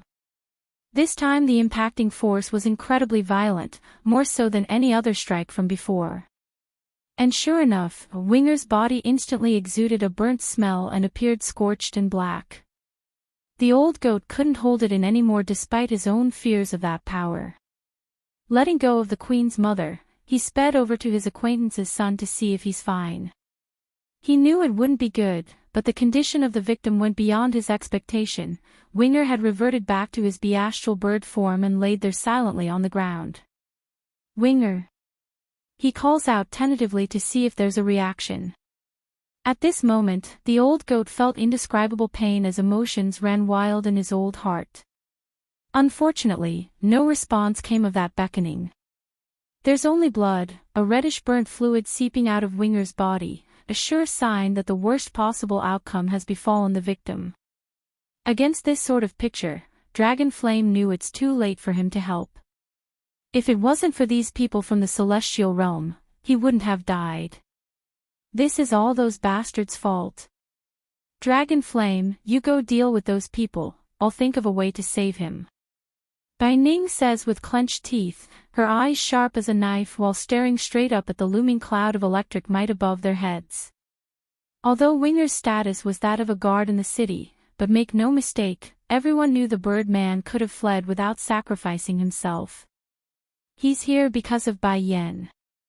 For that reason alone, Bai Ning mustn't give up even if it means challenging whatever powers behind that thunderstrike. Just as the proud woman's about to step forward to do the unimaginable, a light call suddenly came down from the rear, "Mother." After hearing this voice, the startled woman gradually looked up, her sight slowly landing on a similar face to her own. "Yen Yen, when did you get back?" Normally Bai Ning would have it no other way than to have her daughter return as soon as possible, but this moment here in the heat of a life or death battle, she didn't want to see the girl. Bai Yan did not answer Bai Ning's question, only descending with her son in tow from the sky. Mother, what's going on here? She didn't miss the burnt-looking bird on the ground and the incapacitated keepers further away. Bai Ning couldn't respond to that due to an unexpected change in the air. Right as the mother and son came down, this grandmother immediately noticed the power from the lightning promptly increasing and growing more tyrannical. And instead of focusing in on Winger like it did before, the lightning bolts are now focused entirely on Bai Yan's spot. Yen, be careful. The grandmother urgently raised a hand to drag her family behind herself. Thankfully she did so too, because right afterwards, a lightning bolt had come striking down and leaving a deep hole right in front of them on the ground. Bai Yan gawked at the suddenness of it all. All she knew was that people from the celestial realm are here looking for trouble, but these thunderbolts, why would it want to kill her? Mother, are you all right? Furrowing in the brow, Bai Yan reaffirms everyone's well-being before looking for her own husband's shadow. It's within reason for this demon queen to expect her partner the demon king to be around when an invasion force was at their doorstep, yet Ditsang was nowhere to be found. At this realization, an uncomfortable sensation rattled the woman's heart. Did something happen to him? Where's Ditsang? She asks with a worried note.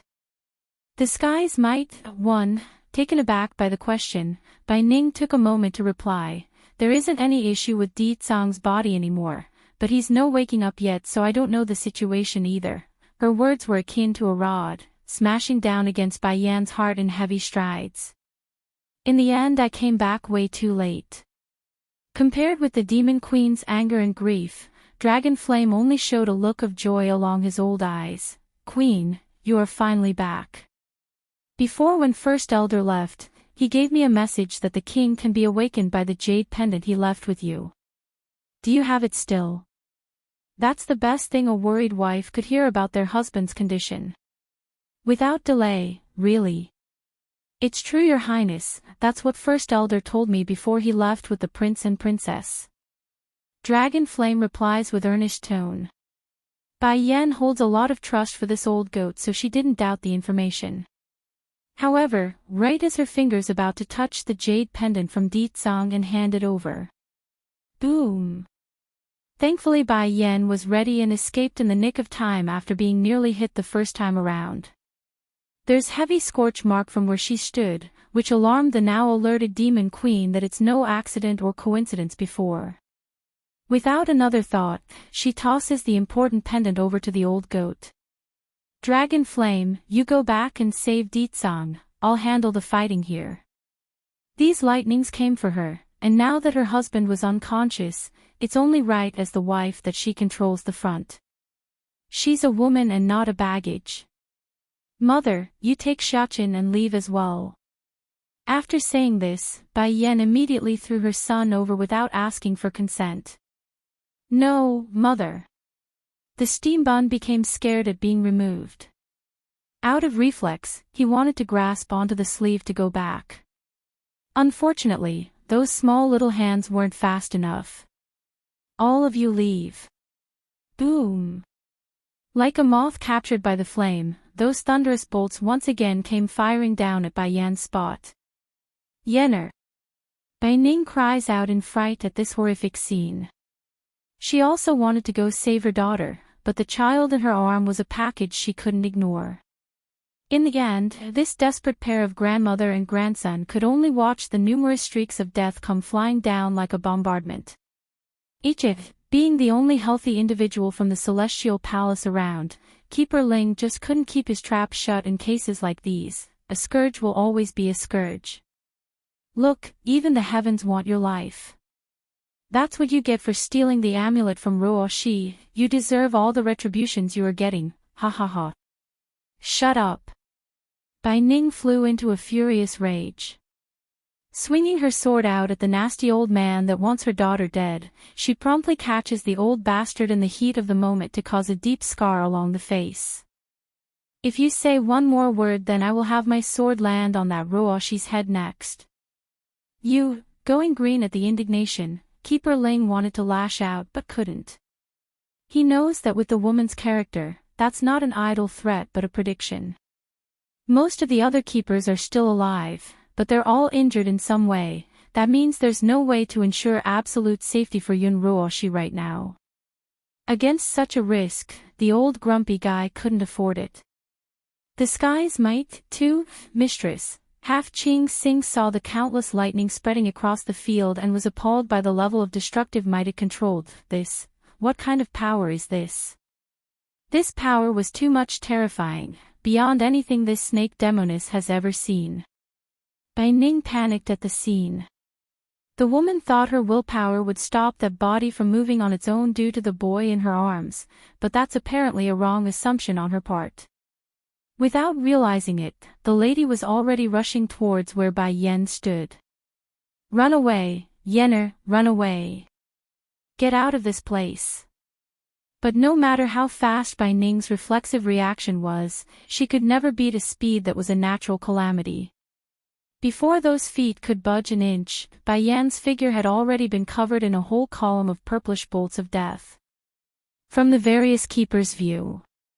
Do you remember that man, what he said to us? The kind keeper Zun stiffly looks up, his body rigid and shaking due to what he's seeing. There's fear and disbelief hovering in those old eyes. He said that once the whole sky is covered in a sea of purplish thunder is when those long-forgotten entities will descend upon this world. Only the bearer of the crescent-shaped amulet can save us, our salvation. And the sword he left us, don't you find that the thunder in front of us very similar to the power inside the sword?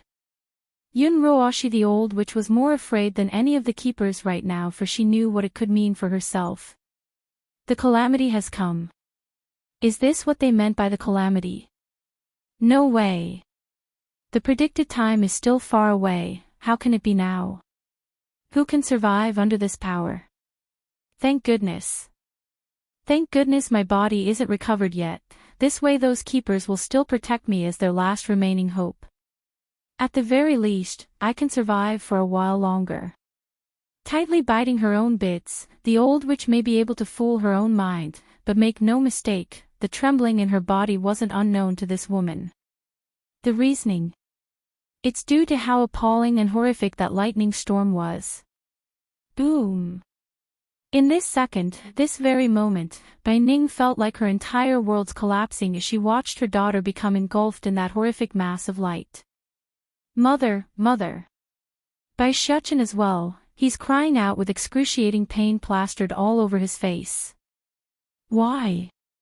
What did mother do wrong that everyone wants us dead? We never provoked anyone on our own. It wasn't until the smoke cleared before everyone could see what's truly transpired, but when they did, the ghastly scene wasn't what they expected. Instead of the woman being torn to shreds, the huge bird that was Winger had shielded the intended recipient and took the blunt of that barrage. Imagine being near death and sustaining a second lethal blow of unimaginable proportion. There's no way Winger wouldn't die from this under normal circumstances. How could this be? Half Ching Sing the snake demoness cussed her mouth in disbelief and shock. Isn't Winger dead before? How could he have gotten up on his own after sustaining the first injury? Impossible, that couldn't have been possible. The sky's might, 3. Have we met before? Bai Yen asks the huge bird shielding herself with furrowed confusion. She doesn't know why either, but the lady here got this strange sensation that they know each other from somewhere. As if to answer that question, Winger's dreadful-looking face showed a reaction in the form of opening those tightly shut eyes. He doesn't know if Bai Yen here was the same person from back then in that dark place, but he does know one thing, the warmth he felt, he's feeling it right here from this person. That's all he needs to know, that flicker of warmth keeping him going all those years ago has returned. Are you alright? Bai Yen asks again, her voice growing emotional for reasons unknown to herself. No words came though from the bird. Make no mistake, Winger should have been down and at his last legs before, Dragon Flame and the rest was sure of it. However, He stood back up out of sheer will. That's the determination he had in protecting the light in his heart.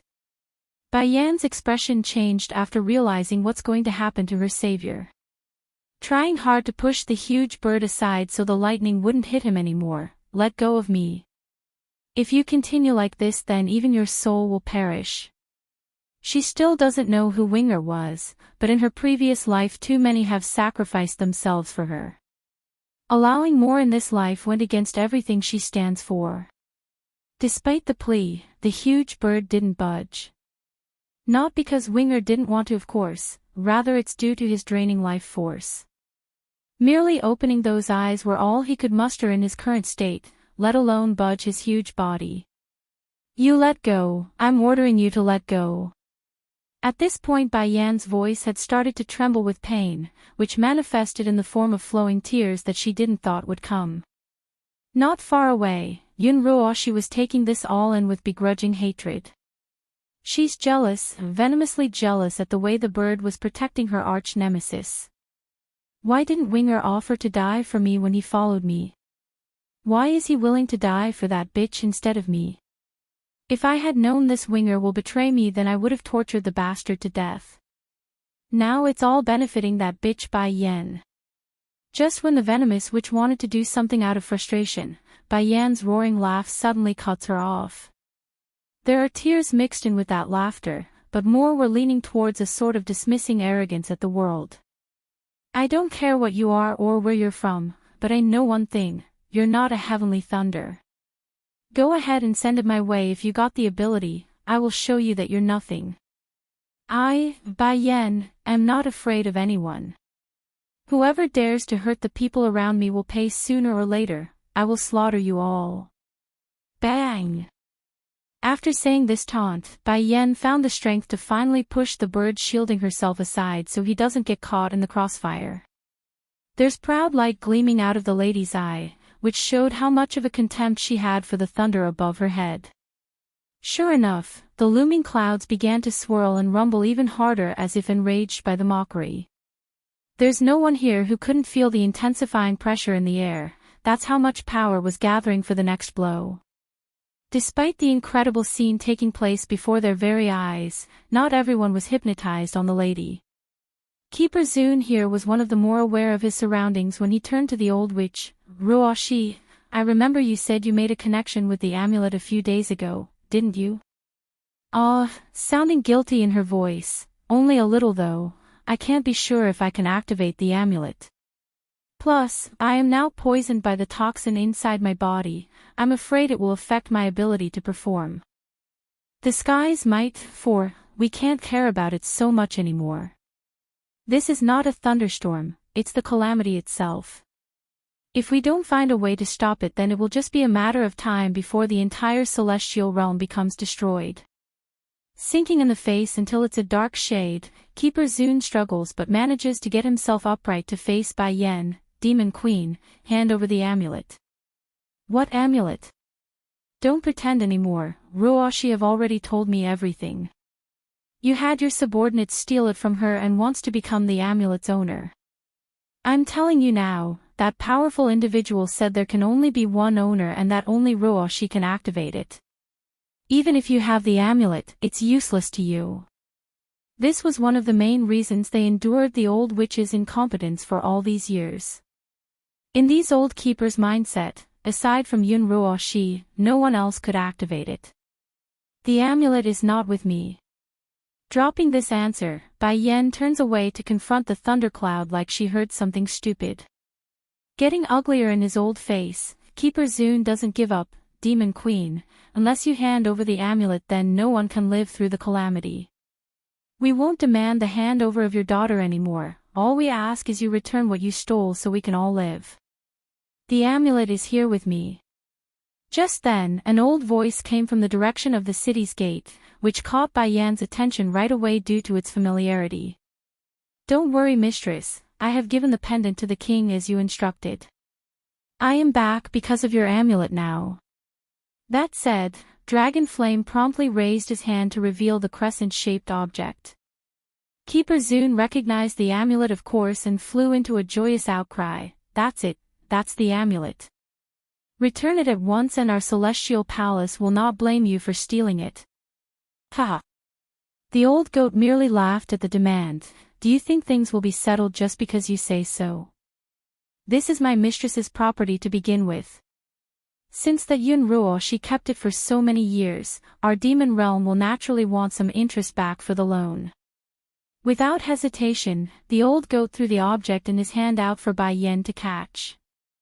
Bai Yen felt it the first second she held all heavens in her palm. It's regenerating her wounds at an incredible speed and refreshing her soul.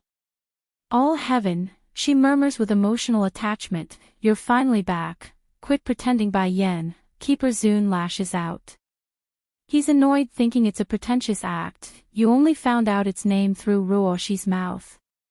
We won't be fooled. We all know you're the scourge of the celestial realm. The prophecy foretold your undoing so you can stop the act. In these old fools' mind, Bai Yen was the scourge that would bring destruction to all while Yun Ruoshi was the savior and would save them all. That's why they would do what they did back then, murder Bai Yen and her unborn child. The sky's might 5. Bai Yen slowly closes her eyes, ignoring the old ignorant fool words to focus on the peace inside herself. Grandma, what's wrong with mother? Bai Shuchen nervously holds on to Bai Ning's hand and asked with those big eyes of his. He's afraid of the worst possible outcome coming true again. Bai Ning did not answer the child's question though, only fixing her eyes solely on her own daughter and not knowing what to think of it. Whoosh! Suddenly, the amulet bursts forth a gentle light, shrouding both Bai Yen and Winger in a ray of warmth since he's right beside the lady. Originally Keeper Zun still wanted to continue his persuasion when this occurred, however, he stopped on the very second that light exploded out to cover the two. He's frozen there, standing like an idiot that didn't know what to make of this reality. What's going on? Why is this not making sense? Is the world making a joke with us? Why is Ruoshi's amulet showing a reaction to Bai Yen? The old witch also saw this of course. Likewise, she froze for a little bit before breaking out into horror and panic. In a brisk of instinctive desire for survival, she rushed for Bai Yan's spot in order to steal the amulet back. Bang! Unfortunately for the deceiver, things won't turn out that easily in a situation like this.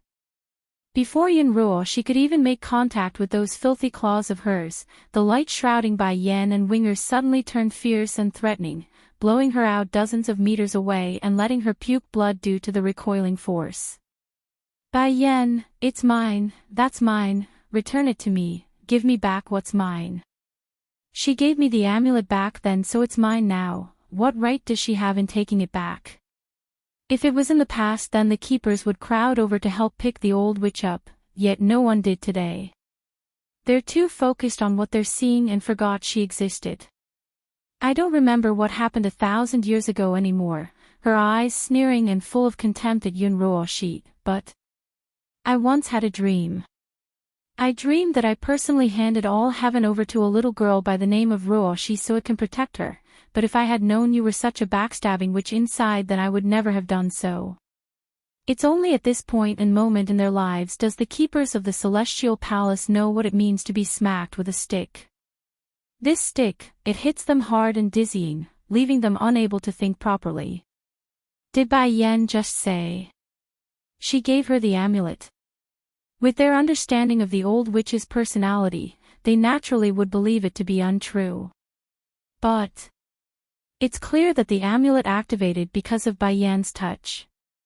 It protected her. Turns out, they're the idiots. 1. From livid to despair, it's incredibly hard to describe the sort of faces Keeper Zun and the others were making right now. What's going on here Ruoshi, tell me what's going on. The kind keeper almost could breathe due to how much panting he was making. We believed in her for 1,000 years, spoiled her for 1,000 years, and at the end of the day the amulet goes and recognizes someone else as the owner. Ha ha ha.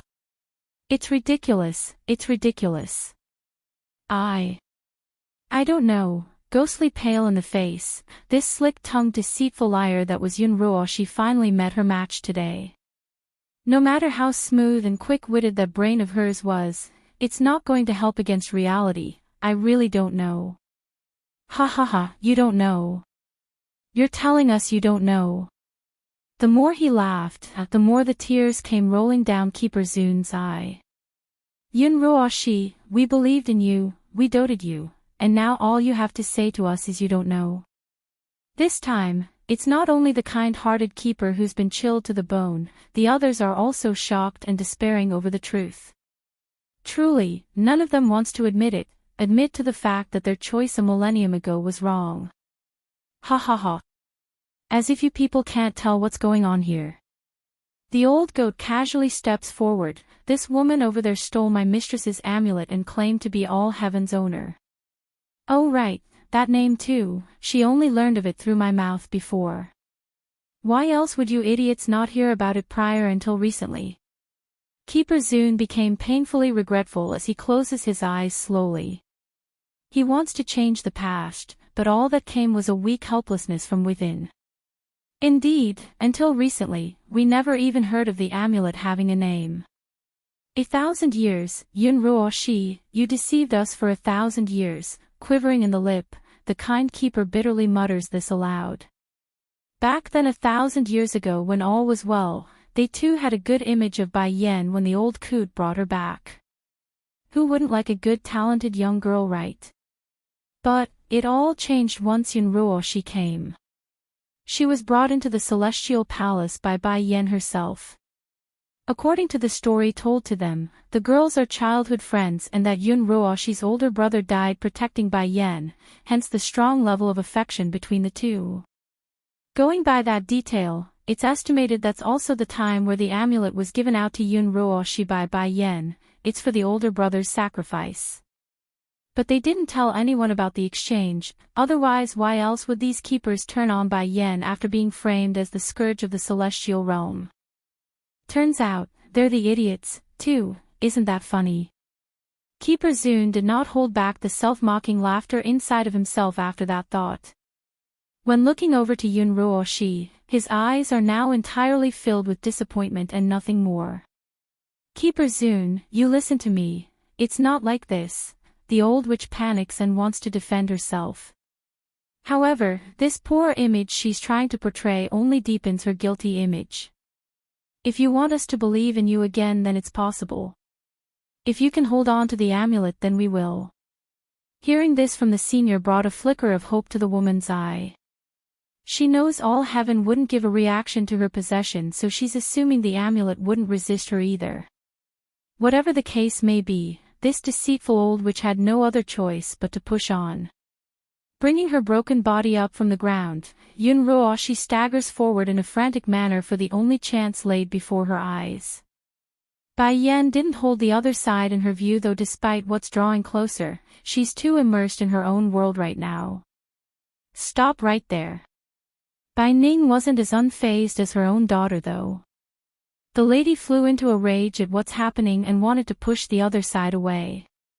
However, in truth, she did not need to do anything because a gush of light poured out of the amulet and rocketed the old witch out. Imagine that. Yun Ruoshi had already been poisoned and injured from the repeated blows from the past, now she's being forced to bear another blow from all heaven. No matter how resistant this cockroach was, she's not going to come out unscathed this time around. Why? Winger is like that, and now this amulet is like that too. Why is everyone abandoning me after Bai Yen returns? Sprawled onto the ground with blood continuing to pour out of her mouth, Yun Ruoshi had nothing but despair plastered all over those eyes. You robbed my mother's things before, so now it's considered rightfully returned. Bai Shechen chimes in, his big blue eyes sharp and daggering at the foolish one that's on the ground. Despite his young age, the child's already showing the signs of a king, similar to his old man's there. Ho ho, the old goat also speaks up, knowing what everyone was thinking and questioning, all heaven is not a dead object or mortal item. Before I went into slumber because my mistress was not around, and now that she's returned it's only normal for the amulet to awaken. Also, He pauses, turning to meet the old witch's despairing gaze. Before, when my mistress gave you all heaven, she wanted it to protect you, so it did, but that doesn't mean all heaven doesn't have a will of its own. When it saw the cruelty and backstabbing nature of your character after you betrayed my mistress, it stopped sheltering you and went into slumber. That's what you get for repaying my mistress's kindness with evil. You deserve every bit of karma you get. It's exactly like Dragonflame said. All those years ago, when Bai Yen and Yun Ruoshi were still good friends, the amulet did do its part in sheltering the old witch with its miraculous powers. However, that all changed once it saw the fox cub being skinned alive by the old witch. Afterwards, the amulet went into a deep silencing slumber, refusing to activate itself again until this day. Freezing over the truth being pointed out, Yun Ruoshi flew into a rage of her own. Without a care anymore for her own image, she disgustingly snarls back at the old goat like it's some kind of joke. She treating me well? If she treated me well, then why did she not have that old coot take me in as a disciple? All she had to do was say a word and that's all. Why are all the good things taken over by her and I'm left with nothing? Pausing as a huge cough overtakes her throat, the old witch seemingly overexerted herself in that rant. If she is nice to me, then why is she taking the amulet back? She gave it to me, so it's mine now. Why should I return it just because she deems it so? If I didn't scheme in delaying it, then she would have snatched it back months ago.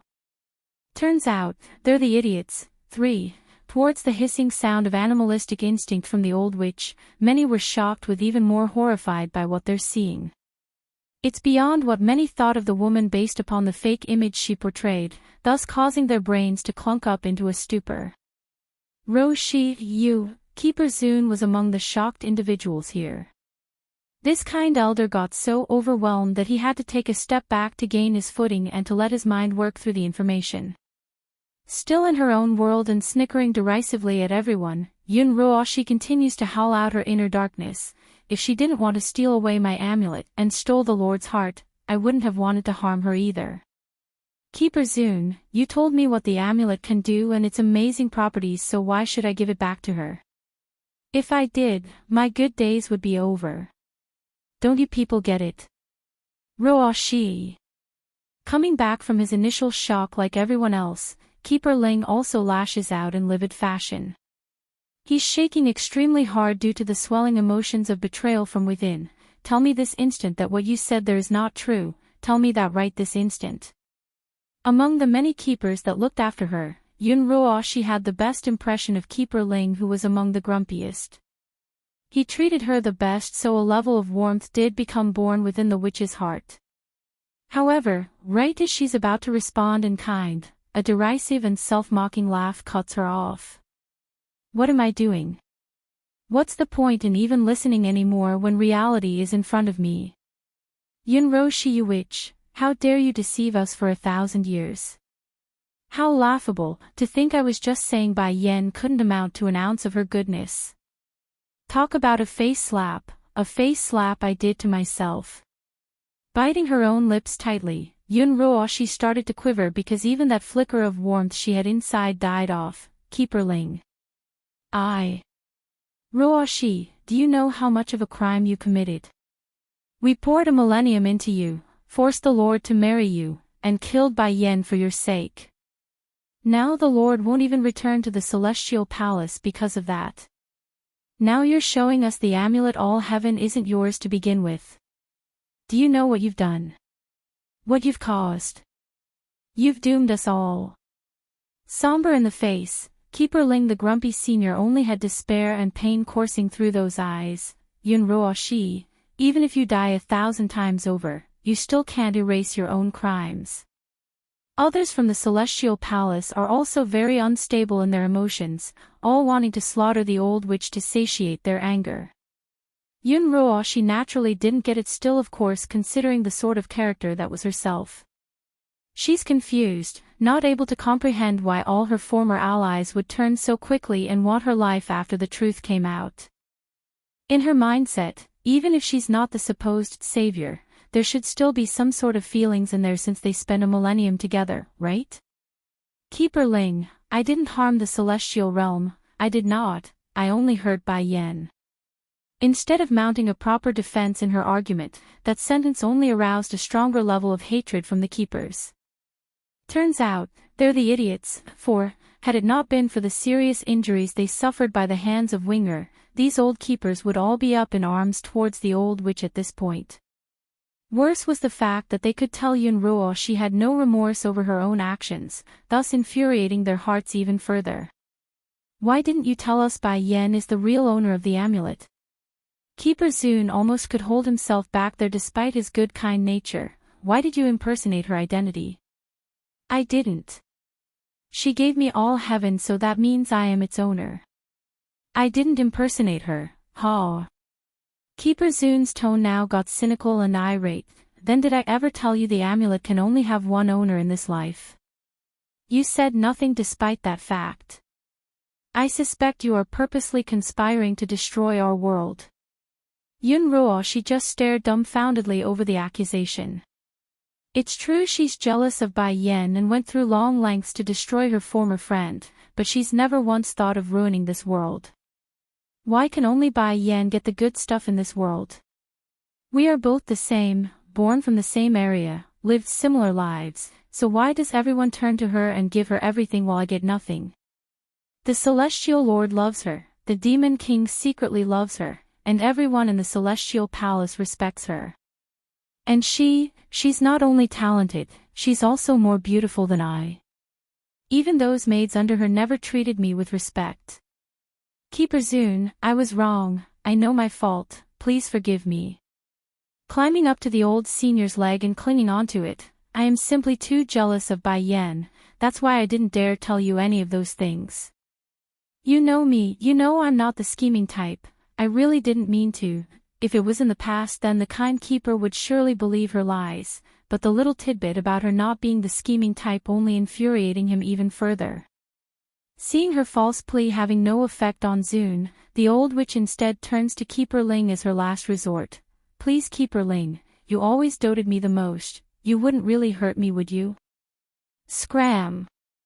Returning from his initial painful look, the grumpy keeper directly kicks the woman away so that she wouldn't touch him.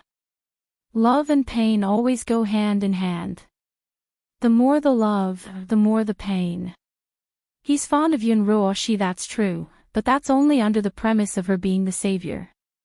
Furthermore, he didn't know her true face to be so vile and disgusting, which only impacted him all that much more. Heck, it's a wonder he hasn't slain the old witch by now, that's how much humiliation and hurt this old senior felt inside. Feeling the hurt after being ruthlessly kicked away, Yunruo hurries to scan the area in a circle for help. However, what she found wasn't the familiar eyes of those who cared for her, rather it's the strange glares of anger and disgust.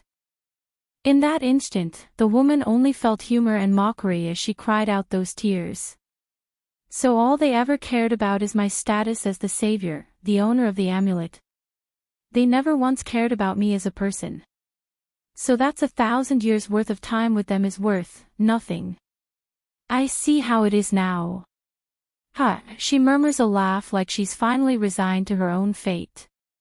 Turning to Bai Yen who's still inside that pillar of light, the old witch burns with jealousy once again. Bai Yen, you really shouldn't have come back, you never should have. But, don't think you've won everything. Take a good look around, look at these people from the Celestial Palace and their faces, they are the ones who murdered you 1,000 years ago and now demand your help. Going back. After saying this, Yunruo's eyes shifts back to Keeper Ling and the others, her laugh sardonic and cynical as well. Whether or not I have deliberately misguided you bunch before isn't the issue anymore, it won't change the fact that it was you all who hurt her. Don't forget, it's Keeper Ling over here who killed her and ruined the baby in her stomach.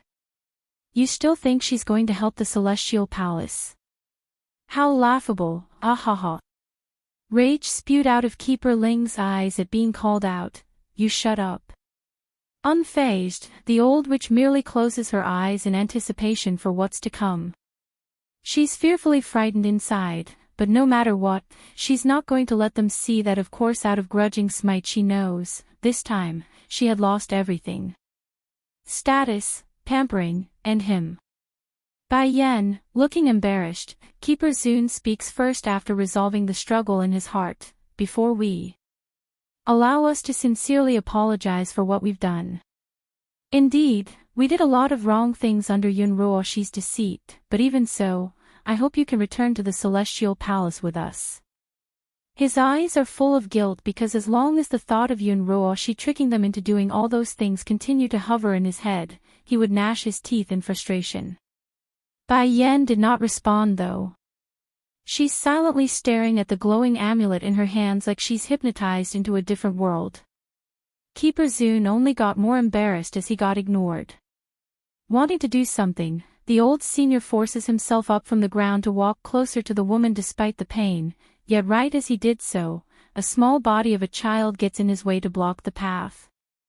You're not allowed to come near my mother. My mother hates you, and I want to kill you. In the previous life I wasn't born yet, so that allowed you villains to hurt my mother, but no more. I am here now and won't let anyone make a move against her. There's extreme wariness in the little guy's face when glaring at Keeper Zun, which only reinforced the idea of how much wrong these supposed men of righteousness have committed over the years. And sure enough, of the many individuals who came today from the Celestial Palace, not one could keep a straight face that indicated they were free of guilt. For example, Keeper Ling had always been the most arrogant and stubborn of the bunch due to his grumpy nature. However, not even his thick skin could keep himself from flushing red due to shame. He's got an attitude, that's true, but he's not an evil vile individual who did everything out of selfish desire. He really did want to save the celestial realm. It's one of the main motivations for his past crimes. Bai Yan, the grumpy keeper, slowly steps forward like his peer, those eyes gaunt with pain and guilt. I know what I've done. What we've done can never be redeemed. I ask for nothing for ourselves, but for the world that we live in. In order to combat the great calamity that's to come, we need your help. If it's our lives that you want for that help, then, we will offer our heads as the price. Compared to the long-term survival of all living things, they as the protectors must take responsibility. It's their duty and their consciousness speaking. Going back. Unfortunately for these pleading fools, the answer was once again utter silence. Since the moment Bai Yan fell into her trance-like state, the lady has not once responded to anything or anyone. She's fully enveloped in her own inner world of blurry images. Then suddenly, something occurred with the pillar of light shrouding the lady. It fluctuated, giving no obvious sign of what happened in that moment. However, the woman herself felt it from the inside. Bai Yan's been wandering aimlessly for a while now inside a strange void due to all heaven's effect, but her aimless wandering didn't last long when a huge towering structure suddenly appeared in front. She halted, baffled and surprised by the familiarity of the building. It's a skyscraper. There are also people from what she observed, mostly men and women chatting with a smile on their faces as they carried out their business. However, what caught Bai Yan's attention were the clothes they wore. Each and every one of them had the same type of clothing people on Earth wore. This is Earth? Realization dawned on the lady, knowing full well what the image represented. Does all heaven want me to return to Earth? Right as Bai Yan's brain became stalled by her own thoughts, a faint yet distant voice echoed over, wooing her to move forward and that there's something she must retrieve from the other side. Why Earth? I'm originally from the celestial realm, so what could possibly be over on that side worthy of retrieving? Can it be? I only got reincarnated on Earth the previous time because all heaven sent me over there. Just as she's pondering on what to do and the consequences of leaving so abruptly, a warm light pounced over without indication, shrouding her and melting that fading figure. Demon City, outside the city gate. Bai Xiaochen had just swung his head around to check up on his mother when he saw the mildly transparent body of Bai Yan's figure. Immediately, the boy's face went bleakly white with shock. Without another thought, the young lad threw himself over to his mother's leg to cling onto it, refusing to let go like he's afraid doing so would wind up with him being abandoned. Yener, Xiaoqin. Bai Ning also saw this scene and flew into a horrific shock. She also wants to enter the light to be not left behind, however, the resistant pushed her back and causes the grandmother to stumble backwards. Grandma, Bai Xiaoqin speaks to comfort his grandmother. I think all heaven is sending me and mother to another place, we might not be able to return for a while. Please take care of my siblings while we're not around. No. Panicking now after getting that detail, Bai Ning tried several more times to enter the light pillar to no avail. She's being repelled repeatedly like all the rest. Where are you going? Don't leave. Don't go. Her voice carried a heart-wrenching tone that could make anyone tear up. Even so, this poor grandmother had no other choice but to watch her own daughter and grandchild slowly disappear from this world. Bai Ning crumbled then after the fact, paralyzed on the ground like a lifeless doll that's devoid of energy. There's hollowness in those eyes, which gradually transformed into a burning fire when they landed on the keepers not far away. Exactly then, as if timed, a painful howl of a roar bursts forth from the city, followed closely by a purplish figure zooming out from the palace and onto the battlefield. This new entry had a devilish look that could mesmerize any living female, yet his face had nothing but panic and distress plastered all over the surface. Where's my wife? Where's Yan Yan? Tell me, where did my wife go? Where did she disappear to? Going back. 3. Di Tsang may not have personally witnessed his wife and son's disappearance from this world, but the linking contract between Bai Yan and himself told the Demon King all that he needed to know. The man couldn't sense the connection at all, and that worried him greatly. Speak, Dragon Flame, where is my wife? He asks with bloodshot eyes. Taken aback at being called out there, the old goat had to take a good second to gather himself in order to mutter a response. I don't know, we watched her and the young prince disappear before us, I don't know where they went. Disappear? Humph. There is no place that I can't reach in this world. Di Tsang slams his fist against the ground and makes a huge denting crater on the earth, his voice hoarse and outraged at the incompetence of his followers. Go find State Teacher and summon him back, I want to see him right away.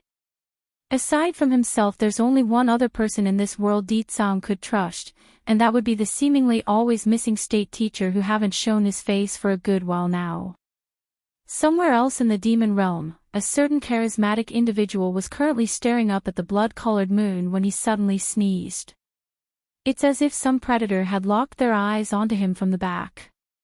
It looks like something have happened to Her Highness the Queen. He sniffles his nose and returns his gaze over to the pool not far away. There's a naked sleeping girl currently soaking in it. As long as you stay here for 49 days, then the seal in your body will be lifted. It's safe here, so nothing will happen after I leave. When that time comes, we will meet again in the celestial realm. Whisking his sleeve after the thought, State Teacher began walking away through the flower field, his figure moving casually yet incredibly fast that it left afterimages in his wake. Just then, exactly at this moment, the girl began to stir, flicking that eyelash and furrowing that forehead like she's in pain. That complexion also turned a palish white, showing how bad of a dream she was having. It's the effect of having the seal lifted, thus allowing the floodgate of past memories to come swimming back to herself. Like how her older brother fell in love at first glance with the woman from the celestial realm, then of how she supported him and suggested all those dumb ideas of wooing said woman. Of course, all those bad ideas turned out poorly and resulted in her said brother being shooed out the door by a broom. It both shamed the family and the entire demon realm. Then later on, the unexpected occurred and the woman got persecuted by the celestial realm, letting her older brother finally winning the lady's heart after saving her life.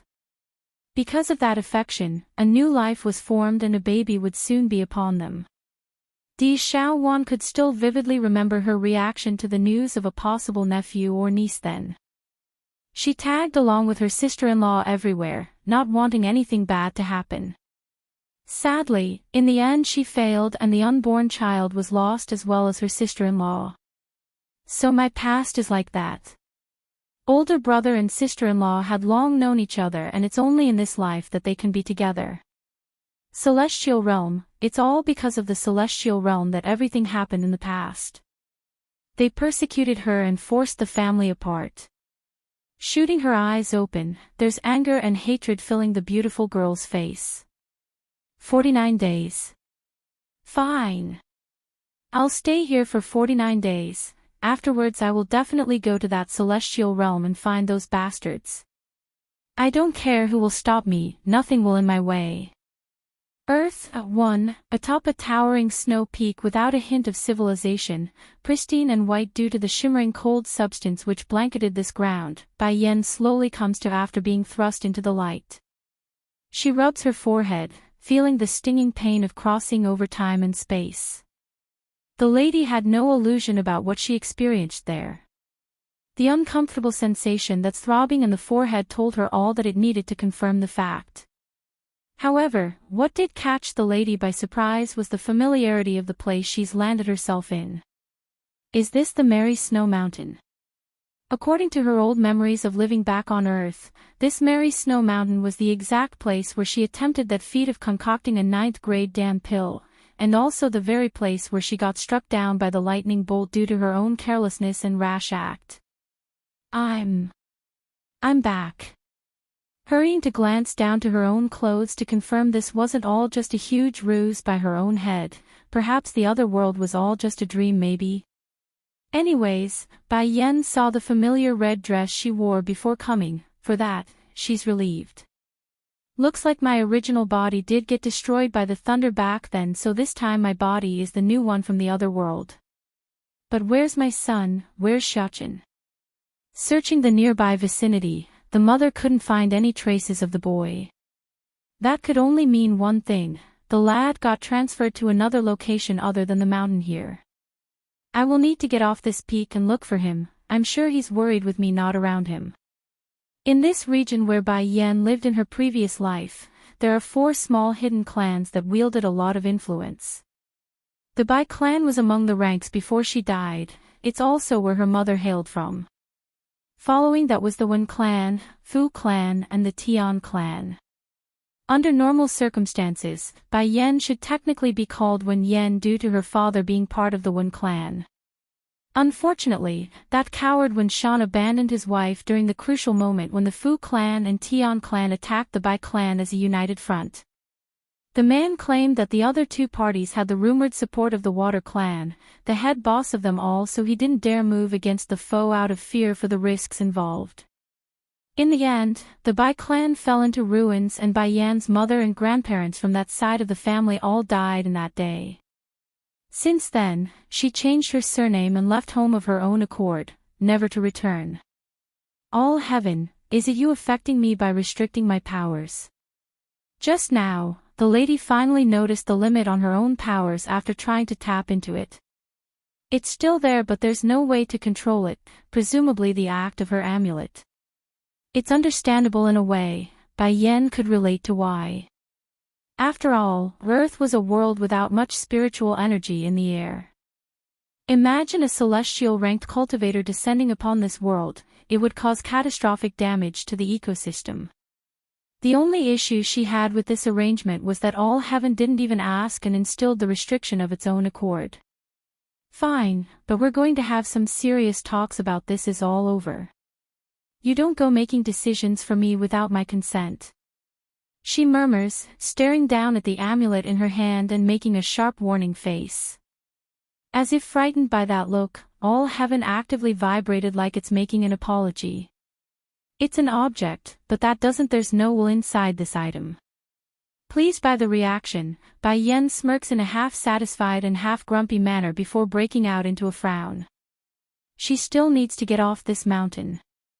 With her powers limited, flying would be troublesome but no difficult. Yun. Perhaps it's the amulet's way of making up for the trouble. All heaven suddenly releases a series of light that shrouded over Bai Yan's body yet again. It sent her flying into the air despite not trying, allowing the lady to float through the sky at will without expending any energy. Since the Bai clan got destroyed many years ago by two of the oppositions, the opening position was eventually replaced by the Lin clan, who moved up thanks to that event. Therefore, the balance of power within the wuxia world remains intact, merely a change in name and people, with the Water clan continuing to act as the head boss of them all. It's just that everyone has desires. If it's in the past era where the sword reigned supreme, then they would continue to remain in hiding.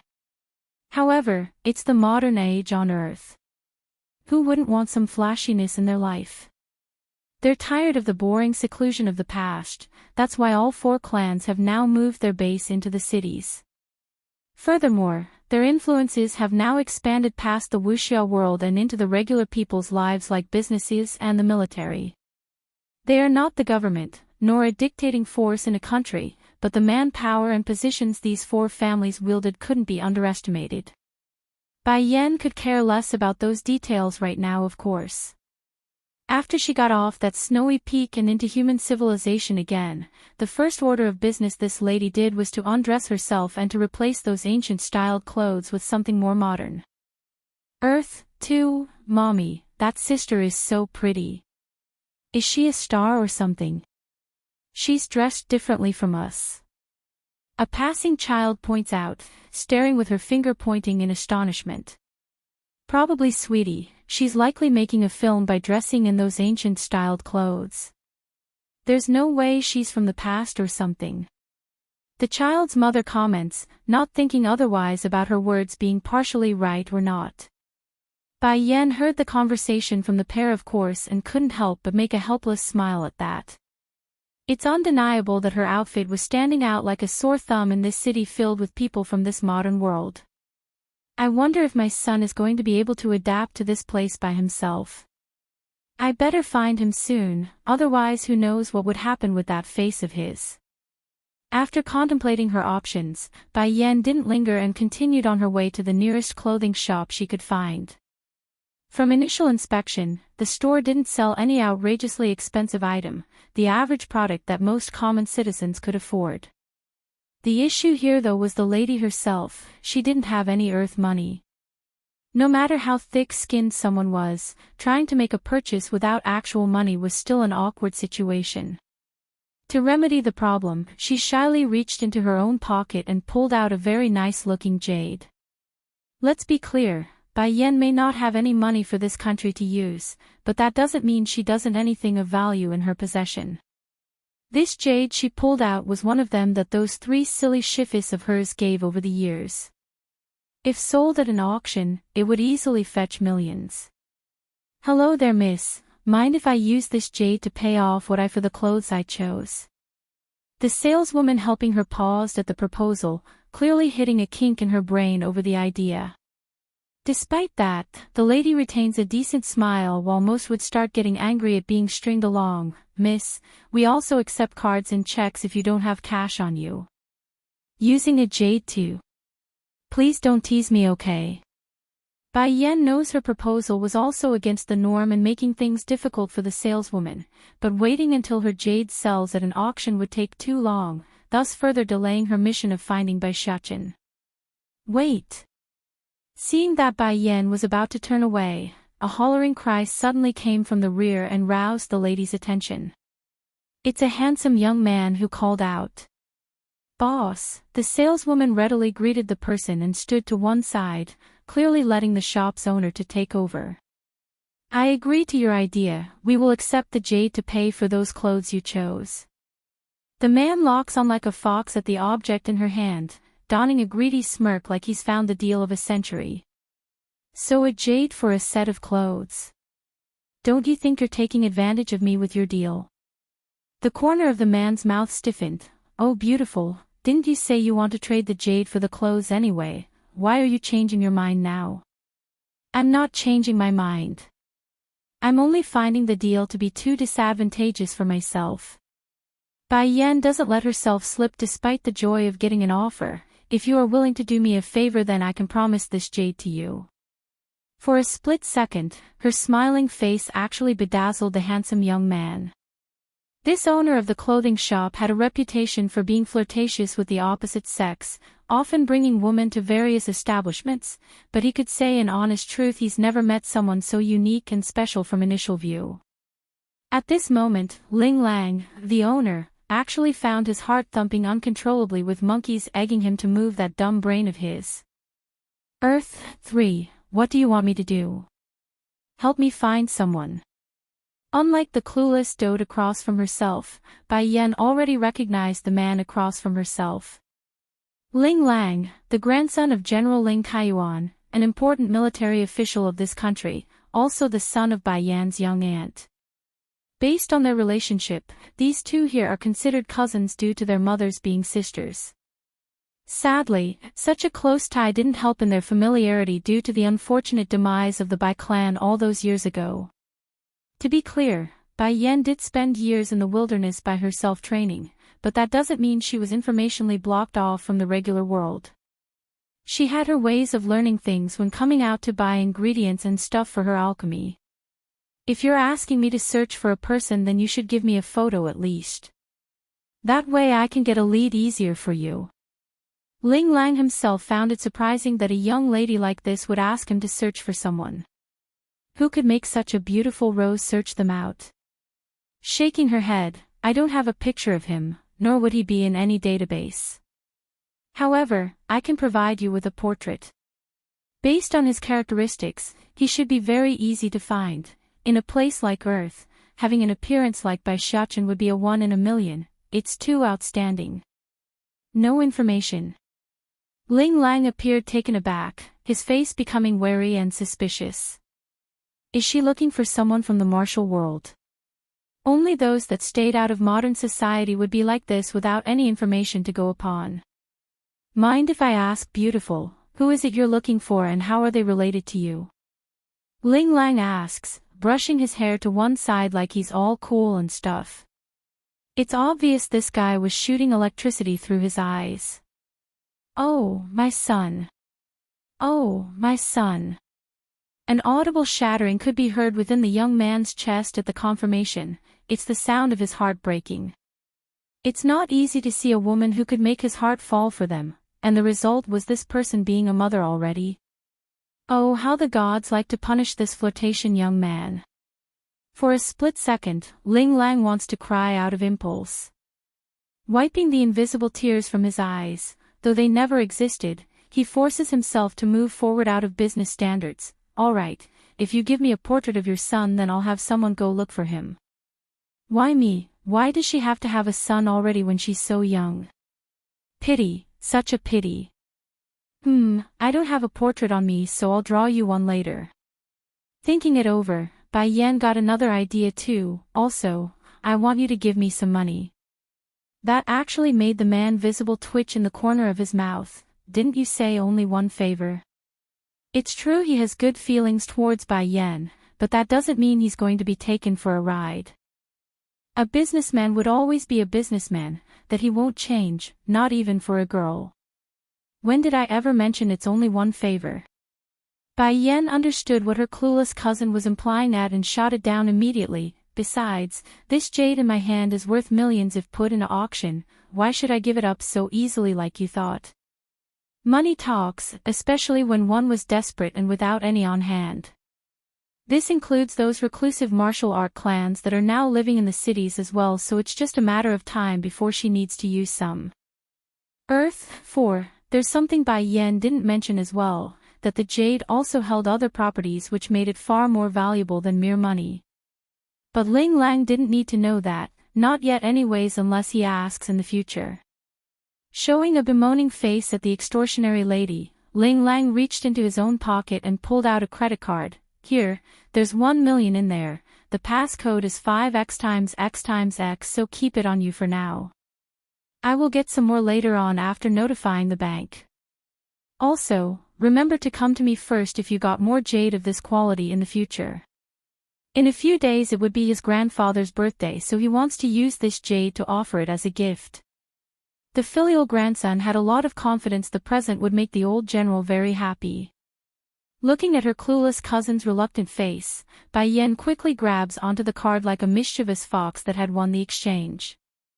Smirking in the face as she twirled around to leave, "Oh right, I'll bring the portrait on my next visit, so start getting things ready." That's all she said before disappearing from the shop. Why do I feel like she knows who I am? Ling Lang complains, feeling ripped off in some way or cheated as a businessman. A while later. Bai Yen had just finished getting more things done when she happened to come across a girl in the middle of an open plaza. Around 17 to 18 years of age, the clothes on the lass may be worn and faded due to how many times it's been washed, but that delicate face couldn't be hidden. But more importantly, Bai Yen recognizes this individual that's handing out leaflets to the passers-by. "Bai Yi, you don't have to work in these low-paying jobs, you know. Come with me and you will eat well and dress well." A young man dyed with yellow hair walks up and openly grabs the lass by the wrist. "What's so good about this kind of work anyways? With your appearance, I can get you a better job, okay?" Biting that small lip, Bai Yi showed resentment and hostility towards this person. "Leave me alone, I will not betray my own body. I can make a living perfectly with my own ability, why should I sell my own body out?" "You're asking for it, Bai Yi." The yellow-haired thug grew irate and attempts to drag her away by using force. There are of course onlookers nearby in this busy street, they could see the struggle between the pair. However, right as one of the pedestrians wanted to help and break up the scuffle, the most unexpected thing happened. "What are you looking at? She's my wife. She ran away with another man and left our baby at home, now I'm taking her back." "You're talking nonsense." Bai Yi cried, trying even harder to free her own wrist now. "I am not your wife, I am not your wife, so let go of me. Someone please help me." She starts whimpering, tears muddling her own words. "Quit making a scene, wife." The yellow-haired thug softens up in the voice to hide his inner grin. "I know you are unhappy with me not giving you more. I can also forgive you for cheating on me, but just come home with me. Our baby is waiting and is crying for you." That brought even more fear and tears to the poor damsel in distress. She had no delusion about what the other side intends to do after he drags her away. By then it won't just be selling out her body, it would be rape and perhaps more. "No, I'm not leaving, you let me go, I'm not leaving with you." Despite the growing impatience within the yellow-haired thug, the scum at least had the wits to know he couldn't hit her since there are so many witnesses. Then right as he's going to use more strength to get the deed done, a sudden impact hits him in the chest and sent him flying. Confusion promptly broke out among the crowd, corresponded with the turning of their heads at the source where a strong and dominant woman stood with her leg raised high in a kicking posture still. "Earth 5, who are you?" The yellow-haired thug angrily asks, his face still white from the stinging pain in his chest. Bai Yen smiled at the person. "You say you are her husband. Then why don't you recognize me when I'm her sister?" Everyone became stunned. That's right, if he's really her husband, then why doesn't he recognize his wife's own sister? Forget about the crowd, even Chu Yi herself was stunned there. Turning to look at the woman that vaguely gives off a sense of familiarity, the lass couldn't quite pinpoint where though. Nevertheless, it won't stop her from playing along to save herself. Pouncing over to Bai Yan's side with tears still flowing, "Sister, I don't know him, I really don't know. He just came up to me and started to claim he's my husband." Only now does the crowd understand what's happening and found a chill running through their spines. Imagine letting the thug get away with this, what would happen to the young lass then? Human traffickers are no joke, they're criminals that deserve to be punished heavily. Understanding he's been caught and exposed, the thug didn't want to linger anymore and made himself scarce, but not before shooting a glare in Bai Yan's way.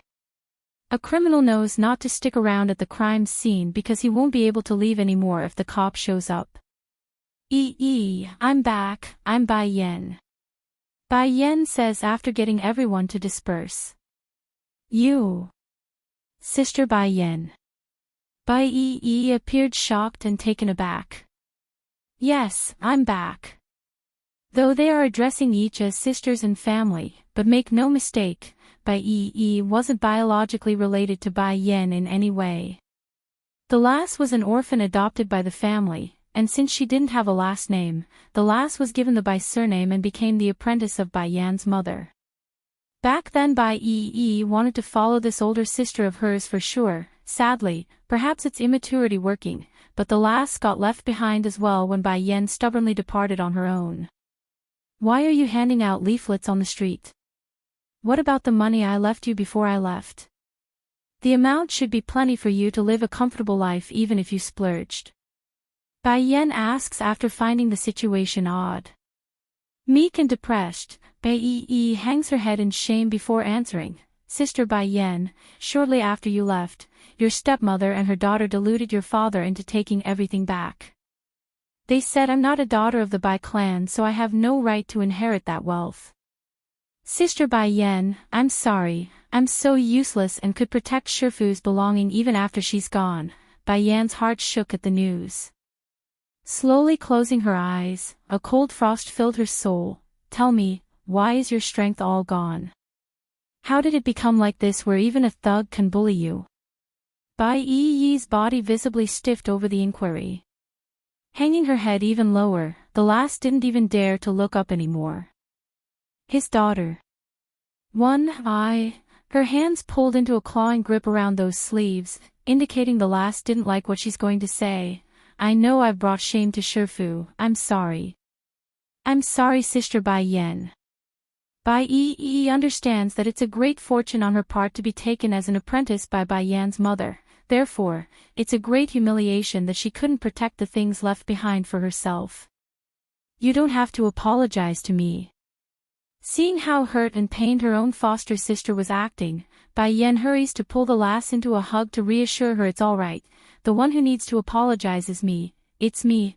Back in the other world, Bai Yan had no choice but to leave Bai Xiao behind due to how urgent the matter was. While over here on Earth, leaving Bai Yi behind was a deliberate and ignorant choice on her own part. That's why the fault doesn't lie with the lass but herself who didn't think things through. Then again, Bai Yan did have good reasons to not bring her foster sister along though.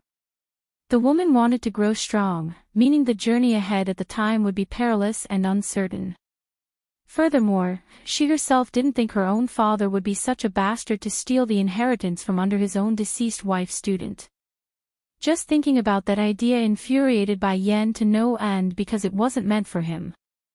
Once upon a time I disappointed a lot of people because I wanted to become strong. Loosening her hug, Bai Yan stares into her sister's eye to get the point across. But the heavens, let me live again, let me understand affection and the value of family. The mistakes I made before. I won't make it again. That's saying it mildly. Technically it's not the heavens, it's the lightning bolts from that day striking her brains out and knocking her soul into another world. Guess that could even be called retribution for the mistakes on Earth if it got down to the details. But enough about me, I want to know what's happening here. That thug, who is he and why is he pestering you? Bai Yan asks after noticing her own rambling. Bowing her head again, Bai Yi still had the dejected look of a failure. It's your stepsister, they were called here by your sister. They want me to go work in the nightclubs to act as an escort, I always refuse them, my sister. Bai Yan pricks her brow in confusion. Your father and your stepmother's daughter, and she's about the same age as you. Bai Yi timidly explains, not daring to look up. Bai Yan felt like someone just punched her guts out in that split second. True, she's heard of how flirtatious those wealthy heirs are on Earth are, but she always thought her own father was different based on the old memories they had together. What love and being faithful. In the end he's the same as everyone else, and also a coward that abandoned mother in the last moments. Wait, hold on, you said she's around my age. You don't mean. Bai Yan asks again, trying to make sure she's not overthinking it and getting the wrong idea. His daughter. Too, she's your father's blood. Bai Yi's careful reply hits her sister like a hammer. sending Bai Yen twirling from dizziness. Undoubtedly, hearing it firsthand and making speculations are two different things.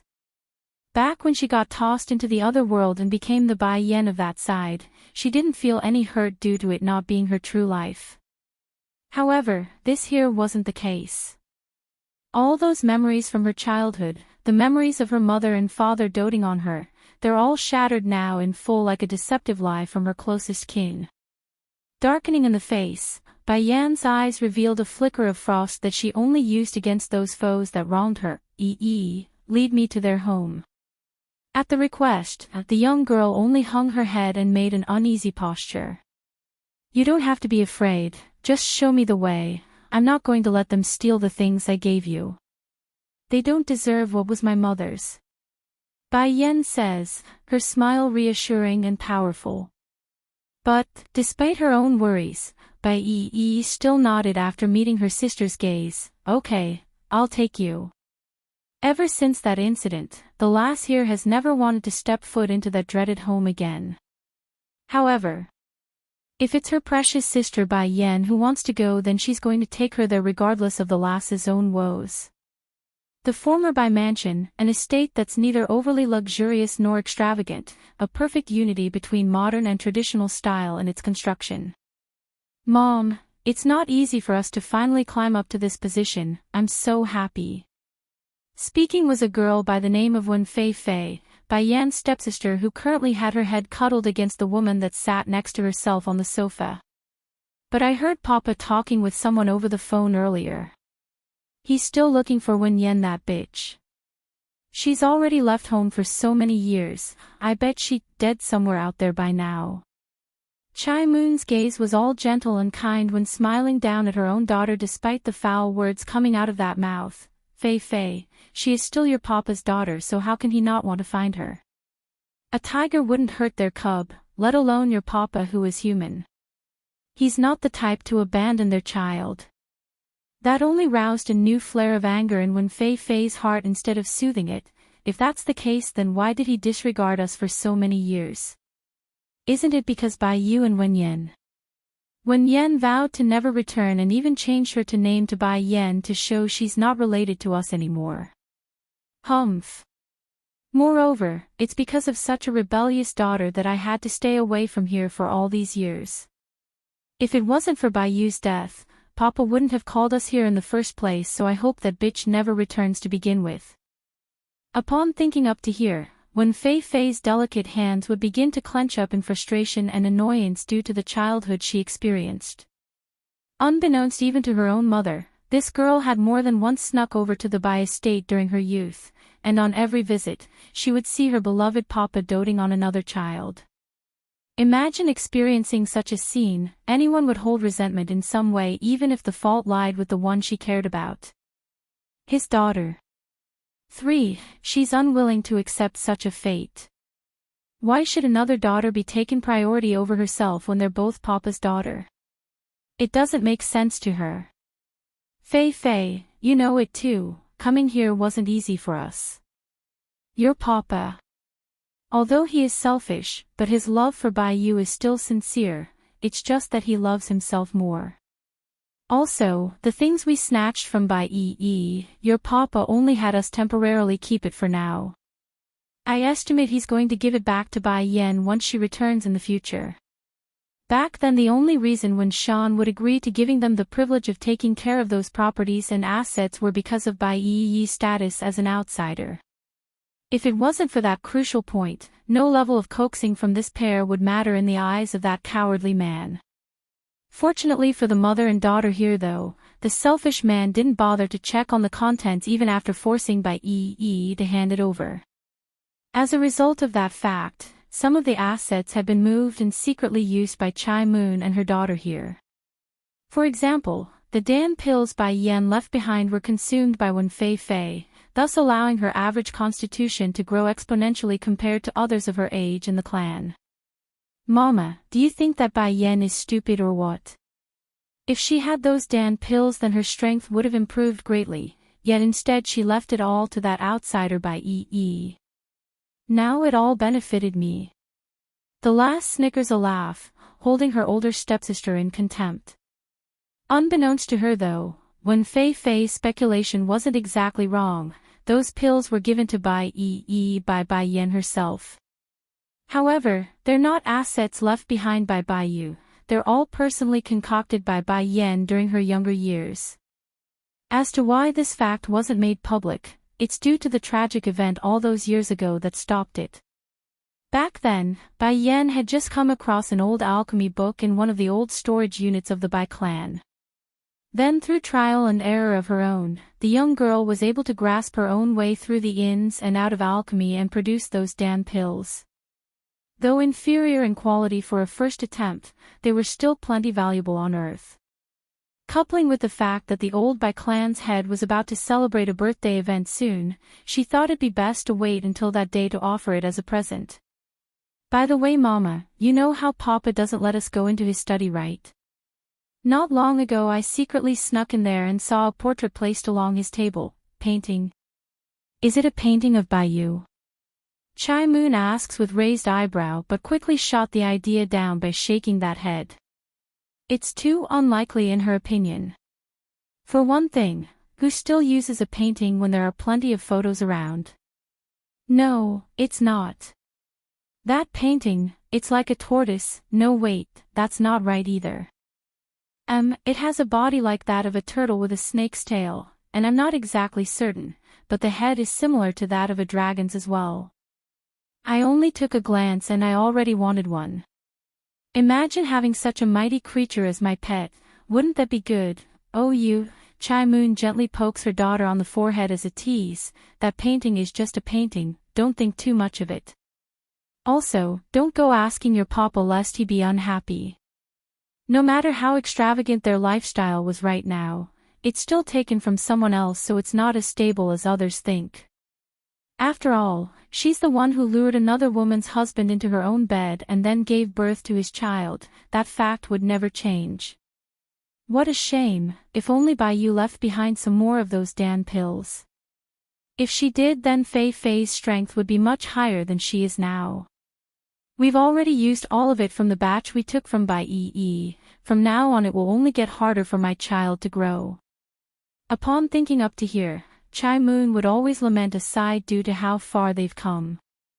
Her only hope doesn't lie with the selfish husband, rather it's her own daughter. As long as the girl grows stronger and become a pillar of the Wen clan, then they wouldn't have to worry about being shoved out the door at any moment. Chai Moon and her daughter, when Fei Fei makes a disgruntled face as she attempts to say some more, however, that thought quickly got cut off by the sound of the nearby door being swung open. Your papa is back, don't say any more while he's home. Chai Moon orders, her voice growing stern. The girl maybe have complied by shutting that mouth, but it's obvious the resentment in those haven't receded in the slightest. They're still full of anger, right up to the point where a middle-aged man walked through the doorway and into their view. Papa, you're back. Considering how elated and sweet Fei Fei said it there, one would find it hard to believe the lass could make such a mean face from earlier. The welcoming scene was the very first thing Wen Shan came home to. A sweet kind daughter, a gentle and mature wife, the perfect scenario for any successful man who had a family. However, not even this lame duck of a man would be so ignorant as to forget his previous family with Bai Yu and Bai Yen. Bai Yu was a strong female with a strong personality, never would she ask him for anything or demand anything. In Chai Moon's case, this second wife was sweet and gentle, the type that makes him want to cuddle her in his arms to kiss and protect. It's also the reason he couldn't control himself and make that blunder all those years ago.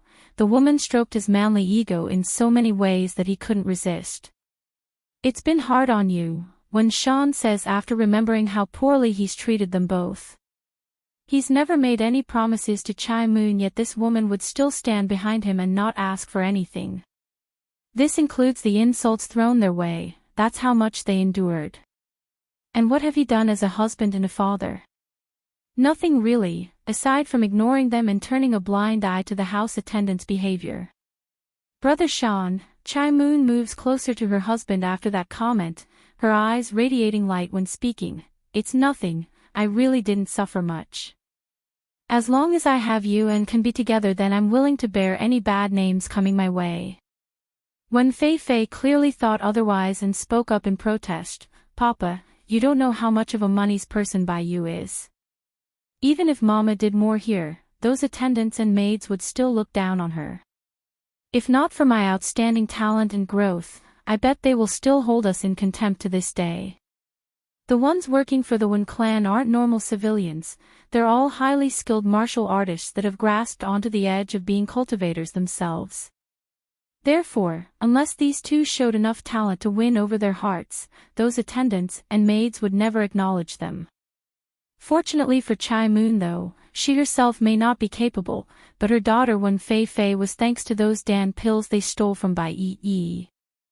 Through the help of those supplements, the young girl's now recognized as the most talented female in the younger generation of the Wen clan, hence catching the eye of the old clan master who was Wen Shan's father. Fei Fei. Chai Moon's complexion promptly changed for the worse and hurried to drag the running-mouthed girl behind herself. Sounding timid and careful, Brother Shan, please don't mind Fei Fei's careless words, she didn't mean it and only wanted to protect me from being hurt. I know, Wen Shan undoubtedly had a frown on his face after having his first wife talked down upon, but he also understood why and wouldn't take it out on his own daughter. Fei Fei, Bai Yu is my deceased wife. According to the relationship we have, you should be calling her your mother too. I know Bai Yu's temperament very well, she's not the type to buy people's heart over with money or wealth, nor is she the type to manage the household affairs. If you suffered any wrong then it's not related to her, okay? Chai Moon and her daughter, too, what's more, Bai Yu didn't know he had a lover, so how could she do something like buy people's heart? Such acts are below such a woman to the point where it's disdainful. When Shan understood that much. Brother Shan, is there any news on Yenner's whereabout? Chai Moon asks with pursed lips, her eyes hanging low like she's really worried about the girl. When Shan naturally didn't know it's a mere act, which made him furrow up that forehead without any suspicion. No matter how much of a coward this father was, Bai Yen was still his blood, of course he wants to bring her home. Unfortunately, since that day where the lass walked out on this home all those years ago, no news ever returned. Forget about locating his daughter, he couldn't even get a wisp of information due to how remote Bai Yan's training ground was. I believe Yenner is still too sad, that's why she is refusing to talk to us. But don't worry Brother Shan, there's never any feud between family. It's been many years since that incident, I'm sure she will eventually come around. I'm just worried whether or not she will accept me once she knows. Chai Moon makes a bittersweet smile like she's really worried about whether or not things are going to work out. Understanding what his wife meant, when Shan calmly reassures her, don't worry, Yenner has always been kind-hearted, I'm sure she will learn to accept you considering all things. If Fei Fei doesn't mention Bai Yu anymore, I'm sure she and Fei Fei will get along as well. There's also a warning in there, hoping the two wouldn't mention the pain of the past anymore lest it makes Bai Yen unhappy. Chai Moon naturally got the underlying meaning there considering how perspective this woman was inside. Not wanting her daughter from poking the hornet's nest due to the discontent, the lady hurries to change the subject. However, right as she's about to do so, a crisp young voice suddenly catches their attention from the outside. This is it, this is where your father and stepmother lives. Do you want me to knock on the door first? When Fei Fei was the first to recognize this voice. Immediately, she stood up with clenched fists like an infuriated lioness. Bai Yi, that bitch is back. How dare she return? In comparison to Bai Yen, when Fei Fei hated Bai Yi even more. The adopted girl wasn't of the Bai clan's blood, in her view, such an orphan doesn't deserve to have such wealth and high quality of life. Those things belong to her. Without another thought, the spiteful lass promptly got up to the main door and slammed it open, thus startling the individual at the receiving end. Such a reception normally wouldn't cause quite the big fright to anyone at the front door, however, Bai Yi had suffered too much in this home after Bai Yen left to the point where even a door opening would scare her. Fortunately she wasn't alone today, she had support. Besides, why should she be afraid? She's justified to come here today. By you pickpocketing thief, how dare you return again? When Fei Fei angrily glares at the other side, her voice forceful and unyielding. Flushing red in the eye as tears slowly swelled upwards, Bai Yi attempts to defend herself to no avail. I did not. I really didn't steal anything from the Bai clan, I didn't. Stealing. Bai Yan narrows her eyes in, sensing something fishy had occurred during the time she wasn't around. Chai Moon and her daughter, 3, if my guess is correct, Yi's strength being ruined is mostly related to this matter. I need to find out the full story, I can't let this slide. Bai Yan thought, her mind made up to get to the bottom of this. I really didn't steal anything, I only wanted to get Sister Bai Yan's necklace back. You can take anything else, but give that back to me. After a brief silence, Bai Yi blurts this out in her panic. That brought back a wave of old memories for Bai Yan upon hearing that. Indeed, she did leave behind a necklace for Yi prior to her departure. It's something she inherited from her mother Bai Yu and thought of the item as important for reasons unknown even to herself. However, due to what she was throwing herself into, a long arduous journey of training and growth, Bai Yan figured it's best to leave the necklace behind in case she herself faced some kind of misfortune. At that time, the trinket would be a good memorial item for Yi and their time together. So that's why Yi lost her abilities, this they framed her for being a thief and then abolished her strength. Tightening her hands into a ball, a gush of anger erupted within Bai Yan's heart. Due to how immersed when Fei Fei was at her verbal attack, the last didn't realize there's a second person around and continued to sneer in contempt. That is my stepmother's thing, so of course I have to take care of it in my stepsister's place. You are an outsider, how dare you claim to be the owner and try to steal it away? I'll teach you what it means to be a thief today. By then her hand had already been raised and rearing to slap down at the other girl. In the heat of the moment, Bai Yi simply stood there as she flinched at the encroaching slap. She's too nervous and afraid to the point where she's unable to react. Yet the expected pain never came. Opening her eyes, she saw something so unexpected that her mouth dropped in surprise. When Fei Fei had flown back out like a bullet, smashing into the redwood table inside the manor. As a result of this impact, the furniture had shattered into 4 fragments. How? When Fei Fei isn't an average person, she's a real martial artist. And I heard her strength have grown tremendously in recent times. How did Sister Bai Yan beat her in a flash? Fei Fei! Chai Moon exclaims in great fright. Hurrying to her daughter's side, this woman frantically helps the girl up as the tears came rolling down after confirming the severity of this fall. Turning to Bai Yan, she protests loudly for all to hear, Miss, aren't you overdoing things? My Fei Fei only said the truth, yet you openly attacked her in such a fashion. This is our family's business, so you have no right to interfere. After saying this, Chai Moon turned to her own husband for support, showering the place with her raining tears to win the man over. Brother Sean, I can tolerate anything you wish of me, I will endure that because I'm your wife. Who told me to fall in love with you first? Loving someone is not wrong. There is no first or last in the matter, but Fei Fei is innocent. She is your own daughter too, so how can you bear to see her being hurt by someone else? When Shan's eyes cooled a little colder at the reminder. Turning over to the one responsible, Miss, how do you want to compensate us for hurting my daughter? Bai Yan merely smirked in reply, not saying a word to this stranger in front of herself. After all these years, the once loving and caring father of Earth she knew had long died in those memories of old. The only emotion she has now of this man was anger, a very strange and enlightening anger. Then I like to ask you and Sean, how are you going to compensate us for treating Yi like this? Chai Moon and her daughter, 4, taken aback, when Sean gradually wrinkled up his brows as he stared at the lady across from himself. He's lost in a trance after a resurgence of memories swept over his mind. When Bai Yen left, she was only 12 at most, coupling in with the fact that her earthly body had perished as well after that lightning bolt. She's undoubtedly somewhat different in appearance. It's understandable that he couldn't recognize her for a time. However, those eyes though, they're the same cold pair of eyes she used on that day where she vowed to never return. You are Yenner? He asks without confidence. This girl, she grew up to be such a beauty, far better than her own mother's. Bai Yen.